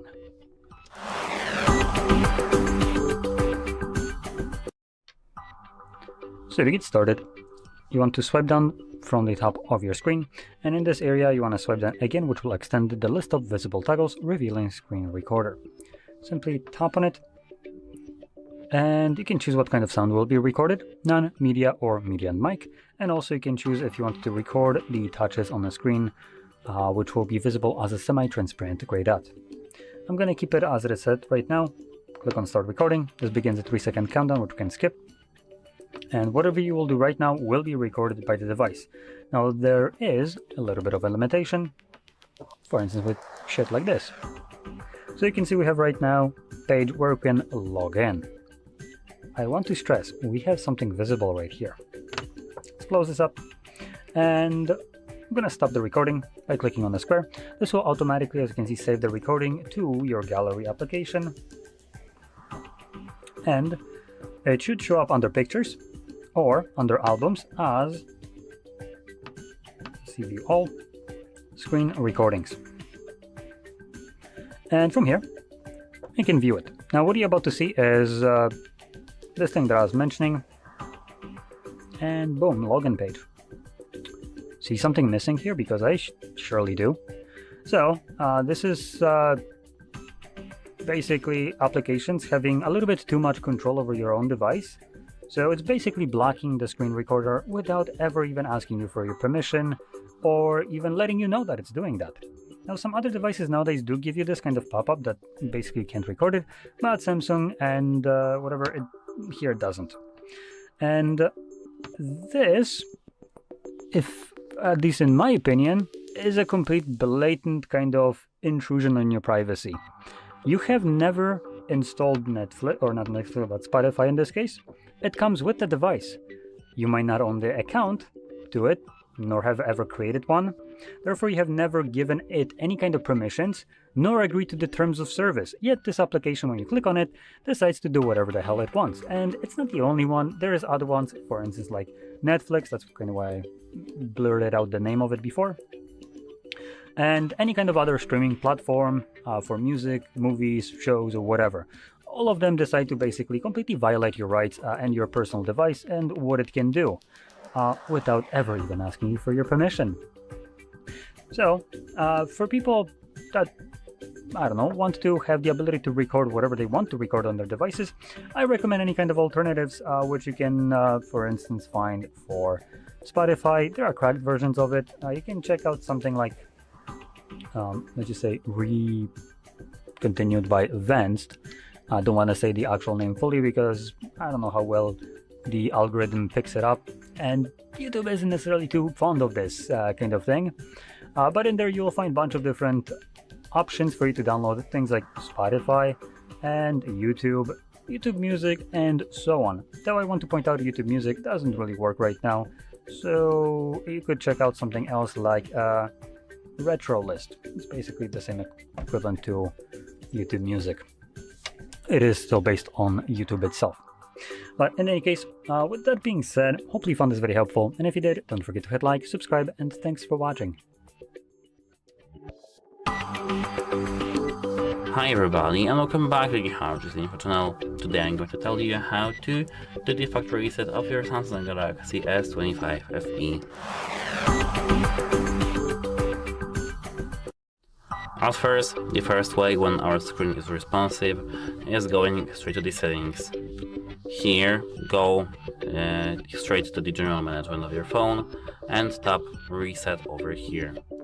Now, here as you can see we have factory data reset. If you tap that, you will be prompted to confirm that you want to delete every single thing that is here and enter your pattern or PIN or just lock screen password.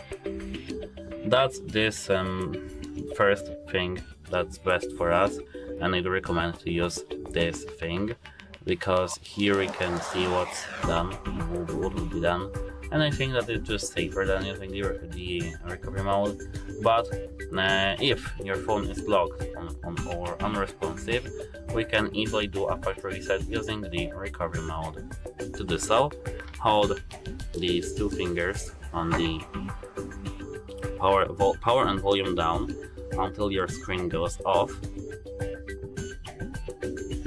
This is the factory soft reset. And now when our screen is off, it will reboot to the normal mode. Then your screen should be responsive. Now we have to turn off our phone, well, of course when it comes on.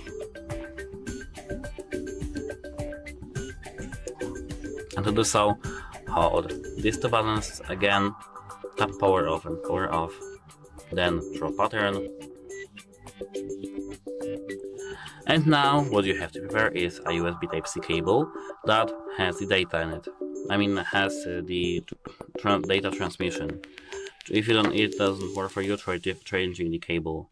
Now plug the cable in your phone, and when you plug the cable, hold the power and volume up key in your phone. Now as you can see, we are in the recovery mode, and what we have to do now is to go with the volume down button and navigate straight to the wipe data and factory reset. Click that, click volume down, and navigate to the factory data reset. The only thing you have to do is just click here the power button. But I have to remind you that every single data that you store in your phone and is not backed up to the cloud will be deleted here. I do need the data that's on this phone, and it's backed up, so I can show you the factory reset of your phone. Click this power button, and that's it actually. Now click the power button to reboot your system now, and that's all for the factory reset. Now we'll see the initial screen like the phone is brand new.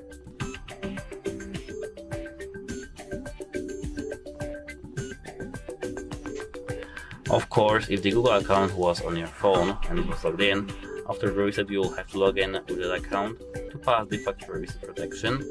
This is a security measure, so be aware that you have to have your Google credentials handy or remove accounts before setting if they intend to pass the phone, if you want to intend to pass the phone to someone else.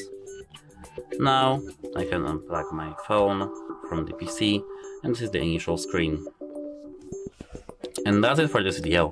If you found this helpful, please consider subscribing to our channel and leave a like on this video. It is very important to us. And that's it. Hope it helps you, and goodbye. Welcome. In front of me is a Samsung S25 FE, and today I will show you how you can hard reset this device through settings.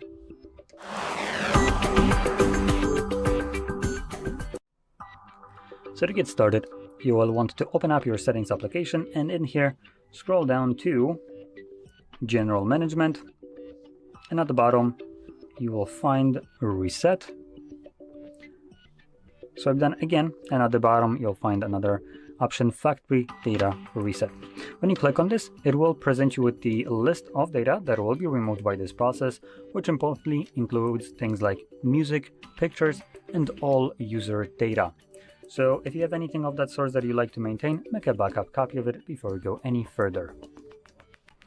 Okay, so scrolling down here, we will have a bunch of other applications that will have their data wiped, which that doesn't matter, that's just internal data. And at the bottom you can find Reset. You also have the option to use the smart switch to back up your data. This is Samsung, so I highly recommend not doing that, just because Samsung is very shady in terms of how their phones sometimes work.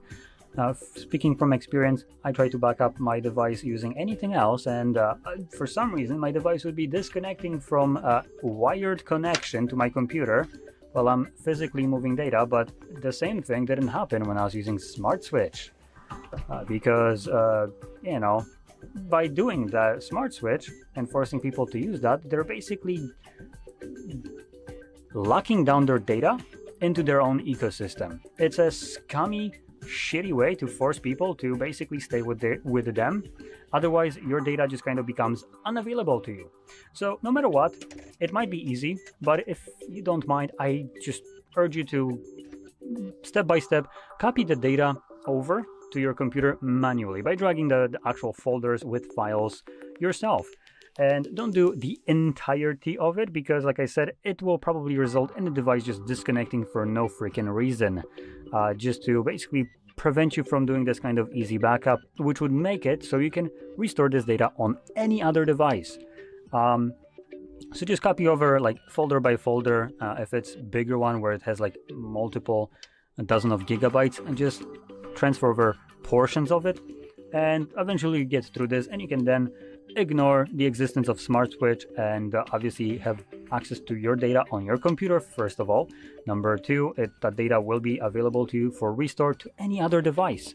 And most of the time, as far as I noticed, no other device gives you problem copying it from and to it.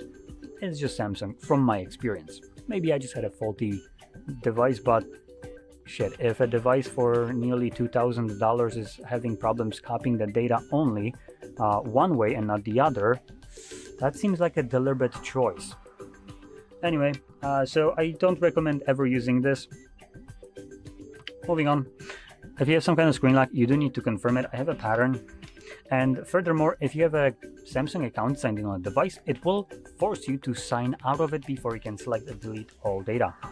If you don't, it just goes through it like it did for me. Now, the moment you sign out of your Samsung account, it will do what it's doing on my end, and this resetting process will take about probably 2 minutes on here, give or take.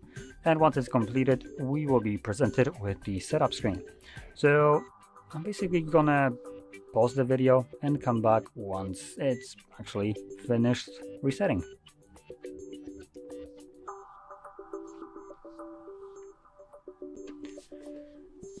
And you can see the process is now finished, and you can set up your device however you like. So if you found this video helpful, don't forget to hit like, subscribe, and thanks for watching. Welcome. In front of me is a Samsung S25 FE, and today I'll show you how you can enable and set up your portable hotspot.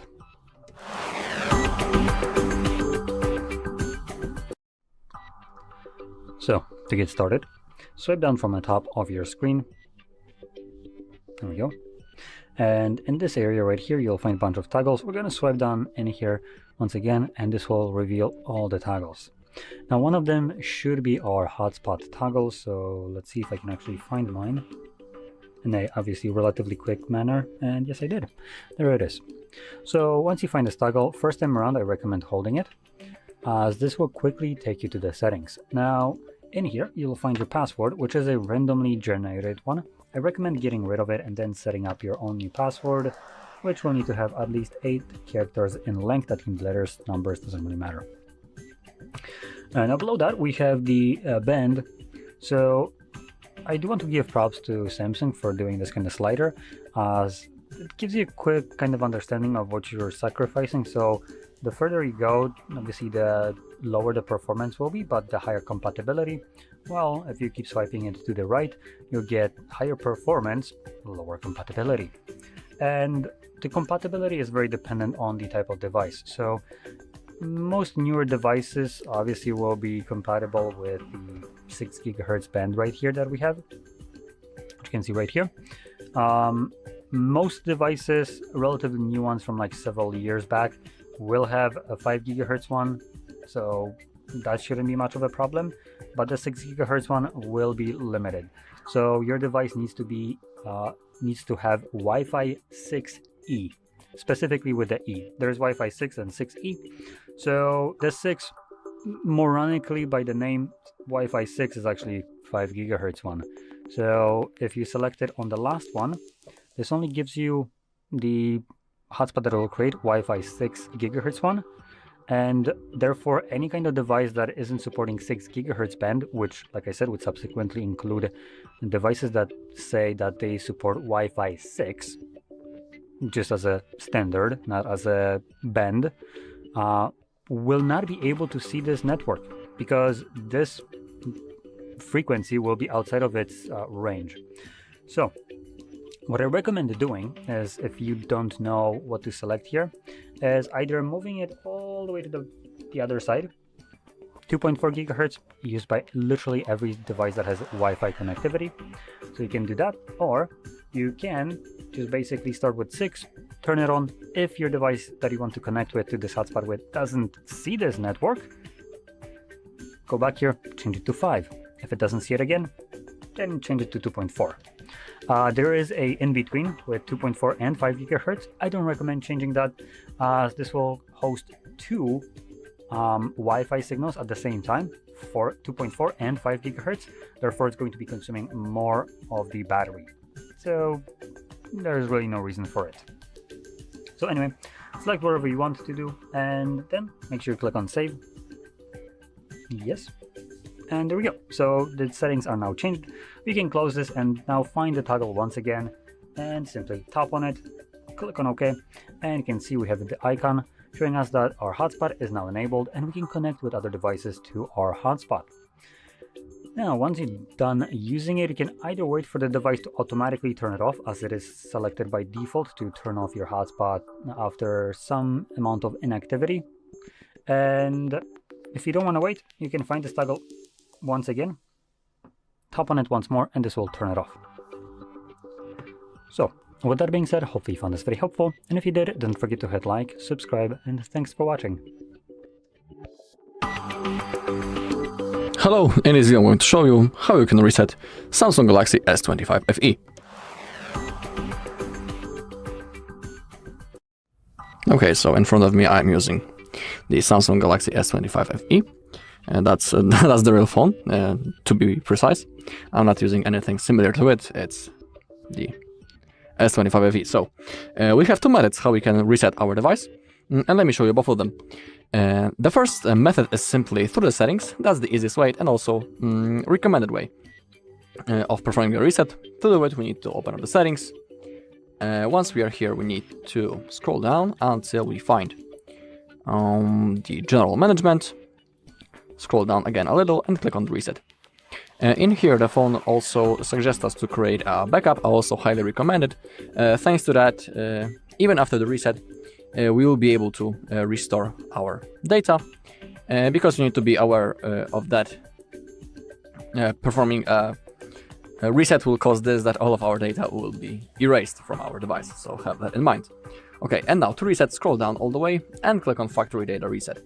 In here, you have a list of things that will be completely erased from your device, also including the following accounts on which you are logged in. And now scroll all the way down and click on the reset button. After that, your device will be turned off, then turned on again, and the next thing that will appear on the screen will be the setup process. So that's the first way to reset the device. We also have the second way. It's through the recovery mode, and this method is recommended, for example, basically when we cannot perform the first method, or in situations like, for example, when the screen is unresponsive, it's frozen, and when we cannot do anything on our home screen. To perform a reset using the recovery mode, we need to have an USB-C cable and also a computer.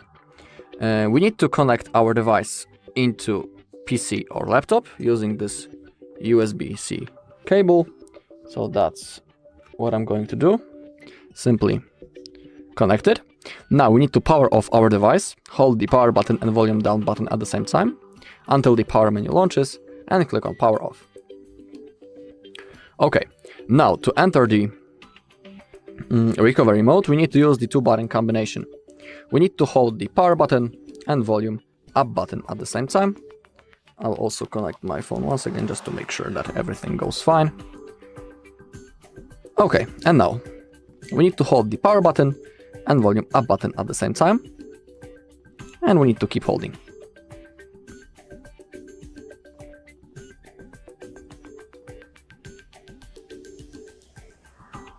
Okay, keep holding. And now we are in the recovery mode. To move around this menu, we use the volume keys. Now we need to select wipe data / factory reset. Remember that also all of your data will be erased. And you can see that if your phone is reset, you'll need to enter the Google account information, email address and password associated with this phone to be able to use it again. So that's the requirement, because it will appear in the setup process. The phone will want you to confirm that you are the owner, and you will have to enter the Google account that was associated with this phone. So have that in mind. Okay. Also, there are methods to bypass it. Also on our channels, you can find that videos. So if you want, you can look for it. Okay, now select wipe data / factory reset. Confirm by clicking the power button. I don't know why it's in Russian in my case. I don't know why. But select the option down below. In English, it will be simply erase the data or wipe all data. I don't quite remember. But select the second option. Click the power button. You can see down below that data wipe has been completed. Now select reboot system now. Click the power button. And now we just need to simply wait until our phone turns on, and we will have to set it up. We can also unplug our USB now. Alright, that's all in this video. Thank you all for watching. If you found this video helpful, please leave a like, comment and subscribe. Hi everybody, welcome back to the HardReset.Info channel. Today I'm going to tell you how to use the now bar on lock screen for live info in your Samsung Galaxy S25 FE.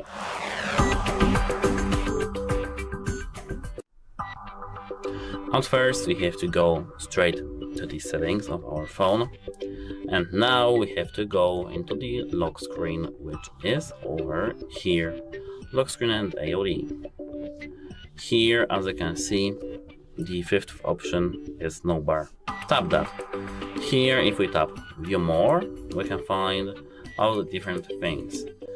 Make notifications for ongoing activities more visible. Like notification will appear on the lock screen on the status bar on the top of the notification panel. So actually, here we can select the applications that will be in the notifications tab. And do allow for the sports from Google, media player. Here, as you can see, we have maps, but we can adjust the maps in the settings, interpreter, logs, clock, voice recorder, etc. Now we can go back, and here, apart from that, we have no brief, which is the personalized briefing, which is just content that actions that change throughout the day. So for example, here we can set the weather, and throughout the day we'll see here the information about the weather, and if we tap that, Samsung can use the AI to get snippet info. We can enable that, and here as wait a moment, here as you can see, we have current mode, but I left it for a moment. Here as you can see, we have current mode, enable that, and enable do not disturb. Now, let me, for example, enter the maps from Google, and here if we enter maps, I'll set the direction. For example, let me search here for something like that. Here, directions from, for example, home. I don't know where my home is. It's here. Preview. This is our preview. And now, if we lock our phone and unlock it, we can see that this is our now brief, and we can tap our now brief. And if we start this route, we will see our maps. Here, as you can see, we have now our now brief. And now if we swipe to unlock, if we, for example, do this from our location,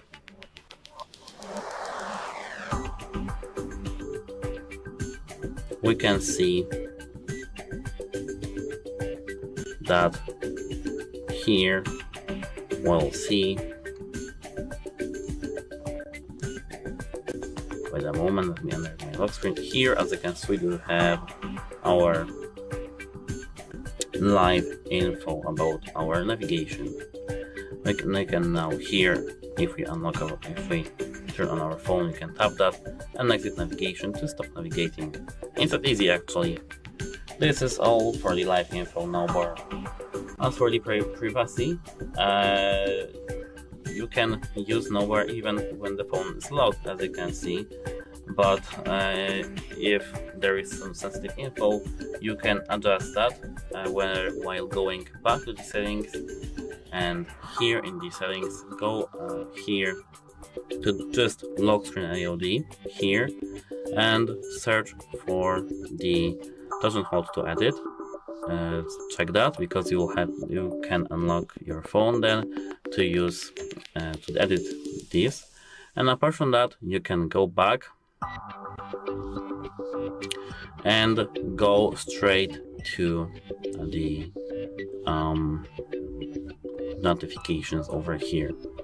Now go straight to the lock screen, and here you can, as you can see, disable or enable show notifications.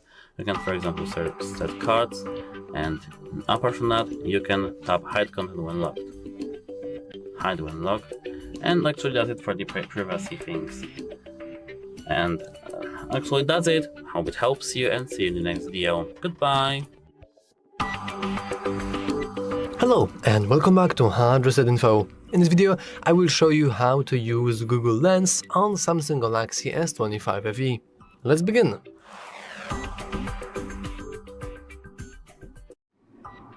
So, using Google Lens is extremely simple, and it's very good feature, mostly because it's integrated within the Google itself, so it has an access to a lot of things. But how can we even enable it in the first place? Well, you will notice that I have this Google widget here, and by default it does provide you with a nice shortcut to the lens themselves. Of course, I can disable this, so let's remove it. And well, let's say I do not have a widget. Well, I would say add the widget. You can always do that by simply going into widgets, then scrolling down into Google. It's important that this is not Chrome, it's Google. And now we can go into the search bar. Let's go add. And now technically we can make it even smaller. So let's go to something like this. And as you can see, we have this beautiful lens button. Or alternatively, if you don't like any kind of different, oh, sorry for that. If you don't want any kind of different widgets, you can also enable the Google here. So we have this Google application. We can just head to Google and then we can click lens here. It doesn't really matter how you're going to enable it. It's a very nice feature nonetheless. And of course, we need to give it the access to our camera. And now we can hit open camera and we have our camera. So we can, for example, search for stuff. So I will search for, well, let's say this mysterious object being toilet paper. But let's say I don't know it. So let's make a picture of it. And now it's basically searching what it is. And well, congratulations, this is toilet paper. We even have a nice AI overview that this is indeed toilet paper. We even have some information like material, or like features. It's amazing. So that's pretty cool. And what's even cooler is we can actually scan QR codes through this and also text. I have this sticky notes things, and here are two texts. This is the text scanned by the AI, and this is, I have no idea really. I guess this is some like mysterious text that needs to be translated by the artificial intelligence. But how can we do that? Well, we want to head into Lens themselves, and now we want to switch from search to translate. But before we do that, we can simply do a normal photo of our things here, and you will notice that now we can just click that text and we can just select it as any other text. And now we can, for example, like copy it or listen or translate. We can do so much with it. That is really, really crazy. I think that probably the best usage of this feature is to, for example, scan like a chalkboard full of notes, and you can just copy it to your whatever. That's really, really good. But let's go into this translate option. So we can go into translate, and you will notice that this is actually live translation. So for example, I will cover this, and now I will uncover this, and let me simply go once again. Let me try to restart it. And okay, let me fix the card pretty quickly, because the whole thing is really bad. And it's perfect. But once we actually perform a photo, it's translating this very smoothly. And wow, this indeed is a mysterious text to be translated by artificial intelligence. Amazing. And of course, there are many ways you can do this. You can use it in many different ways. You can also enable flash if you need to, but I'm in a pretty well lit environment, so I don't have to. And also we can provide photos from your gallery, so we can allow limited access. And for example, we can search for something like this, and we can just search for something from a gallery. You can also exactly show what you want to search for. And almost always we'll have AI overview, which tells us many different things. And yeah, that's pretty cool. And I think that's all for this video. Now, if you want to learn more, you can always watch more tutorials on our channel, but for that video, this is over.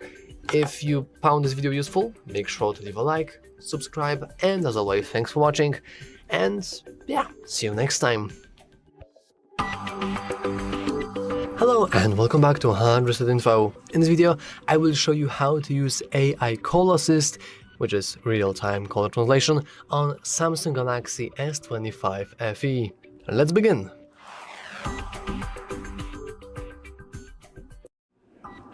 Okay, I want to be very crystal clear with you guys. I'm not going to show you how this works in real life, because first, I don't have a SIM card, and second, I don't really want to call I don't even have anyone to call, especially not on a video, and I think this will just be very, very chaotic.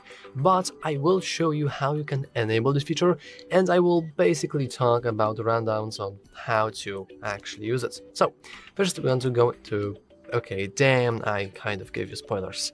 Well, let's ignore that, let's pretend that this never happened, and let's go into the settings. Now, inside settings, we can go down and then we can click Galaxy AI, and here are, well, few things, or even more than few AI features, and you will notice that right on the top we have Call Assist, which is real-time translation during voice calls, and we can click it, and you'll notice that by default it's actually turned on.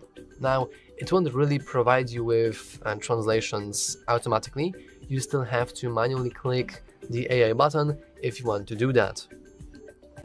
So once again, because I don't really have a SIM card, I can't really show you how this looks, but whenever you have this call, you should see the AI button, you should be able to click it, and then you should be able to go into Live Translate. Now, this isn't still everything. For example, you can choose languages, so I have no idea why I have different languages, like I have me as Polish language and the other person as English. Sure, but let's ignore this, and I will switch to both languages to be the same language, which is English. And of course, these things usually have many different updates, so I will update the English. And now let's wait for a moment. And also we can go into voice, so we can go into different voices. This is what it sounds like when you're translating a call.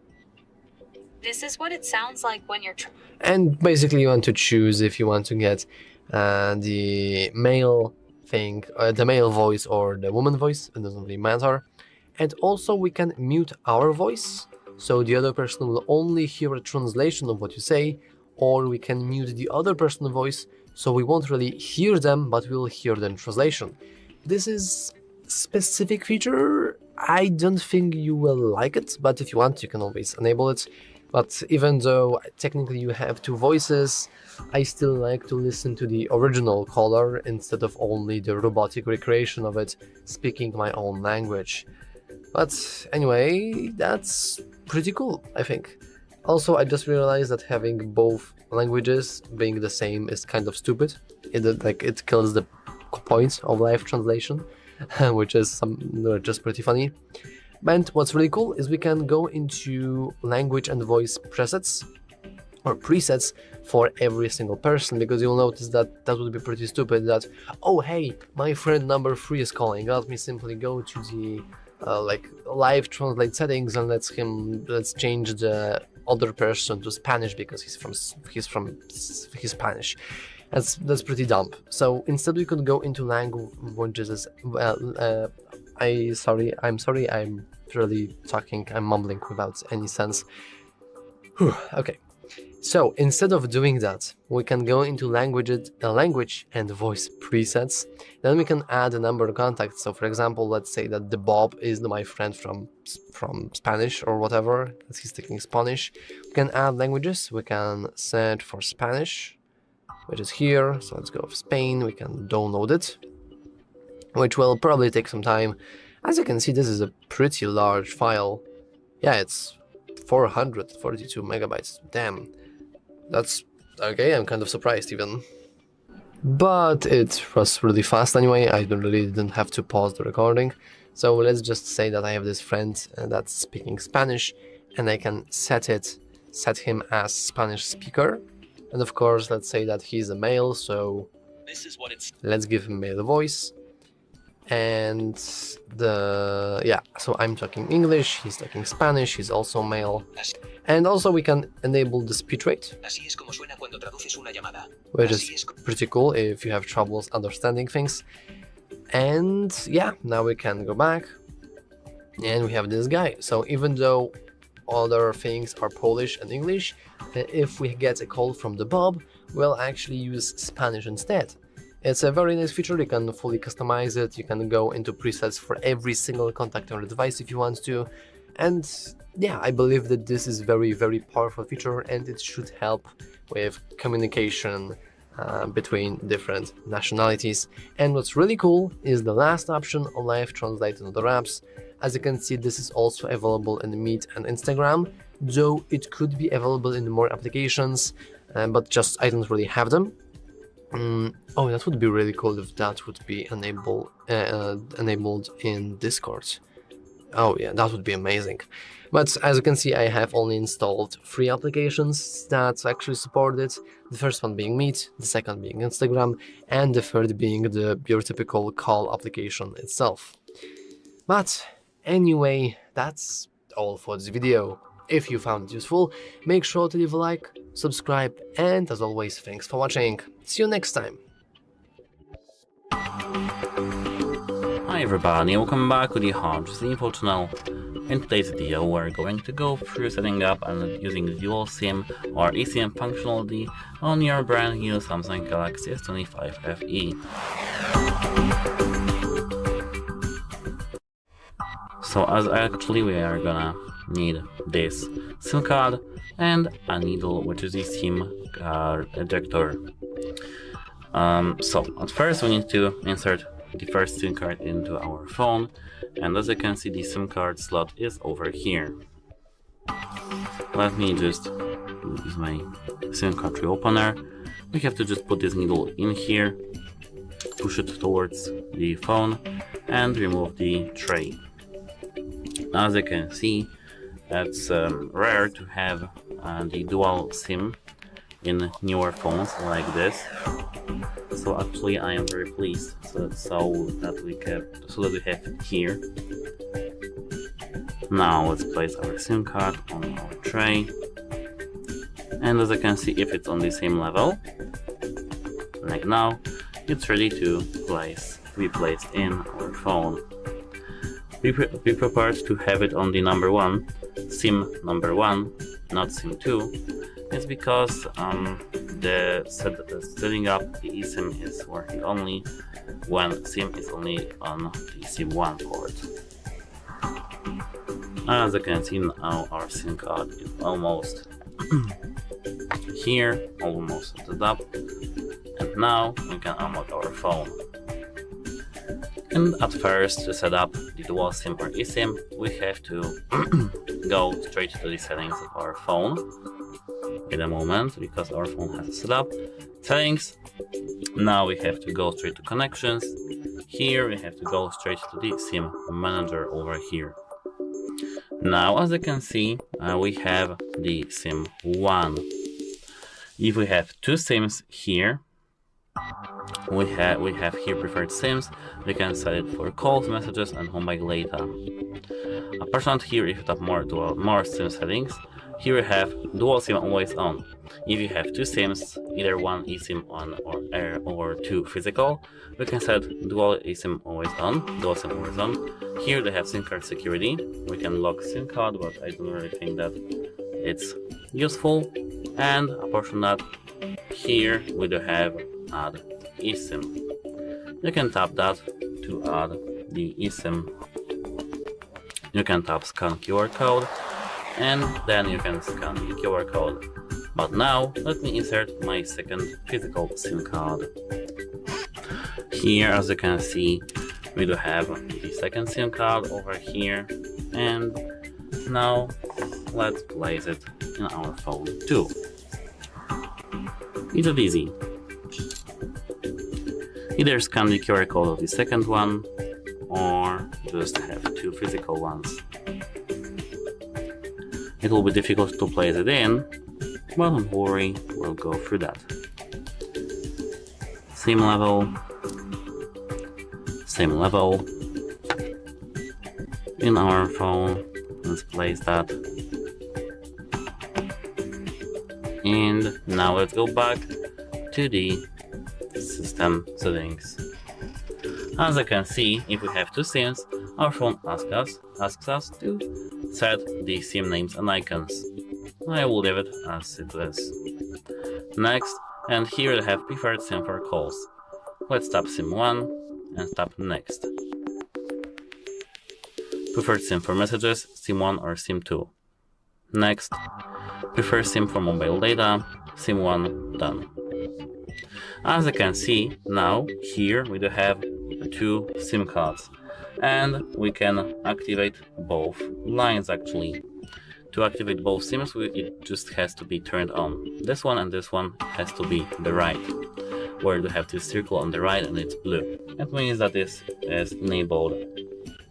And as I said, here we have revert sims. So if you had done something wrong during the setup and you want to change something, for example, now I want to set my calls to sim 2, just tap sim 2 and calls, or as always, it's just up to you.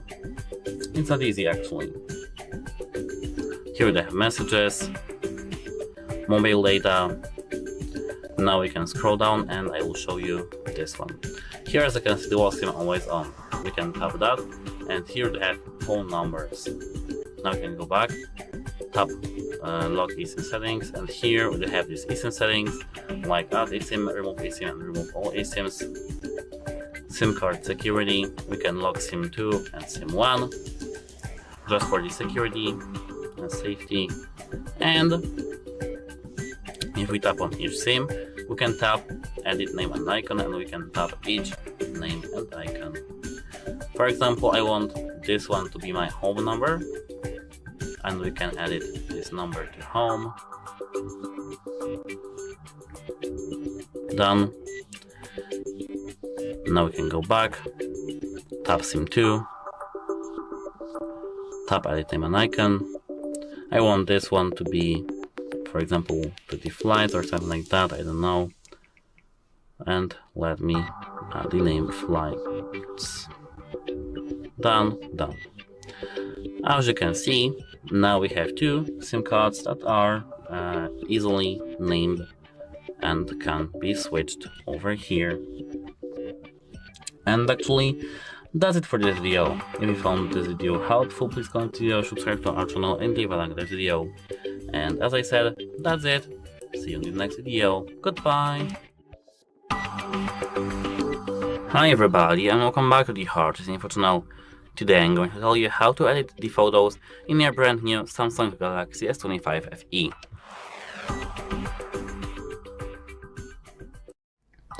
This process is quite identical in every Samsung phone which has the One UI 8 or 7 and is flagship phone. At first, let's go into the gallery and select the photo we want to edit. For example, I do really love this purple flower photo. Here to edit, we have to tap this pen icon. And now here we have a lot of options. Let's start with the crop one, which is default. Here with this button we can, as I can see, change the rotation of our image.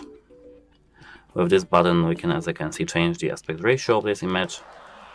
Original, custom, wallpaper, 1:1, etc. We have, as you can see, aspect ratios, horizontal or vertical, and yes, that's how it works.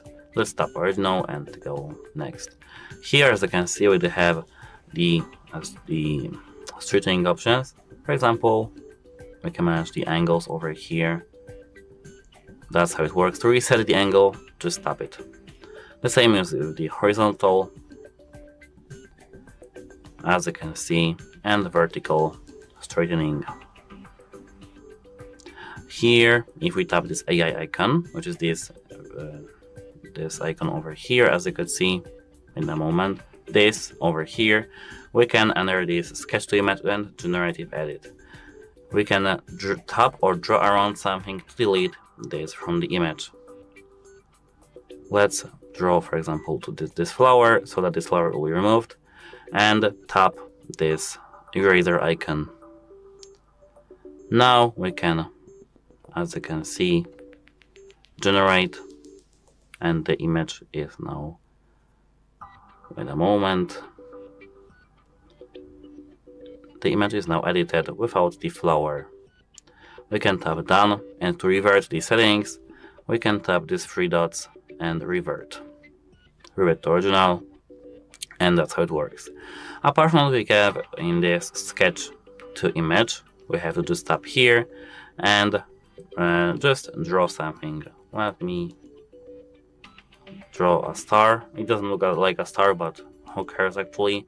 Let's tap generate here, And now our image will be generated in our image itself, in our picture. Now, as you can see, we have a star in between our flower. We can tap done. And now personalize, we can go back to AI, and here we can manage and we generate the background of our image, as you can see. Here we do have, as you can see, these blanks, and if we tap generate, it will be automatically generated in the background of our image.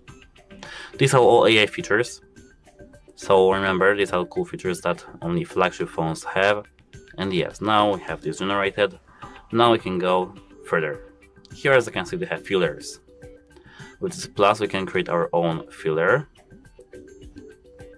That's how it works. Now we can click done. This is our filter that we can select from our image, or we can select, as you can see, every single order, which is auto 2, and manage it. Apart from that, here we have the saturation of each filler that is pre-created for us, and it's that easy actually. For the fillers, you can just tap and set. Apart from that, you can tap this download icon and install every single filler that we have in this application, which is the Galaxy Store. And yes, that's all for the filters. Here, if we tap this thing over here, we can edit the photo as it is. If we tap auto, it will be automatically set to best quality. As you can see, we can feel the difference, but we can manage the light balance by my hand, brightness manually, exposure manually, contrast manually, shadows manually, highlights, saturation, tint, sharpness of the image, temperature of the image, definition, and yeah, that's all the settings. Apart from that, here we do have some less usable thing, which is the drawing, stickers, and text. We can draw on our image, as you can see, and change every single setting we have here. Some pens, some colors, as you can see, it's all of course up to you. The eraser. Here, if we tap this, we can change stickers. Here, stickers. And now we can select the sticker we want to have. For example, here we have date, Wednesday, 17 September, Wednesday, stickers. And we have plenty of them, so we can experiment with this. It's up to you actually. And here we have text, and we can write something. Hard reset. And it's over here. It's hard reset actually, not hard reset, but who cares. And now if we tap this three things icon, we have here object eraser, which we had as actually earlier, but here we can erase reflections or erase the things from the image. So here erase reflections, and now our image will be erased from any reflections. And now we can tap done. And apart from that, here we have lasso. We can select, we can snap to shape, select manually, and manage these things in the image, move them, etc. Here, if we tap spot color, we can tap on the thing and take the color of it, and then done.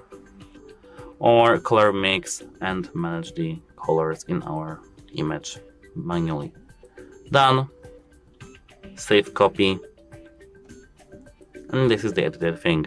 That's it. Hope it helps you, and goodbye. Have a nice day. Hello and welcome back to HardReset.Info. In this video, I will show you how to use Bixby Vision on Samsung Galaxy S25 FE. Let's begin!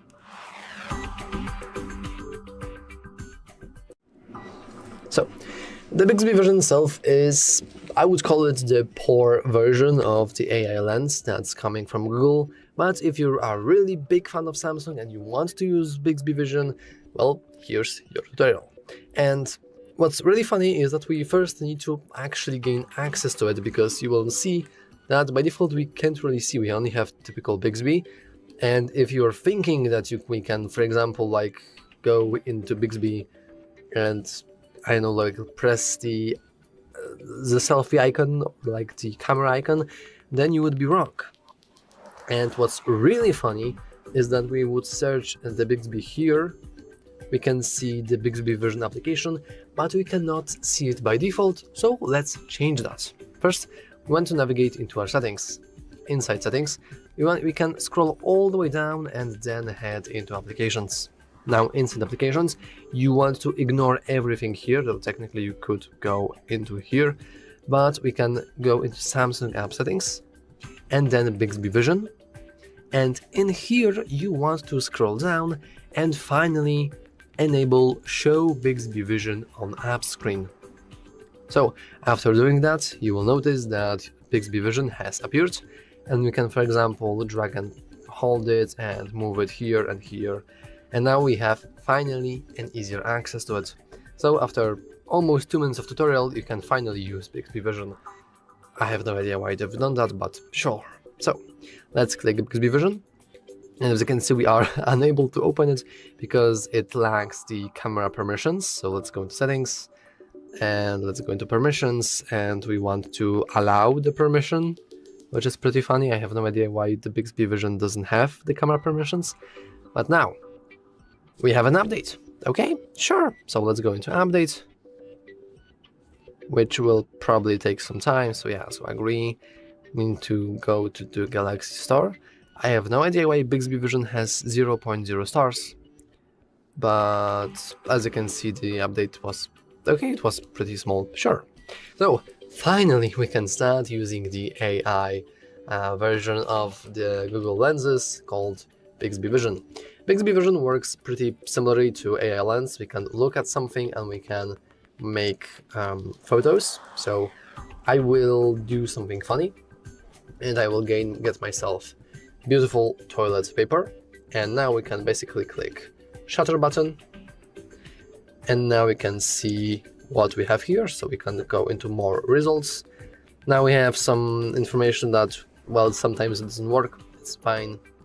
Let's go into continue, and we can see that now it's searching through the internet through something similar. So yeah, however, what's really cool is we can head into scene describer itself. And now we can hear toilet paper on a desk. We can hear basically what we can see. To be honest, I'm not entirely sure about this feature. Like, it's surely cool. I don't think it has much usage. I really doubt many blind people use it. If they do, I'm sorry. I get your respect back, but it's nothing really crazy. Like, for example, if I would get rid of my toilet paper and, for example, capture a scene to hear a detailed description. Thank you, Bixby Vision. So we can, for example, go into our logo and we can go into this, Scene. And now we can hear a green hexagon-shaped object with a power button. And that's actually surprisingly good explanation. Okay, they must improved the Bixby Vision, because when I was testing her, I believe like half a year ago or something, she was really bad at describing things. But I believe that if we go into like anything more complicated, like I will pause the recording and I will try to create scenery here. Okay, so I have made more complicated scenery. A roll of toilet paper and a drink. And as you can see now, Bixby is really starting to, well, be very bad. Let me just quickly fix that. Of course, this video is not sponsored in any way. I have just this random drink on my desk. And as you can see, the Bixby didn't really tell us what is the drink or what color is it.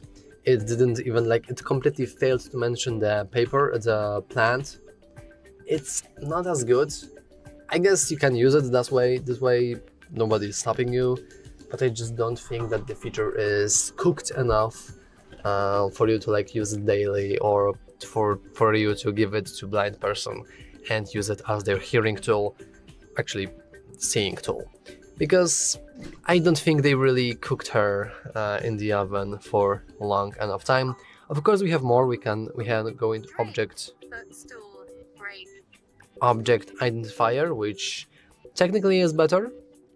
So as you can see, that's going to drink footstool and grape. The drink is correct. Footstool is note and the grape is note. Okay, we can go once again to here. Analyzing scene. A roll of toilet paper and a drink. But unfortunately, she always gives the same information. Like, once again, she completely fails to see or mention our plant, which is just a shame. We can also click this button to, for example, get ourselves an image from our gallery.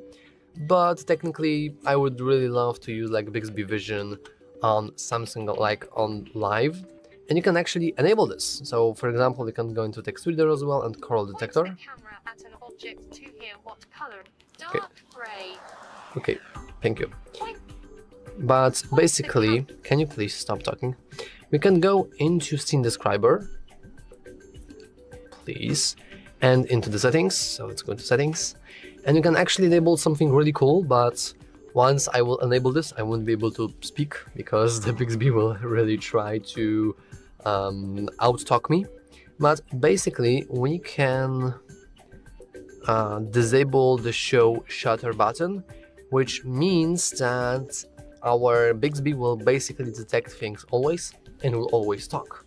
Now I will try to go back and you will see what I mean here. Once again, I'm going to go almost mute because Bixby Vision is going to talk for a moment.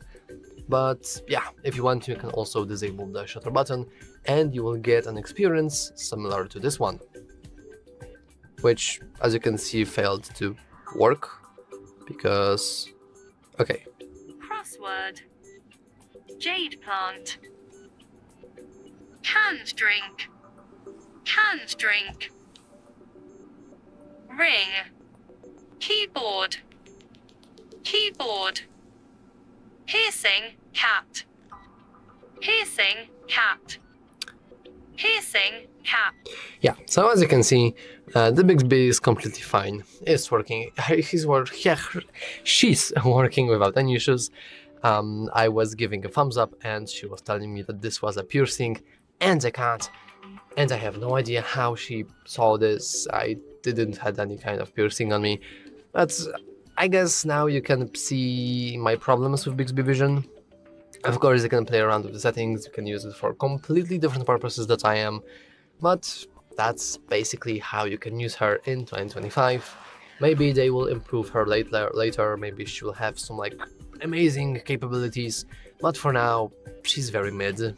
And she's probably outclassed by Google lenses or basically anything else, which is quite a shame. But anyway, that's all for this video. If you found it useful, make sure to leave a like, subscribe, and as always, thanks for watching. See you next time. Hi everybody, and welcome back to the HardReset.Info channel. Today I'm going to tell you where can you find and adjust the display settings in your Samsung Galaxy S25 FE. So at first open settings and here scroll down to the display. These are the display settings. And what we can find here. Here we do have mode, dark mode of our phone or light mode. Here we can tap dark mode settings and turn on our dark mode as scheduled. We can schedule it from sunset to sunrise, custom schedule, and here we can select hours, start and done.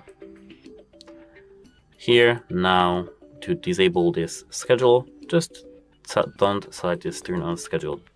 Here, as you can see, have screen brightness. Here we have adaptive brightness, which is the option that automatically adjusts our brightness to our environment with the sensor that is over here. And we can disable and enable that. Here, below these options, we have motion smoothness, and if we tap that, we can adjust the screen refresh rate. Here, as you can see, we have adaptive because this phone has LTPO, which can go from 60 Hz to the 120 Hz. And here they have standard, which we do have only 60 Hz screen. To apply, just tap this button over here. Here, as you can see, we have eye comfort shield. We can tap that, enable this option. This is the low blue light mode, and here they have adaptive, and automatically adjust your screen's colors based on the time of day. You'll see minor adjustments during the day and significantly warmer colors at night. Here they have adaptive or custom, and we can set schedule always on, standardize or custom, so as previously. Here they have color temperature, like that. Here, if you scroll a little bit down, we do have screen mode, which are just the screen colors, natural or vivid. Here they have white balance, more for warm, more for cold, and here we can tap advanced settings. Here we can adjust the white balance for RGB, so red, green, and blue, to the left and right, and vividness to the maximum or to the minimum. Here, if you go further, we can see font size and style. Here, if we tap font style, we can see that we can change just the font with using just a simple tap. I will prefer default one. Here you can enable the boldness of the font. And with this slider at the bottom of the screen, we can adjust the font size. Let me leave as it is now. Here they have screen zoom. If we tap that, we can increase the screen zoom, and I recommend to have the screen zoom for the elderly or for people who just have the eyesight problems. Here they have camera cutout, which is completely useless for me, because here, as I can see, we have show camera cutout or hide camera cutout. In games, it automatically hides. In some programs like TikTok, it's shown, so I do prefer to set it always to auto, but using just simple tap, you can adjust these things. Here, if you scroll further, we have screen timeout, and if we tap that, here, as I can see, we have screen timeout, so after what amount of time our screen will just go off. The more screen timeout is, the more battery you'll drain. Apart from that, here they have skip screen on while viewing, and it works using this camera over here. It just view your face, and if you're using the phone and you're viewing your phone, the screen will stay on even though you have it, for example, on 15 seconds and you're not touching your phone.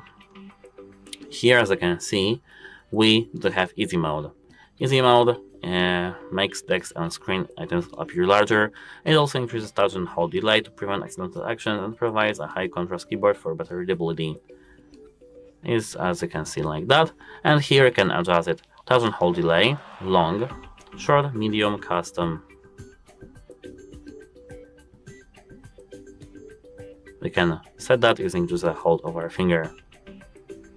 Discard, go back, and here, as you can see, we have high contrast keyboard, and we can adjust the high contrast keyboard in our phone, or just completely disable this option.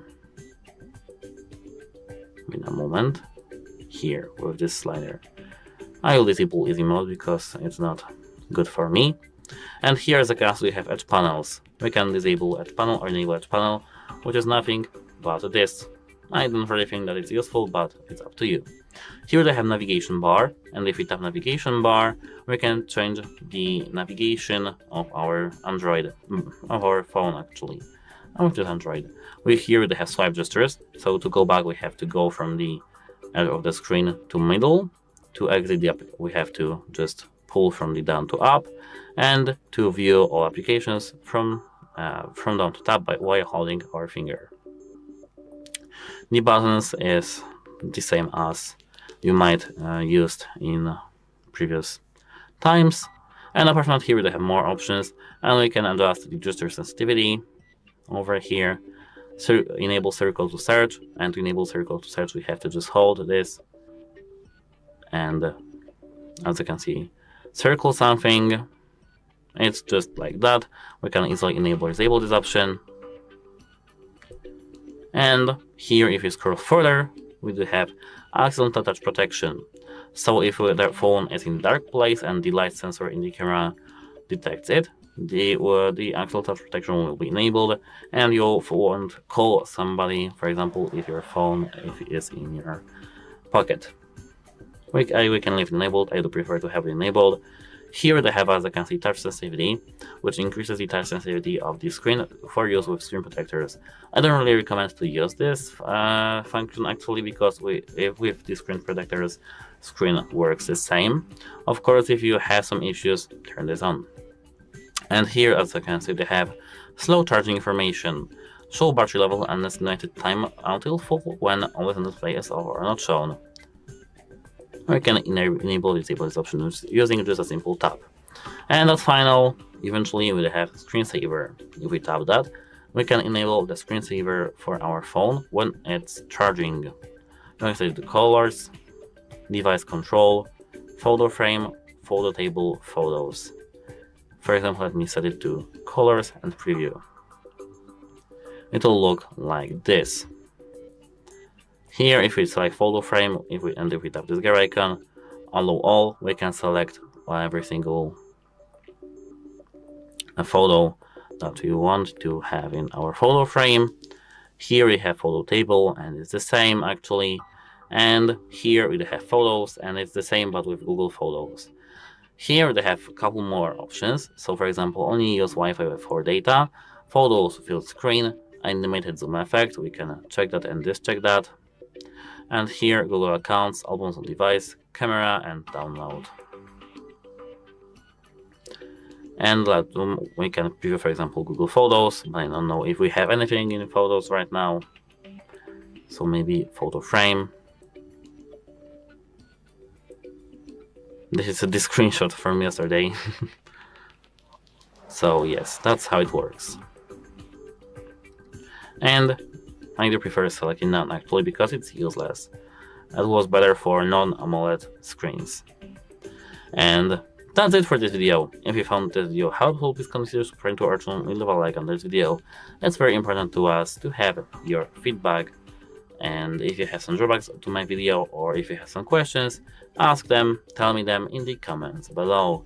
And as I said, that's it. I would hope see you, and goodbye. Hello and welcome back to HardReset.Info. In this video, I will show you how to edit photos on Samsung Galaxy S25 FE. Let's begin!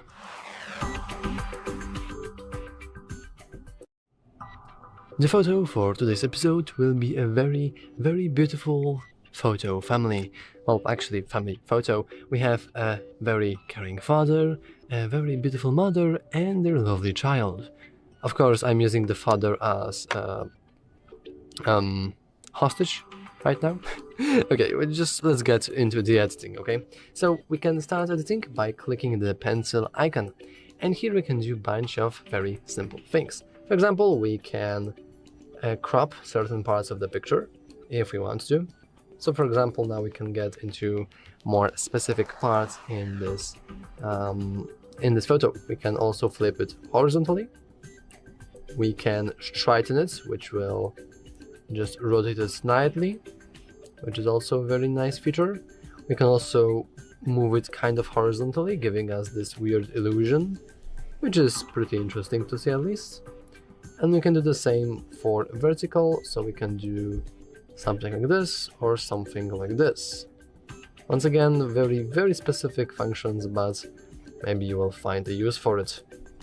Now we also have some filters. So for example, we can go into auto filter, breeze, pulse, crystal, shiver, chill, glow, amber, sunbeam, shadow, and shade. As you can see, there are plenty to choose from. We have also typical light balance. So for example, we can bump it up or darken it down. So now this is a tragic family photo. You can do the same by going into brightness. Once again, very tragic, very sad. We have exposure, which will do, once again, very similar thing. Contrast, so now we can bump up the contrast or lower it down. We can bump up the highlights, though it's not as visible because of the low contrast, which is pretty cool. Finally, we also have the shadows. the saturation. And if we set saturation to -100, this will basically turn the photo black and white. So that's pretty cool. We also have tint, which will scroll through every single color in the RGB wheel. So now we have this slightly green photo. Now we have the temperature with the cold and reddish colors. The sharpness of the image, which basically now looks like some sort of photo camera footage from security camera. And finally we have definition, which will change something. I actually have no idea what this changes. Finally we have some filters. Oh sorry, we have the ability to draw, so you can like draw some goofy things here, like you can draw another plant. Beautiful, I'm big artist.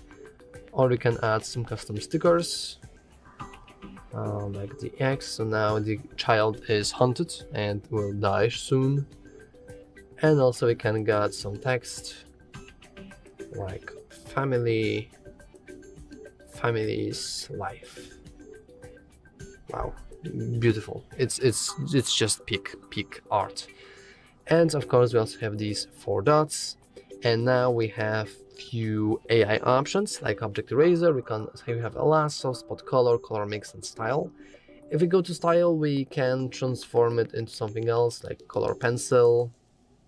These are basically some funny filters, like this one, watercolor bluing. I'm not entirely sure if this even like uses. I don't think this actually uses AI, but this is pretty nice. For example, this looks weird. This looks very fancy. We have some oil painting, pen and wash, and finally the cubist. Once again, I'm going to stick with the original just for clarity, but once again, there are plenty of ways for you that you can play around with. And finally, we have some AI tools, which can be found by clicking this AI button.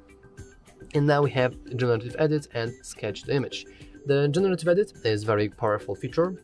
So now let's say that the father has cheated on the mother, and mother now actually is the only mother, and the father is like, the father shouldn't be here. And if we want to get rid of the father, we can simply circle it around like this. As you can see, it did spot our father pretty well. Now we can just hit erase button. But I can actually see that the part of the photo is still here, so I want to make sure that we have this disabled. Oh, can I please? Oh, thank you. Let's disable this as well. And now we can hit generate.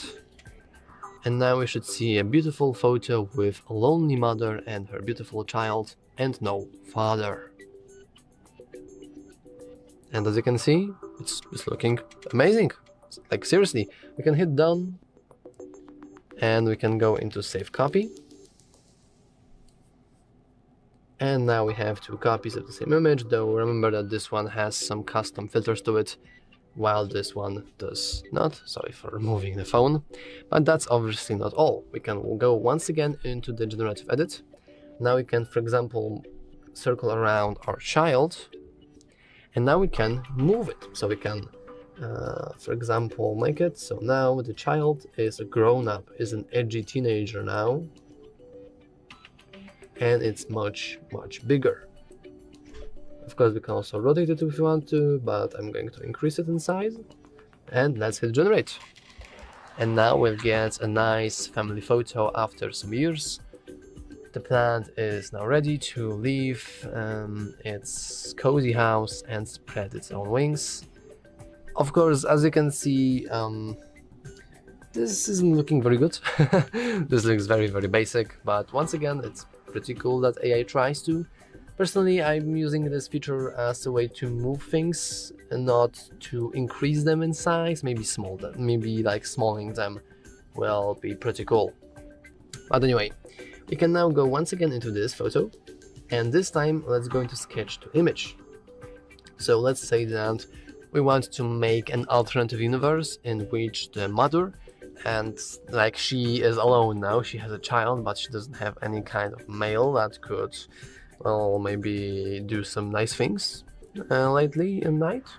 So let's make her a very, very good cacti for her. So let's make this. Okay, I'm really bad at drawing, so let me pause the video.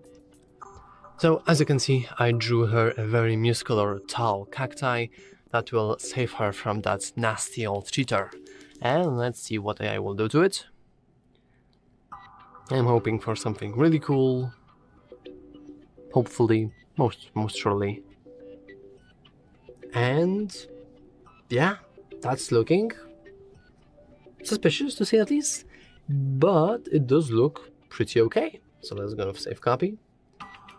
And now we have all the universes. We basically have the bad universe, the original one, in which we have a tragic tale of a family that gets fallen apart, and then the mother finds her a new husband, and the alternate dimension that can be unlocked by buying the DLC pack for only 29/99 cents, in which the family is still happy and the son has grew and is now a very beautiful teenager.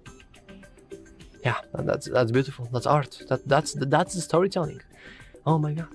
But anyway, with that story, you now also know how to edit photos on Samsung Galaxy S25 FE.